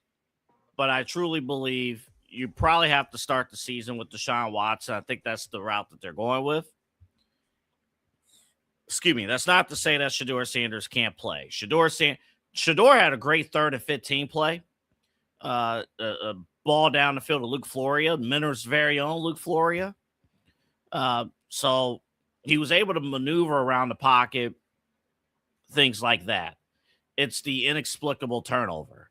I had a football coach way back when. He had old school guy, right? I don't think he believed in 2-point conversions. But he always said every drive should end with a kick. Like, what do you mean by that? Obviously, an extra point, if you score a touchdown, a field goal, or a punt. Every successful drive should end with a kick. And he always talked about that. It's so true. The problem with Shedeur, you get 5 great plays and then that inexplicable interception. That just should not happen. And it's like, Shedeur is mentality-wise, if he can level up upstairs, and then honestly, maybe for Shedeur, the best thing he could do, I know Deion Sanders was like, well, you don't really learn from sitting down and learn. In Shedeur's case, maybe it is for the best sit for the first few games, and take mental notes. It's obvious there are some things that he still needs to work on. And if he comes in midway through the season, he's going to get opportunities. Let's be real about this. He's going to get opportunities so just be ready. He has to be mentally ready. He has to be mentally focused. But my thing is this: if you're not really going to give him he's been given an honest shot, but let's get this thing. Let's do what you need to do. But I don't know. It's just been it's been tough. It's been really tough to think about this. Booker McFarland was on Barstool Sports. He had this, whatever this is, to say about the Cleveland Browns being a surprising team. I think the Cleveland Browns could be, I hate to say this, but I'm going to say it. I think the Browns could be the surprise of the AFC. Because I think Deshaun Watson, Watson's going to wind up being better than people think. Okay. Wow. Because what you described, we might as well put the guy out there and play because we paid. That's the sunk cost fallacy. That's I would do the same thing too. But I think most good teams wouldn't, right? Like most teams, it's really teams that would never find themselves in that predicament to begin with. But just because you're paying the guy a lot of money, we've seen a lot from him. Now, we were just talking about the other week, he was legitimately a top 5 quarterback in the NFL when he was in Houston. Legit top 5. I'll never forget watching him in the post-game press conference when a reporter asked him a question about some coverage, and he detailed the coverage like Peyton Manning does on Monday night on the Manning cast. He was talking about the safety and cover 3 and all this. And I'm like, man, that dude is on it. And we all know his ability to run. I just remember the Deshaun Watson at Clemson, man. He was he used to will his team to win. Now, I know there's a lot that's transpired since then. But man, sometimes you can turn back the hands of time. I hope he turns back the hands of time, if not for this season, just for a moment where people like us who talk have to come on this microphone and say, man, Deshaun Watson, not bad. Deshaun Watson. Hands of Time, is that a massage parlor? That's a good name for one. Hands of Time would be good. Yeah.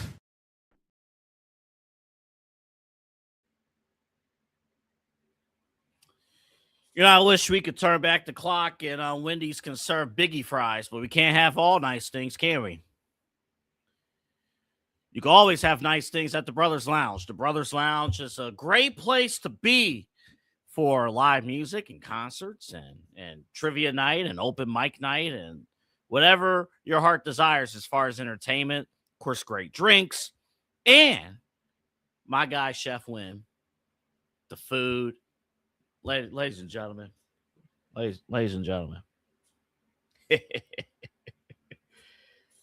Dog, they made this pasta. Eli and I, we were at Brothers Lounge on Saturday. They made this voodoo pasta. Macaroni, some spices, some stuff, and chicken. Oh, man. Man. You can just smell heaven as it came to the plate, it came to the table, and then I was eating it. And, Eli looked at me halfway through. It's like, you think you're going to want a box? I'm like, no, sir. Let's go. We going to the finish line here. we going straight. We call for the finish. We're going right to the finish with this. But I'll tell you, every time I've had food at the Brothers Lounge, it has been top notch every single time. And it's at a reasonable price too. You're not priced out either. So that's the beauty of it. You get great quality food, great drinks, great entertainment, things like that at a very affordable price. At a location at the Brothers Lounge, west side of Cleveland, been an establishment since 1959. It's a part of the fabric of Cleveland and part of the fabric of the entertainment scene here in Cleveland. But definitely check out the Brothers Lounge, West 117th in Detroit, right in that Cleveland Lakewood border. And in fact, our entire team, we will be there every single Browns Sunday for pregame and postgame coverage live from the Brothers Lounge. So when Deshaun Watson throws 5 interceptions, we'll cry with you at the Brothers Lounge. We'll celebrate too. Obviously, we're Browns fans and stuff. So, and let me make this clear, just real quick. But I know new people are tuning in and they're like, "Oh, so you're just negative about anything Cleveland Browns related."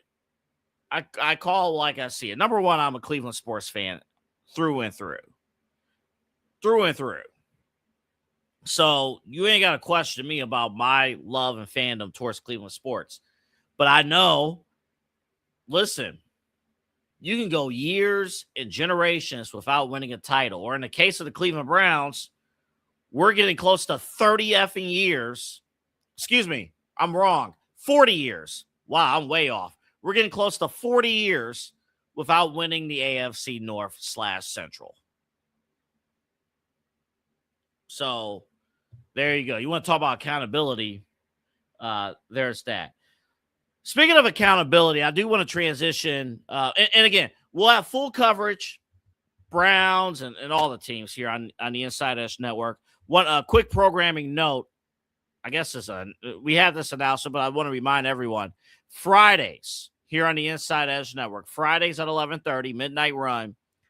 I'm so excited about this. Myself and Eli, and we're going to get some assistance, of course, from our partners at Keon Sports.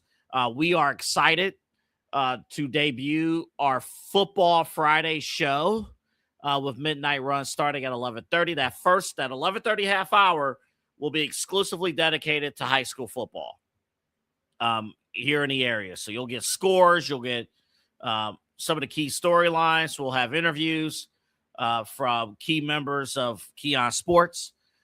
So we'll have all that for you. That 11:30 half hour, our Midnight Run high school football show in collaboration with KeonSports.com. Of course, Vince McKee and his whole team over there at Keon Sports, they do an incredible job with high school football coverage, and we're partnering, teaming up with them to provide that coverage. Also, as part of the Football Friday show, we'll have myself and Eli will have a complete roundtable of all the games coming up across the NFL slate. Obviously, this week is preseason, but it's week 2 of the preseason. So this is the week where we should expect most of the starters to perform. And we have some rookies over week 1 who put in some great performances. So we'll talk about all that coming up on Friday, 11:30, right here on the InsideEdge Network. Talking about the WNBA is extremely tricky. It's extremely tricky because no matter what you say, you're probably wrong in some way. But the problem with talking about the WNBA, for the most part, is not the WNBA's fault. When you talk about a sport that gets more coverage on cable news than cable sports, that's a problem. So I want to aim that the video we're going to play has nothing to do with politics. We don't talk politics on Midnight Run. We don't do it. That this is not the time slot to do it. We have other shows here on the network that covers politics. This ain't one of them. So I want to make that perfectly clear when you hear the commentary that you're going to hear from Rick Bucher here in just a matter of moments. But we are also allowed to be fair in our commentary about how sports are perceived and how sports could be better, especially in the case of the WNBA, which has, you got players that are shining. One of my favorite athletes right now across all sports is Olivia Miles. I think Olivia Miles, she's with Minnesota. She's in the running for MVP. I told you guys, what was it, 2 weeks ago? Last week or 2 weeks ago? She hit a half-court buzzer beater to end the first quarter, and it was a bank off glass. I'm like, that's some amazing stuff. And she did that against Las Vegas, and that was a very good game. And obviously, Kelsey Mitchell and Caitlin Clark and everything going on with Indiana and all the scores across. The WNBA is in good shape. They're in good shape. There's a reason why they're expanding. Doesn't mean that it's always perfect. Hell, the NFL's not perfect. Again, we don't have sports talk if the NFL was perfect. We don't have sports talk if the NBA was perfect. And there are things to discuss from an on-court standpoint when things are going wrong. Rick Bucher, longtime NBA writer. Years ago, he was with ESPN. He made this point. I want you guys to pay attention to the entire clip. It's about 50 seconds here. The entire clip. Don't just turn it off after the first few seconds. Here's Rick Bucher talking about representation within WNBA coverage. Take a look. Why are all the color analysts and studio hosts women? Women have served in a variety of positions on national NBA broadcasts. Why shouldn't there be diversity on national WNBA broadcasts? What are the networks afraid of? The only males you will find on a national broadcast now are young up-and-comers doing play-by-play. Is the WNBA not worthy of being discussed and dissected by a variety of voices and perspectives in the same way the NBA is? There are some smart basketball-savvy women, both in the studio and the broadcast booth, but I don't hear a whole lot of differing opinion or debate. It all comes off as safe and monotone and cookie-cutter, especially when it comes to controversial topics. All of it feels like a girls' club, the media protecting the league from real scrutiny or critique. I'll ask again, what are they afraid of? I think there's a couple things. Again, that's fair commentary. I'll address one side of it first. Obviously, the political side of it, which for whatever reason is just crazy strong right now. Whether you agree or disagree with the politics, it's a part of it. So you do have that on one end. But you had a situation where, unfortunately, Angel Reese, who's one of these superstars of the league, she had an opportunity to make a game winner. I know it was a contested layup off glass, but it was there. She had an opportunity to win for the Atlanta Dream, didn't get the job done. Now, if it was the NBA and it was, pick a player, whoever it may be, and they didn't get the job done, we would be crucifying that player on First Take or whatever show, things like that. I mean, heck, we just went hard on our Browns quarterback situation. Now, imagine we're doing this show 2 years from now, August 18th, 2028, and the Cleveland Sirens lose against the Indiana Fever because one of our players, we'll speak it into existence, Caitlin Clark missed a wide open three-pointer on behalf of the Cleveland Sirens, and we lose the game. Are we not allowed to talk about and critique Caitlin Clark or whoever player that may be for missing a wide open three-pointer to win the game for the Cleveland Sirens with a playoff spot on the line? That's part of the territory, folks. Like that's part of it. Like, be ready. It's going to be fun. It's going to be exciting. It's going to be phenomenal supporting a WNBA team here, but it's a professional league. It's a professional sport. We ain't got nothing else to cover during the summertime. We're going to cover it every win, every loss. Even if you win, there might be some things we're going to nitpick. Even if you lose, we're going to prop things up. But this is not high school football. Kyle and I, we're going to have another season, another opportunity to cover CVC, Chagrin Valley Conference football, which we are both looking forward to doing. We're excited about, of course, our owner, Peter Tullup, LPV Productions, setting it all up.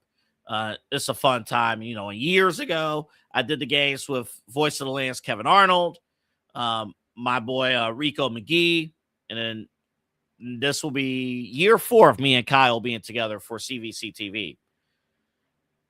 On those broadcasts, there are times where the games are not competitive, but we don't. Yes, we're going to mention certain things like, hey, just look out for this. This week, they're going to obviously focus on cutting down on turnovers and things like that. But in high school, you're not calling out a player for making a mistake.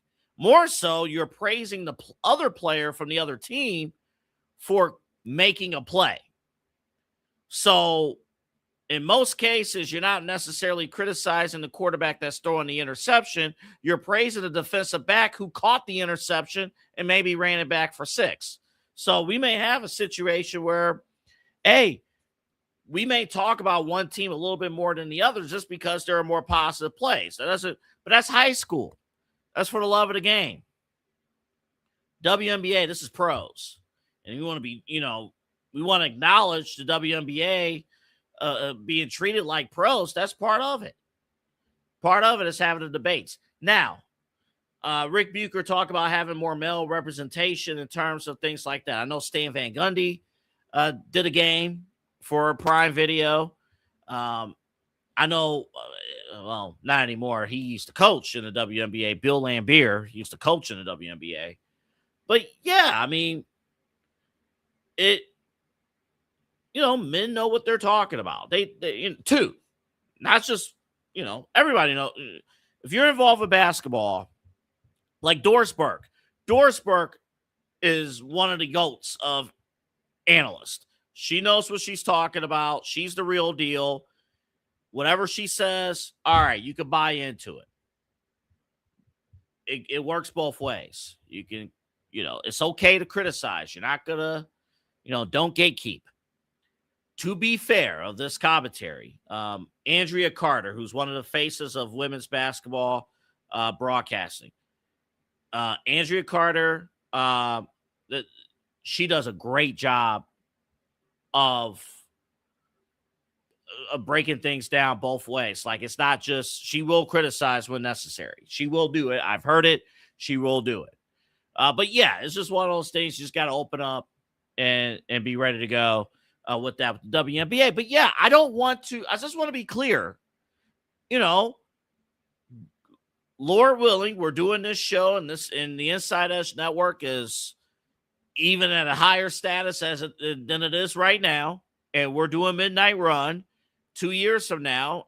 And yeah, we're going to be breaking down Cleveland Cyrus basketball. I don't want to feel bad for potentially having to criticize our new women's basketball team, because truthfully, I mean, we all know they're not going to go, 50-0. They're not going to go undefeated in the regular season. So yeah, we're going to talk about them. But we got to be fair both ways. The WNBA, doesn't matter what you hear elsewhere. WNBA is in good shape. They're in really good shape. You can find games anywhere. They're fine. Now the next step, if you want to be included in mainstream conversations, it's okay to open things up and take on criticism. All right, final segment coming up after the break. After my workout, I spotted a Spirit Halloween. No, not just a sign. The store's open. It's ready to go. How early is too early to buy Halloween costumes? Myself and Eli will address that coming up. Also, folks, it's back to school week here on Midnight Run. We're going to get into that.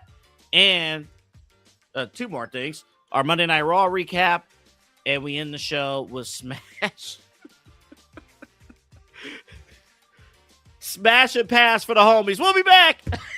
Looking for an iconic Cleveland music venue that features premier entertainment, spirits, and food? Well, look no further than the Brothers Lounge. They offer a variety of live entertainment acts weekly, along with a diverse selection of beer, wine, and fine spirits, not to mention Chef Wynn's food menu, which has been crafted with traditional American fare with a modern twist. So come on out and enjoy the warm hospitality and make some new friends right here in your backyard. For more information, head over to brotherslounge.com and check them out for yourself at 11609 Detroit Road. That's right near the border of Cleveland and Lakewood. The Brothers Lounge, proud sponsor of the Inside Edge Network, Cleveland's digital leader. Key On Sports is the leader in Ohio high school athletic coverage in written, print, and video streaming.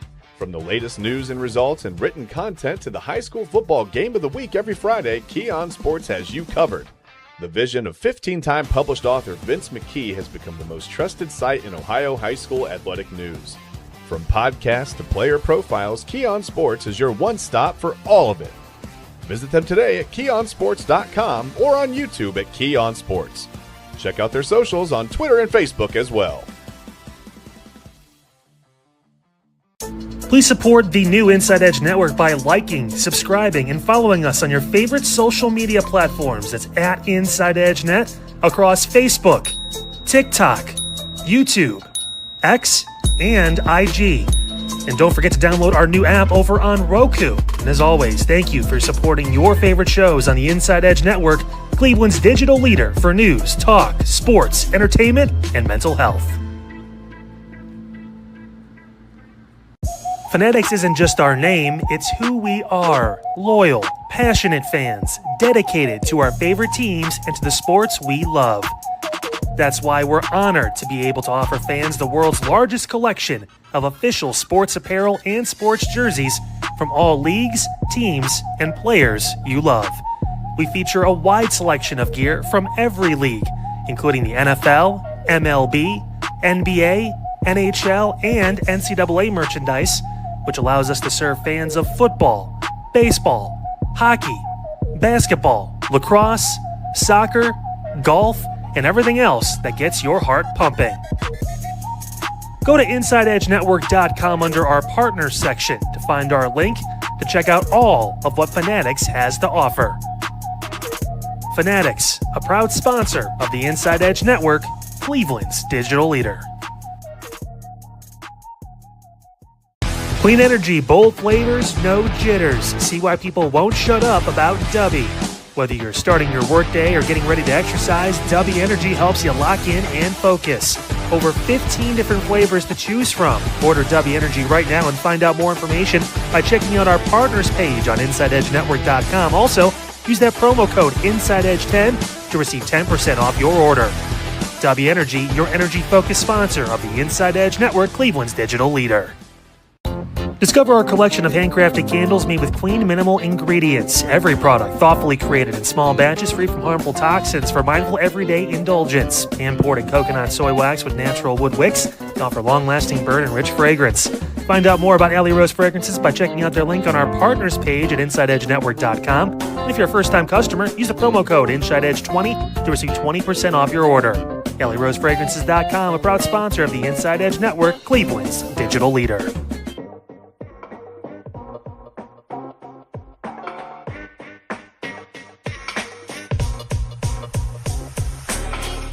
This is Midnight Run on the Inside Edge Network.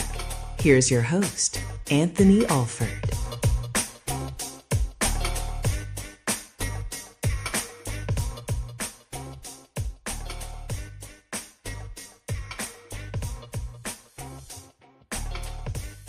All right, folks, final segment of the show. Again, reminder, make sure you like and subscribe at Inside Edge Net across all of our social media platforms. That's Inside Edge Net. That's where you can follow us. And remember, every single night, starting at 8 p.m. with the Daily Spiral, all the way through, Unfiltered, Inside Edge Primetime, Midnight Run, we go from 8 p.m. to 1 a.m. Monday through Friday, right here at Inside Edge Net on YouTube and Twitter /X. So YouTube and Twitter, we're out here live each and every single weeknight. And that's just our daily programs, not to mention our weekly programs as well, including the Side Hustle Wrestling Podcast, the Main Event with myself, Eli Moon, Rob Rozicki on Sunday nights. We have that for you, and many other programs featured here on the Inside Edge Network, Illegal Formation, Voice of the Land, all of that. Of course, our mental health podcast, Real Talk with Papa Moon, Saturdays at 5 right here on the Inside Edge Network. I bring up mental health because this is back to school week here on Midnight Run. And I mentioned back to school week because anybody under the age of 18 that's watching the show right now, y'all need to take all behinds to bed. What are y'all doing? Want me to talk about Santa Claus again?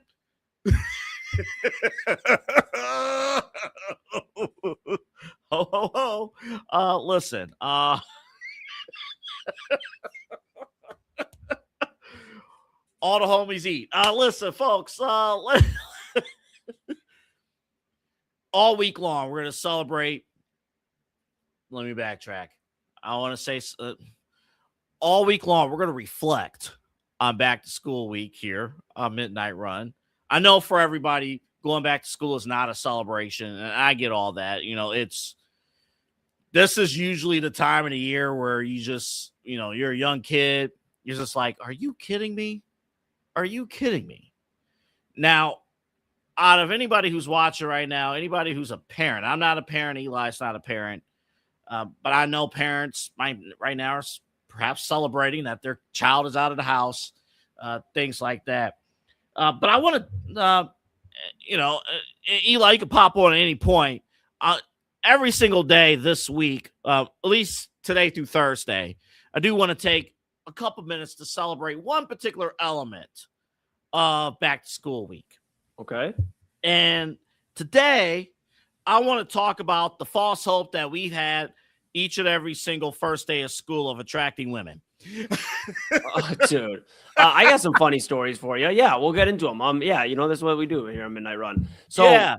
I was. You go. You got something? I'll go first, and then yes, you please, roll. please, because mine might be painful. So, first day, freshman year of high school. Okay. Now, at this point, football. So, when you're an athlete or you're playing in sports, like in a fall sport, you're already around people through like camp and things like that. So it doesn't really feel like first day of school, but it's high school. Right. First day, whatever. I don't know why. Oh, no, double A. Our coaches had this idea. They always do. Yes, you guys are representatives of our district, of the school. So first day of high school, you're trying to make a good impression. I'm going to need you to wear a shirt and tie. Sit in the front row. Like, yeah. Yup, you're damn right. Yup. Killing my vibe here. You're killing it. But every single year, Eli, we get that false hope. We go I got new clothes. I got new shoes. That's right. I'm gonna finally talk to the girl. Okay. And then day one passes. All right, I'm gonna talk to her tomorrow. And then the first week passes. I'm gonna talk to her. I got her lunch. And then some jock takes her instead, and then the year's over. Like, what are we doing? That was such a quick year. That's so sad. Then the year's over, and then you try to do it again the next year. It's just unbelievable. Mine filled with pain a little bit. I'm a lover. I'm an empath at heart. So, I've always had that in me, the romantic here at 29 still to this day. And that didn't change when I was a young Eli. In high school, I always saw on the movies, the homecoming asking, like, how are you going to ask the homecoming? All these elaborate questions and, one question, but elaborate designs and all that. Double A. I had the idea my freshman year and I won't reveal obviously any people or school or anything, but if you know, you know. This girl that I was like, man, I really want to take her to homecoming. Like I went to like junior high with her. So I'm like, oh, like I've known her for a while. Like, I really want to ask her. She's on the cheerleading squad. She plays volleyball. Like this is going to be perfect. So what did I do? I went to a local establishment and got a cookie cake. And I got will you go to homecoming or homecoming ? Wrote on it. And I decided instead of being one-on-one and just, ask her, oh no, it would be a great idea to bring that cookie cake and hide it at my table in the lunchroom. Oh my God. I was a freshman. Freshmen and juniors ate together, I believe, and then sophomores and seniors, I believe, was how it was. Oh God! Even if it was sophomore, they're upperclassmen. They've been there. They know the ropes. I am sitting there. I'm eating my school lunch. I'm chilling. I'm like, I'm a little nervous. And they're like, no, just do it. Like, you're here. You got the cake. Do it. I'm like, well, all right. So I got up, and it's like everybody knew what was going on. I started taking a few steps. The whole freaking lunchroom got quiet. And I start walking over, and I go, so-and-so, will you go to homecoming with me? And she goes, yeah, I think I will, and shook my hand.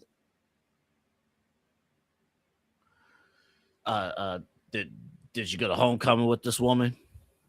I think we may have like danced at homecoming, but I definitely didn't take her to homecoming. Yeah, it was So rough. you were both present at homecoming, but it wasn't. Yeah. She didn't show up with me. Hey, listen, look at the bright side. You were a freshman. You went to homecoming.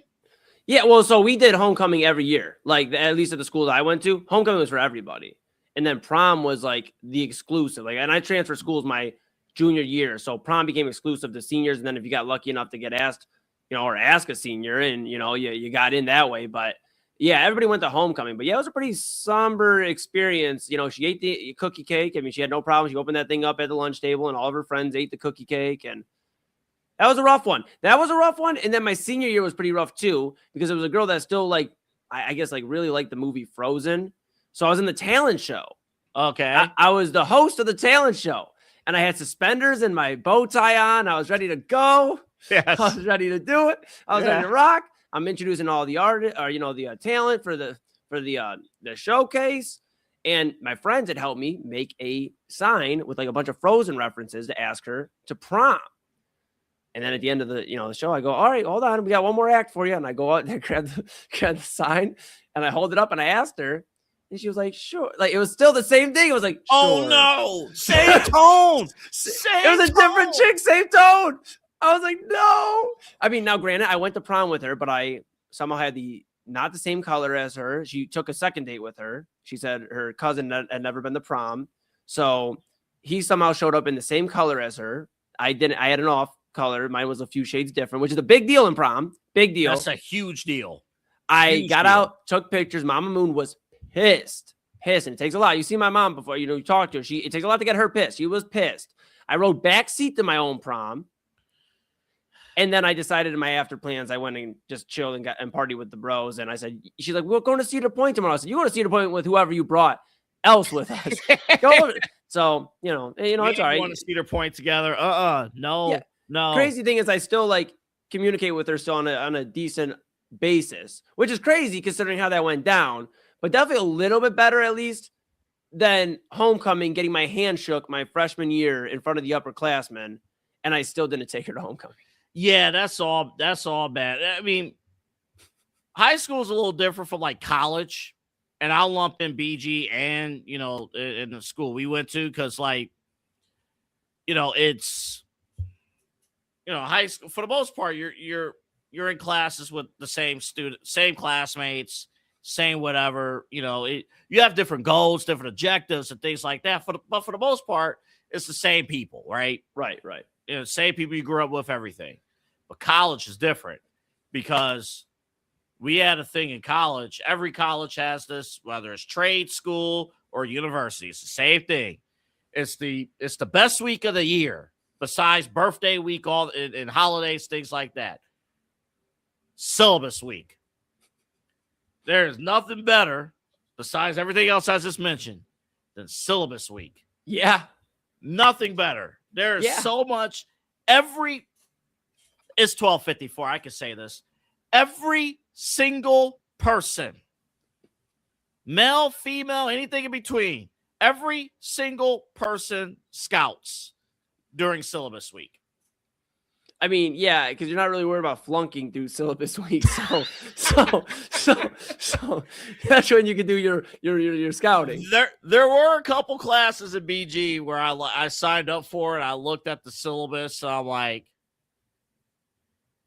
do I need this class? Is this an elective?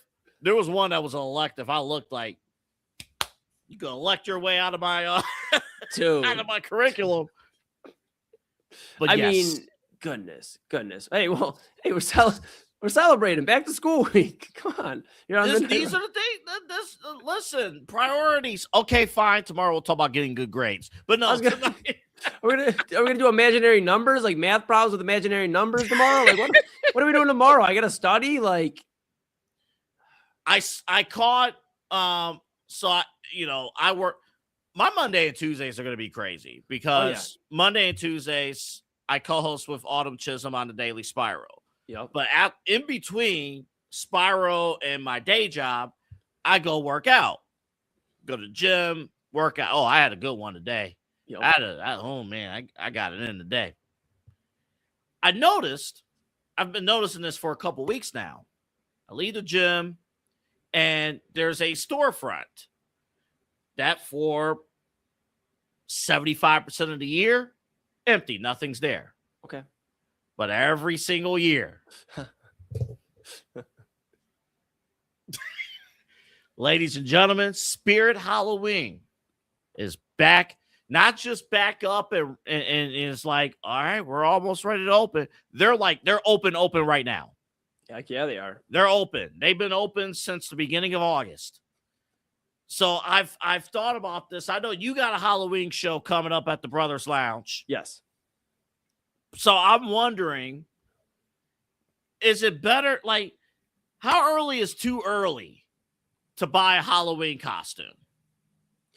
I think it just depends on like what you're planning on doing. Like, I think if you're doing multiple Halloween shows, or Halloween appearances, I should say, like if you're going to like the fam's Halloween party and then you're going to, a few friends, it depends because you might need multiple costumes. That's something to consider as well. You don't want to show up in the same one. I did that one year. I showed up as Ghostbusters at 2 or 3 different parties and they gave me shit by the third one. So you don't want to show up. You don't want to show up in the same costumes. So you might have to find like a low budget one and then a high budget one and decide which one's for which. So to answer that question, AA, I would say it just depends on your planning. Like how booked is your Halloween? For me, Halloween show at Brothers Lounge on Halloween day and night, 12 p.m. to 12 a.m. in the front stage of Brothers Lounge. So we're going to be there rocking. I made the mistake last year of waiting and I'm like, okay, I'll get it. I'm waiting. And then I was like, okay, I'll get it.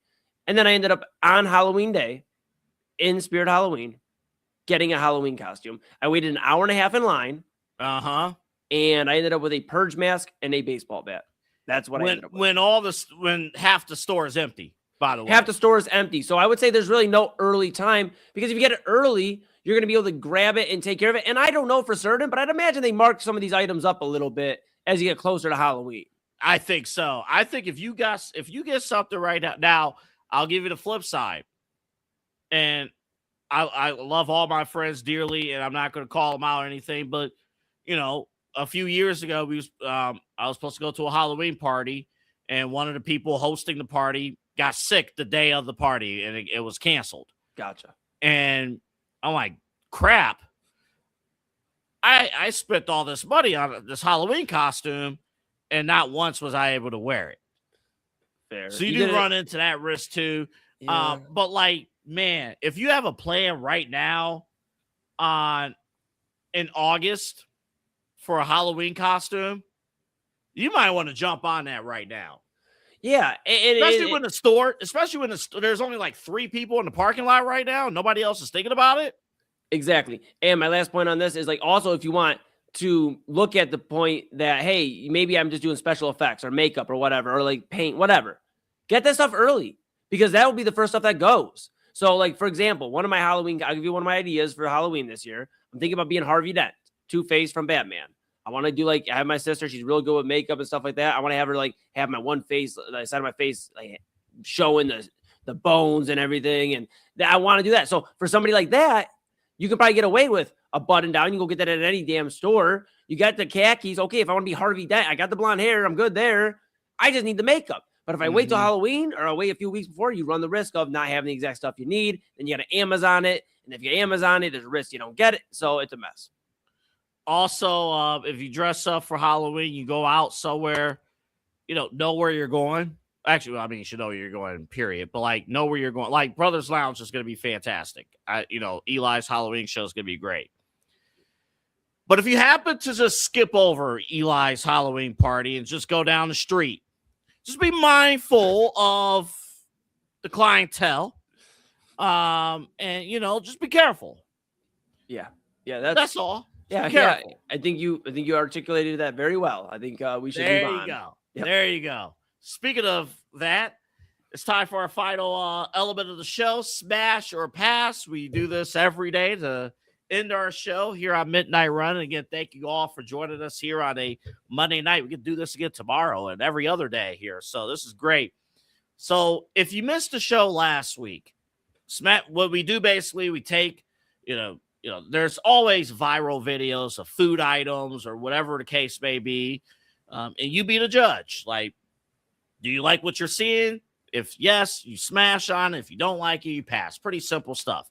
And last week, Eli, we had a lot of good options. Heck yeah, we did. We smashed a lot of those options. Woo! We had a lot of great options. Will we see great options again this week, starting with today? Eli, did you see today's selection for Smash or Pass? I see it's what it's titled. I'm concerned. Okay. I'm concerned. I see it here. I believe I see it here. Is it hot dog? It is Hot Dog 01, today's edition of Smash or Pass. Today I'm meal prepping for the next 30 days. This helps keep my diet consistent, and the good thing about hot dogs, they're stacked with amazing nutrients and they're preservatives to make them last a long time. People wonder why I don't use ketchup or mustard, but I don't like eating red 40 or yellow 5. However, from time to time I do add some extra flavor. To make my meals even more convenient, I store them in easy to access areas. For example, I don't even have to take a break from playing games to enjoy my next meal. I do still kind of suck at this game though. This might seem ridiculous, but the reality is I'm 2 months ahead on meals, and I'm not going to need to cook for a very long time. Excuse me? Did he just stick a nozzle of Cheese Whiz in that hot dog and fill it with cheese? Did he not even cook was he eating those things? Was he, I don't want to say it, but it's past minute. Was he raw dogging that hot dog? Yes, he was. Cooking? I mean, yes, that is the definition of raw dogging, ladies and gentlemen. That right there. There it is. That's the definition. I mean, it hurts my soul, man. We live for the smashes of this world. We don't really like to talk about the passes very often, and we, even if we're talking about Cleveland Browns quarterbacks or this food, we don't like to talk about the passes very often. Unfortunately, to start the week, it's a pass for me. It's like, and I just had a hot dog and pasta salad dinner tonight. I was telling Chad, we put in the air fryer, get it going, some good gourmet hot dogs, throw some mustard. I know you're not a mustard guy, but I do some mustard on them, and we were cool. That was good. Boom. This dude, this is like what you would see on First 48, to start First 48. Like, here's a man, Cheese Whiz in his hot dogs, and he's storing them above his cabinets. Ladies and gentlemen, if you do any of that, you're going to die, okay? Yeah. If you eat any of those hot dogs and you wait until April, whatever you labeled it as, you're going to die, okay? Unalive. Like, it's done. That's it. Did you see how much Cheese Whiz he put in that hot dog? Can I run it one more time? I know we're over. Can I run it one more time? Look how much Cheese Whiz he put in this hot dog. Look at the hot dog expand. All right, back to this. Today I'm meal prepping for the next 30 days. This helps keep my diet consistent, and the good thing about hot dogs, they're stacked with amazing nutrients and they're preservatives to make them last a long time. People wonder why I don't use ketchup or mustard, but I don't like eating red 40 or yellow 5. However, from time to time I do add some extra flavor. To make my meals even more convenient, I store them in easy to access areas. For example, I don't even have to take a break from playing games to enjoy my next meal. I do still kind of suck at this game though. This might seem ridiculous, but the reality is I'm 2 months ahead on meals, and I'm not going to need to cook for a very long time. Yeah, because you're not going to make it much longer, buddy, if you go on that route. You're not going to have to cook or do nothing, actually. You're not going to have to walk. You're not going to have to go to the gym. He's not even... Listen, I know my kitchen is next to the studio. I understand. You still need to physically stand up, walk, and get your stuff. And if you have hot dogs sitting out for days, weeks, months, cooked hot dogs, they're gonna rot.